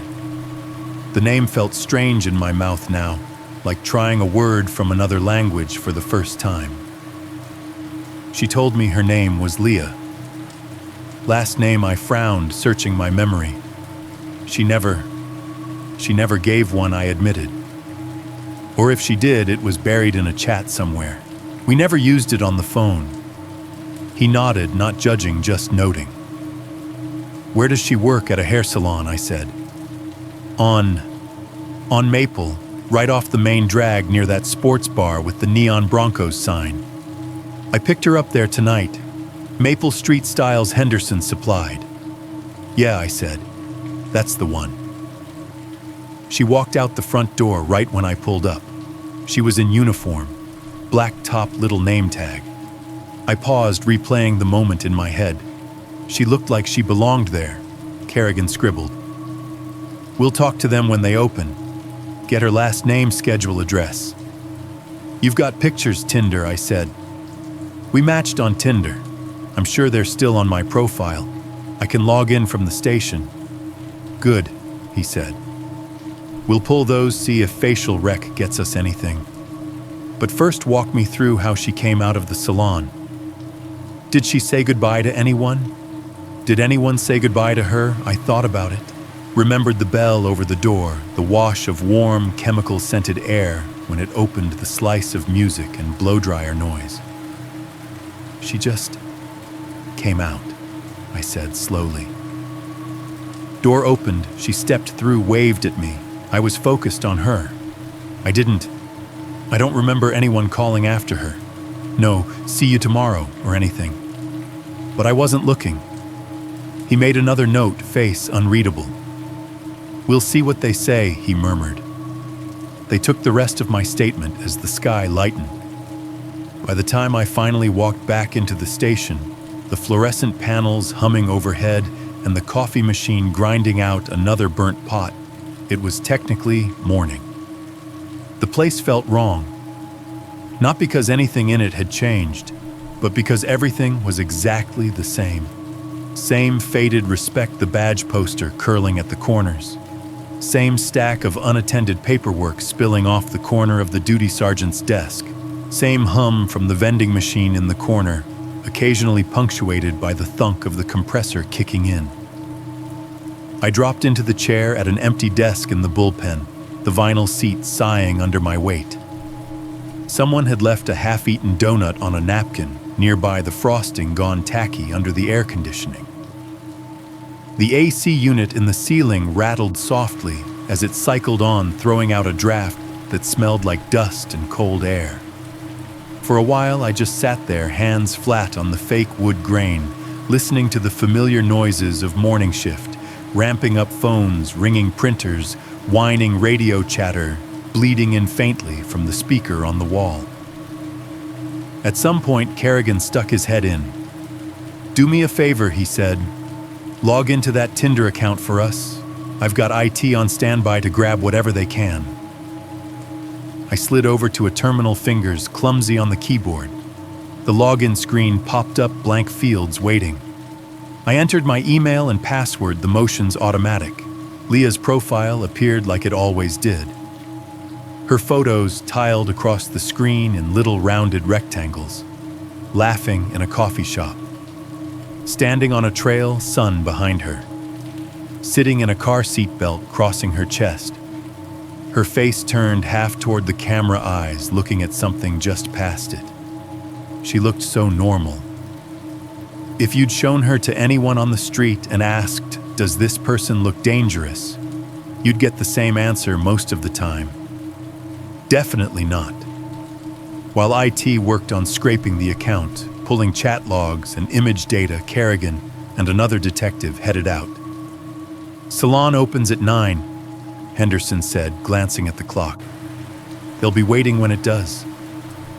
I didn't go with them.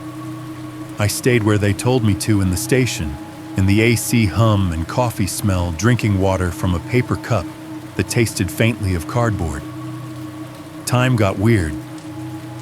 At some point, someone tapped a granola bar onto the desk in front of me. At another, a lieutenant walked by, clapped my shoulder once, and said something that was probably meant to be comforting, but evaporated before I could catch it. Every time the front door buzzed, my head jerked up, expecting to see Leah step through it by mistake. She never did. Mid-morning, the detectives came back. The bullpen's noise dimmed a little when they walked in. Word had gotten around. People pretended not to stare. Kerrigan came straight to my desk, a thin folder in his hand. He dropped into the chair across from me, the hinges squeaking. "How'd it go?" I asked. My voice sounded too steady for how my chest felt. He opened the folder, glanced down at the notes inside, then looked up at me. "You sure it was Maple Street Styles?" he asked. "Yes," I said. "Big pink sign scissors logo smells like burned hair when you open the door." I parked right out front. He nodded. We were there when they opened. Bell on the door front desk. 3 chairs occupied within 10 minutes. Just like you said. I could almost hear the bell, the chiming that had mixed with my own anticipation when I'd pulled up the night before. "We talked to everybody on shift," Kerrigan went on. "Stylists, the woman at the desk, the owner in the back office. We asked about Aaliyah, first name only. No one recognized it. Maybe she uses a different name at work," I suggested. "A nickname." "Thought of that," he said. So we described her. Age approximate, height, hair, color, the way she was dressed when you saw her. Showed them this. He slid a glossy printout across the desk toward me. It was one of her profile photos cropped tight to her face. Slight smile, head tilted. The kind of picture you take 15 times before you get it right. "They've never seen her," he said. "Not as an employee, not as a walk-in client, not as a friend hanging around. Owner pulled out her hiring file names and headshots from the past 2 years. Nobody even close." "Maybe she just started," I said, hearing the desperation in my own argument. "Like this week." "Owner checked her payroll system," he said gently. Showed me the roster. "She hasn't hired anyone new in months." My mouth felt dry again. I reached for the cup, found it empty. Crumpled it instead. "What about cameras?" I asked. "There's one over the door." "I saw it. We pulled that," he said. "Well, we tried. System's old. They only keep footage for 48 hours, then it loops." Guess what? He didn't wait for my answer. "Owner thinks it's been glitching," he said. "Goes down randomly, comes back up. Last complete day of footage was 3 days ago. Yesterday's file is corrupted. Won't play. Corrupted. Like someone had taken an eraser to the exact stretch of tape that mattered." "What about the street cams?" I leaned forward now. "The one at the corner for the crosswalk. Guys at traffic." "Already on." They took my formal statement just before sunrise. By then, the adrenaline had burned off, leaving something flat and shaky underneath. I sat in a small interview room with cinder-block walls, painted a tired off-white, a plastic pitcher of water sweating on the table between us. The overhead fluorescent hummed, flickering just enough to be annoying.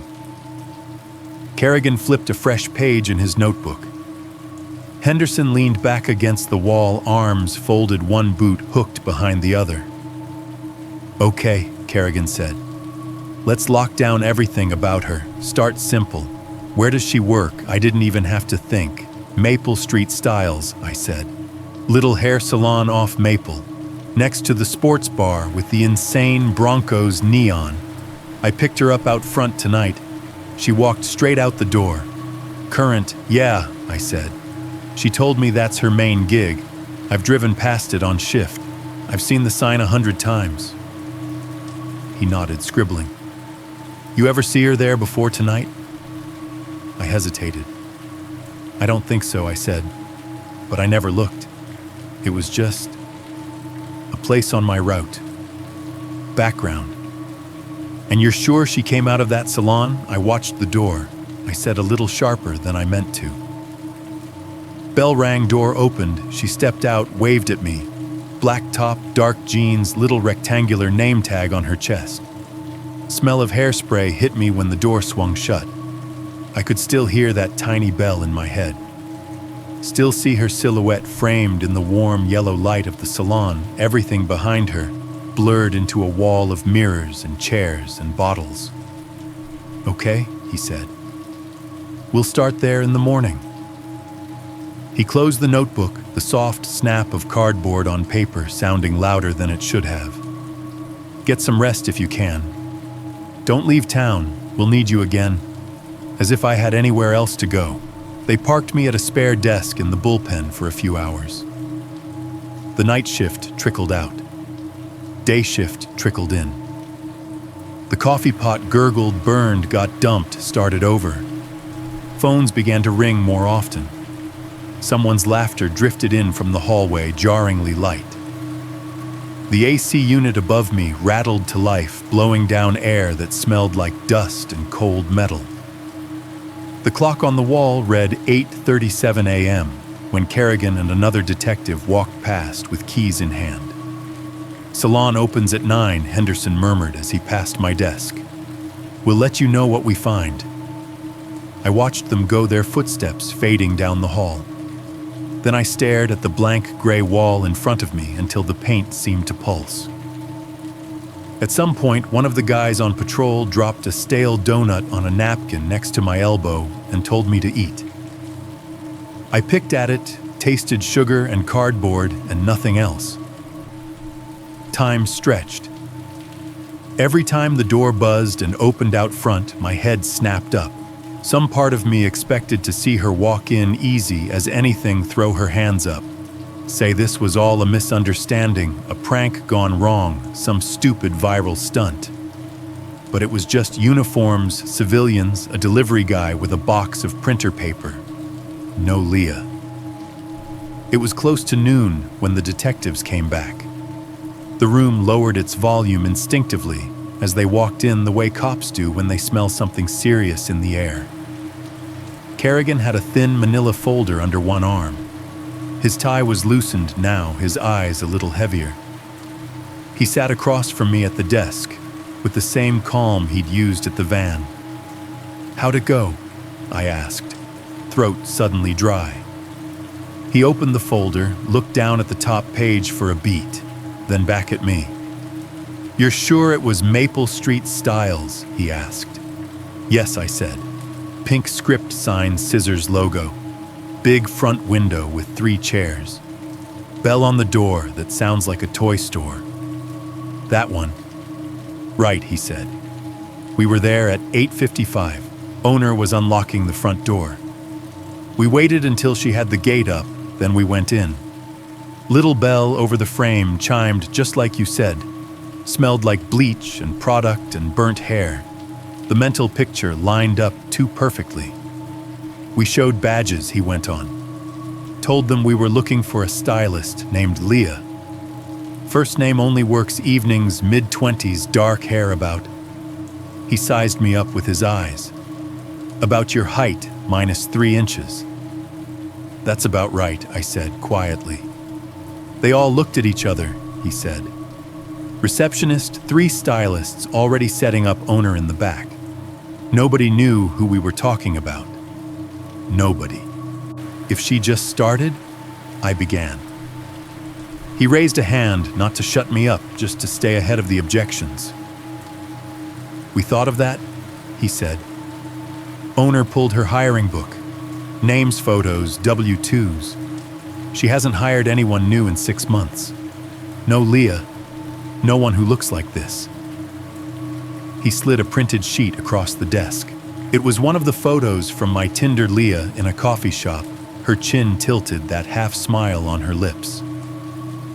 We got this off your app, he said. Showed it around.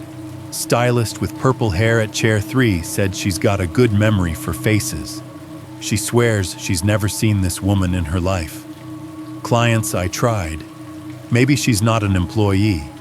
Maybe she just hangs out there. Has a friend. Gets her hair done. We asked that too, he said. Owner says she runs a pretty tight ship. Regular clients, walk-ins. Nobody who looks like this has been in enough to make an impression.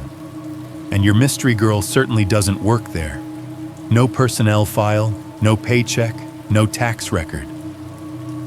But she walked out of that door, I insisted. I could hear the edge in my voice and didn't bother to sand it down. I was parked at the curb. I watched the handle turn.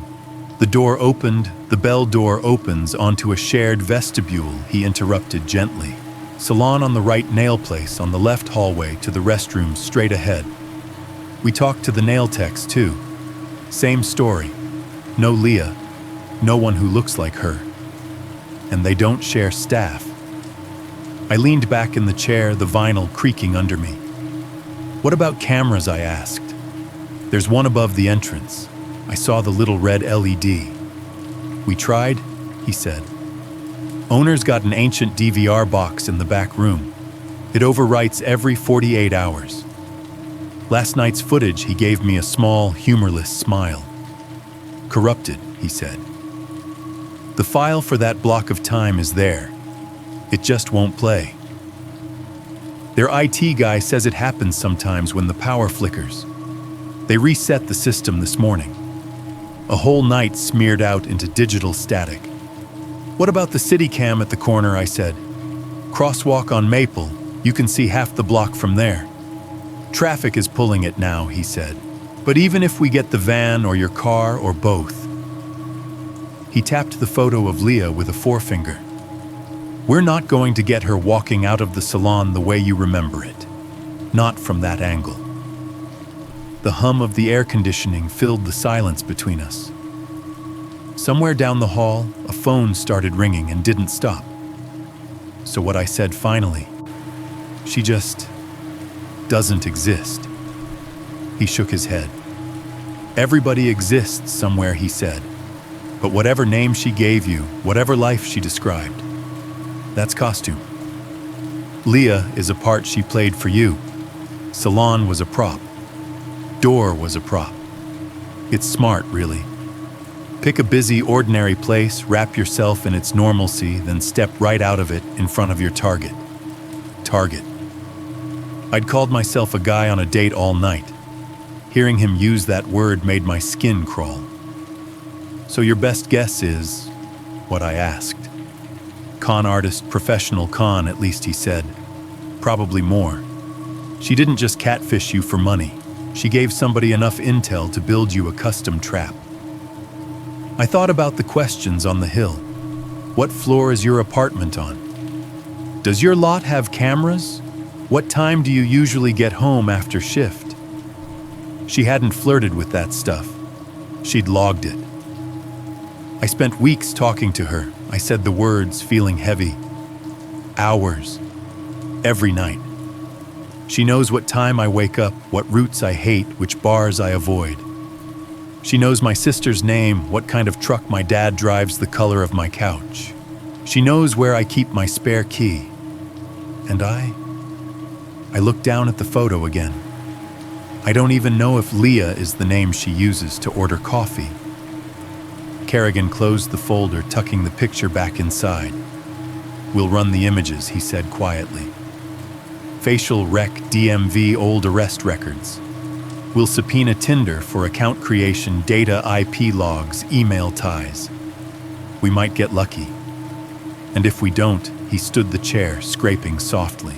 Then you treat her the way you'd treat a suspect you saw in a ski mask, he said.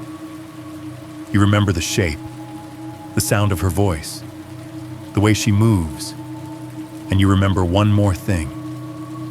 What's that? She knows you, he said, better than she should. And there's almost nothing on paper that says she was ever here. After he walked away, I sat there alone at the desk, staring at the empty patch of wall above the computer monitor. The air conditioner clicked off with a soft thunk, leaving a deeper silence in its wake.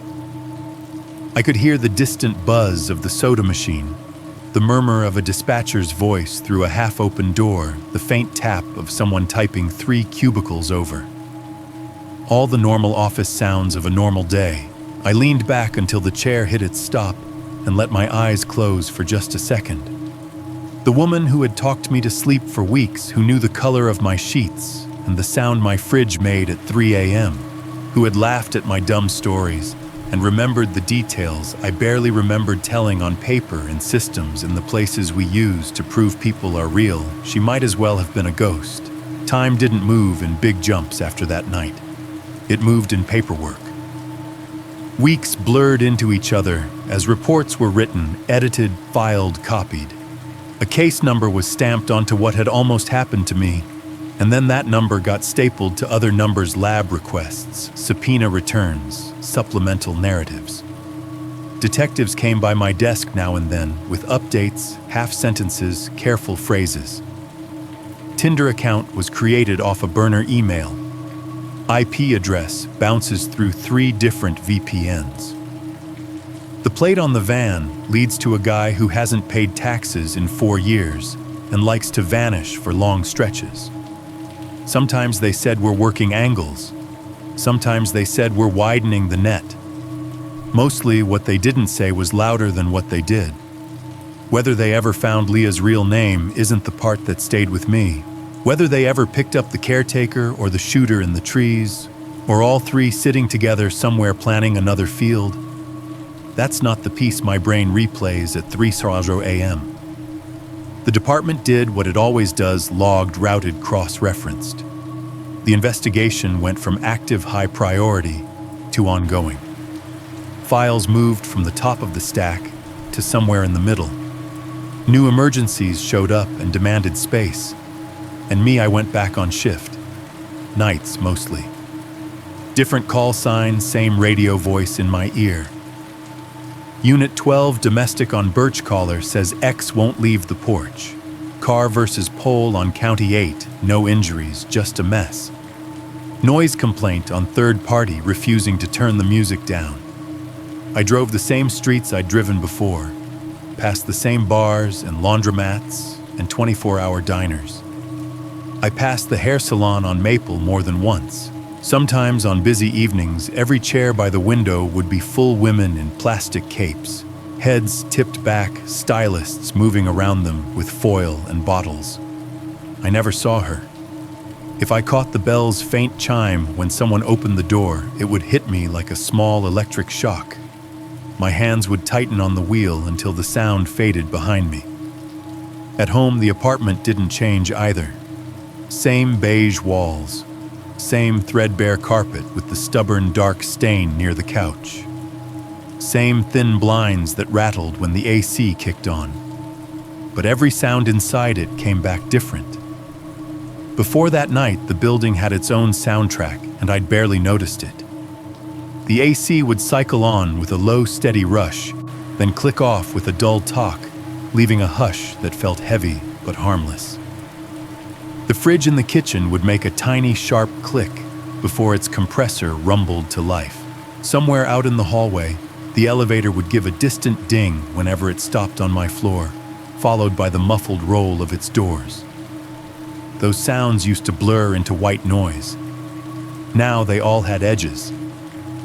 Lying in bed after shift, staring at the blank patch of ceiling above the window, I could hear each of them like separate entries in a log. AC on, AC off, fridge click, elevator ding, car doors down in the lot too, those especially. You learn to distinguish them when you live in an apartment building long enough. A compact sedan closes with a lighter smack. Old pickup trucks have heavier doors that need a little lift. SUVs have that hollow thud with a hint of echo. And then there's the way a van sounds. The engine is deeper, more of a chest vibration than a whine. There's a particular low shudder when someone slams a cargo door instead of a passenger one. The idle is different, too thick and uneven, like it wants to go somewhere, even when it's standing still. Before it was just another category in my brain, van, truck, car. After every time a van pulled into the lot outside any van, that sound rooted itself in my chest. Once in a while, very late, I'd hear it. The rumble of a larger engine turning over beneath my window, not quite directly below, but close. Not the quick start-stop of someone late for work. Not the familiar cadence of my neighbor's vehicles. This one would come alive, growl for a few seconds, settle into a heavy idle that I could feel through the thin floor. It would sit there vibrating the air vents, making the glasses in the kitchen cabinet hum almost imperceptibly. No footsteps, no doors slamming, just that engine running, waiting, and then after a minute or two, it would cut off. The sudden absence of sound was almost louder than the noise had been. Silence flooding back in. The first time it happened, I got halfway to the window before I stopped. Old instincts said, look. Training said, observe, gather details, license plates, faces, get eyes on the threat, be proactive. But every part of me that remembered standing in that field with the van's nose almost touching my bumper and Leah already aligned with the other side balked. I stood in the dark, in the middle of my living room heartbeat, drumming in my ears and stared at the blinds without touching them. If I looked and saw a van that matched that shape, that color, that age, what then call it in tell dispatch? I heard an engine that made me feel the way a bad memory felt, ask a patrol unit to cruise the lot because my stomach didn't like the sound of an exhaust note. Sometimes looking doesn't buy you safety. Sometimes looking just gives you details you can't unknow. After that, when I heard that specific kind of idle in the lot, I stayed where I was. I let the sound be just a sound. I let it start. I let it stop. I watched the ceiling instead of the window and counted my own breathing to drown it out. In bed on nights when the calls had been light and the apartment seemed too quiet, my mind liked to run exercises I never asked for. Alternate timelines. There's one where I left my gun at home. First date, trying not to be that guy wanting to show I could be normal for one evening. The van blocks us in, they ask for my keys and wallet, I see the pipes, and I do what they say. Because what else is there to do? Hands up. Keys handed over. Wallet tossed. Get in the back, someone says. We just need to get you somewhere out of the way. It'll be quick. In that version, I tell myself I'm cooperating because it's safer, because money and a car can be replaced. I maybe even climb into the van thinking the worst I'll get is a beating and a stolen vehicle. The door slides shut. End of that timeline. There's another where I have the gun but decide not to push it. I give them the keys, the wallet. I demand they leave us there and take the car. They smile, nod, agree, then tell us to just sit tight for a minute. In that one, they don't need me to get in the van. They make me walk into the trees. One more where I chase them deeper, instead of turning back at the first shots. I push forward into the dark, trying to flank them, thinking like an officer instead of a guy who just nearly became cargo. I don't see where the third shooter is.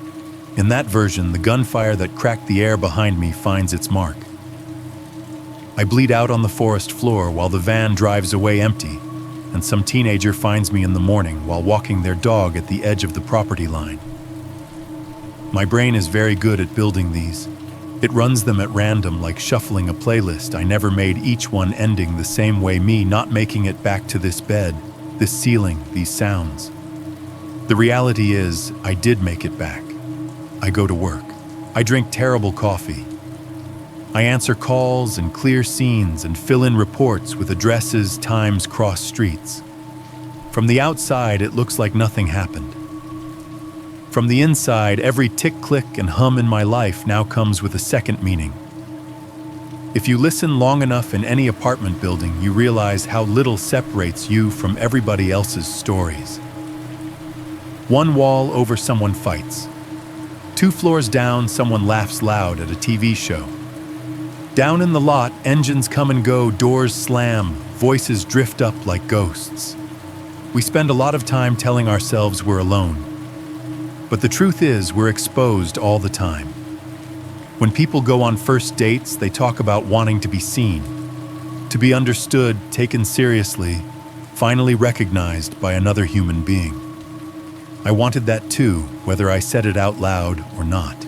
I thought I was telling my story to someone on the other end of a phone, someone who liked late-night drives and coffee and hiking and the same stupid memes I did. I thought for a few weeks that I'd gotten lucky, that moving to a new city and getting my heart broken, had somehow lined me up with exactly the right person at exactly the right time. Now lying in the dark with the AC cycling and the fridge clicking and the elevator dinging somewhere out in the hall, I know better. Some people go on first dates hoping to finally be seen. I went on mine and realized I was never being seen at all. I was being selected. This story isn't just about a bad Tinder date or a narrow escape from a crime scene in the woods. At its core, it's about how loneliness, grief, and the desire to be understood can quietly rewire our sense of danger. The narrator isn't stupid or careless. He's a trained police officer who knows how to read people, read rooms, and read risk. And yet, after a breakup and weeks of emotional floating, he still walks straight into a trap he would normally see a mile away. That's the first thing worth reflecting on, how heartbreak and isolation can soften our boundaries. When you feel unseen, being chosen feels like oxygen. Leah doesn't just flirt. She listens, remembers details, reflects his life back to him. She offers what his ex has just taken away: attention, curiosity, the sense that his story matters. The horror is not only that she uses this information to set him up, but that while she's doing it, it feels like care. The second layer is about intuition. The story is full of tiny red flags, the strange access road that doesn't feel like a real park entrance, the van that blocks instead of passing, Leah's scripted conversations, her silence when things get dangerous, the way she asks about his apartment, his schedule, his gun. Each moment is a small internal "this isn't right," and each time he overrides it because he doesn't want to be paranoid, doesn't want to ruin the night, doesn't want to be the weird cop who assumes the worst. The positive takeaway isn't trust no one. It's more subtle: trust yourself more. Your discomfort isn't drama, it's data. This story shows that tuning into that quiet unease can be life-saving, and that ignoring it often comes from wanting to be liked, not from logic. Another important point is resilience. He doesn't become a superhero. He panics, makes mistakes, drops the phone, chases too far into the trees. But when it counts, his training and his refusal to freeze save him. He doesn't win a clean victory. He just survives.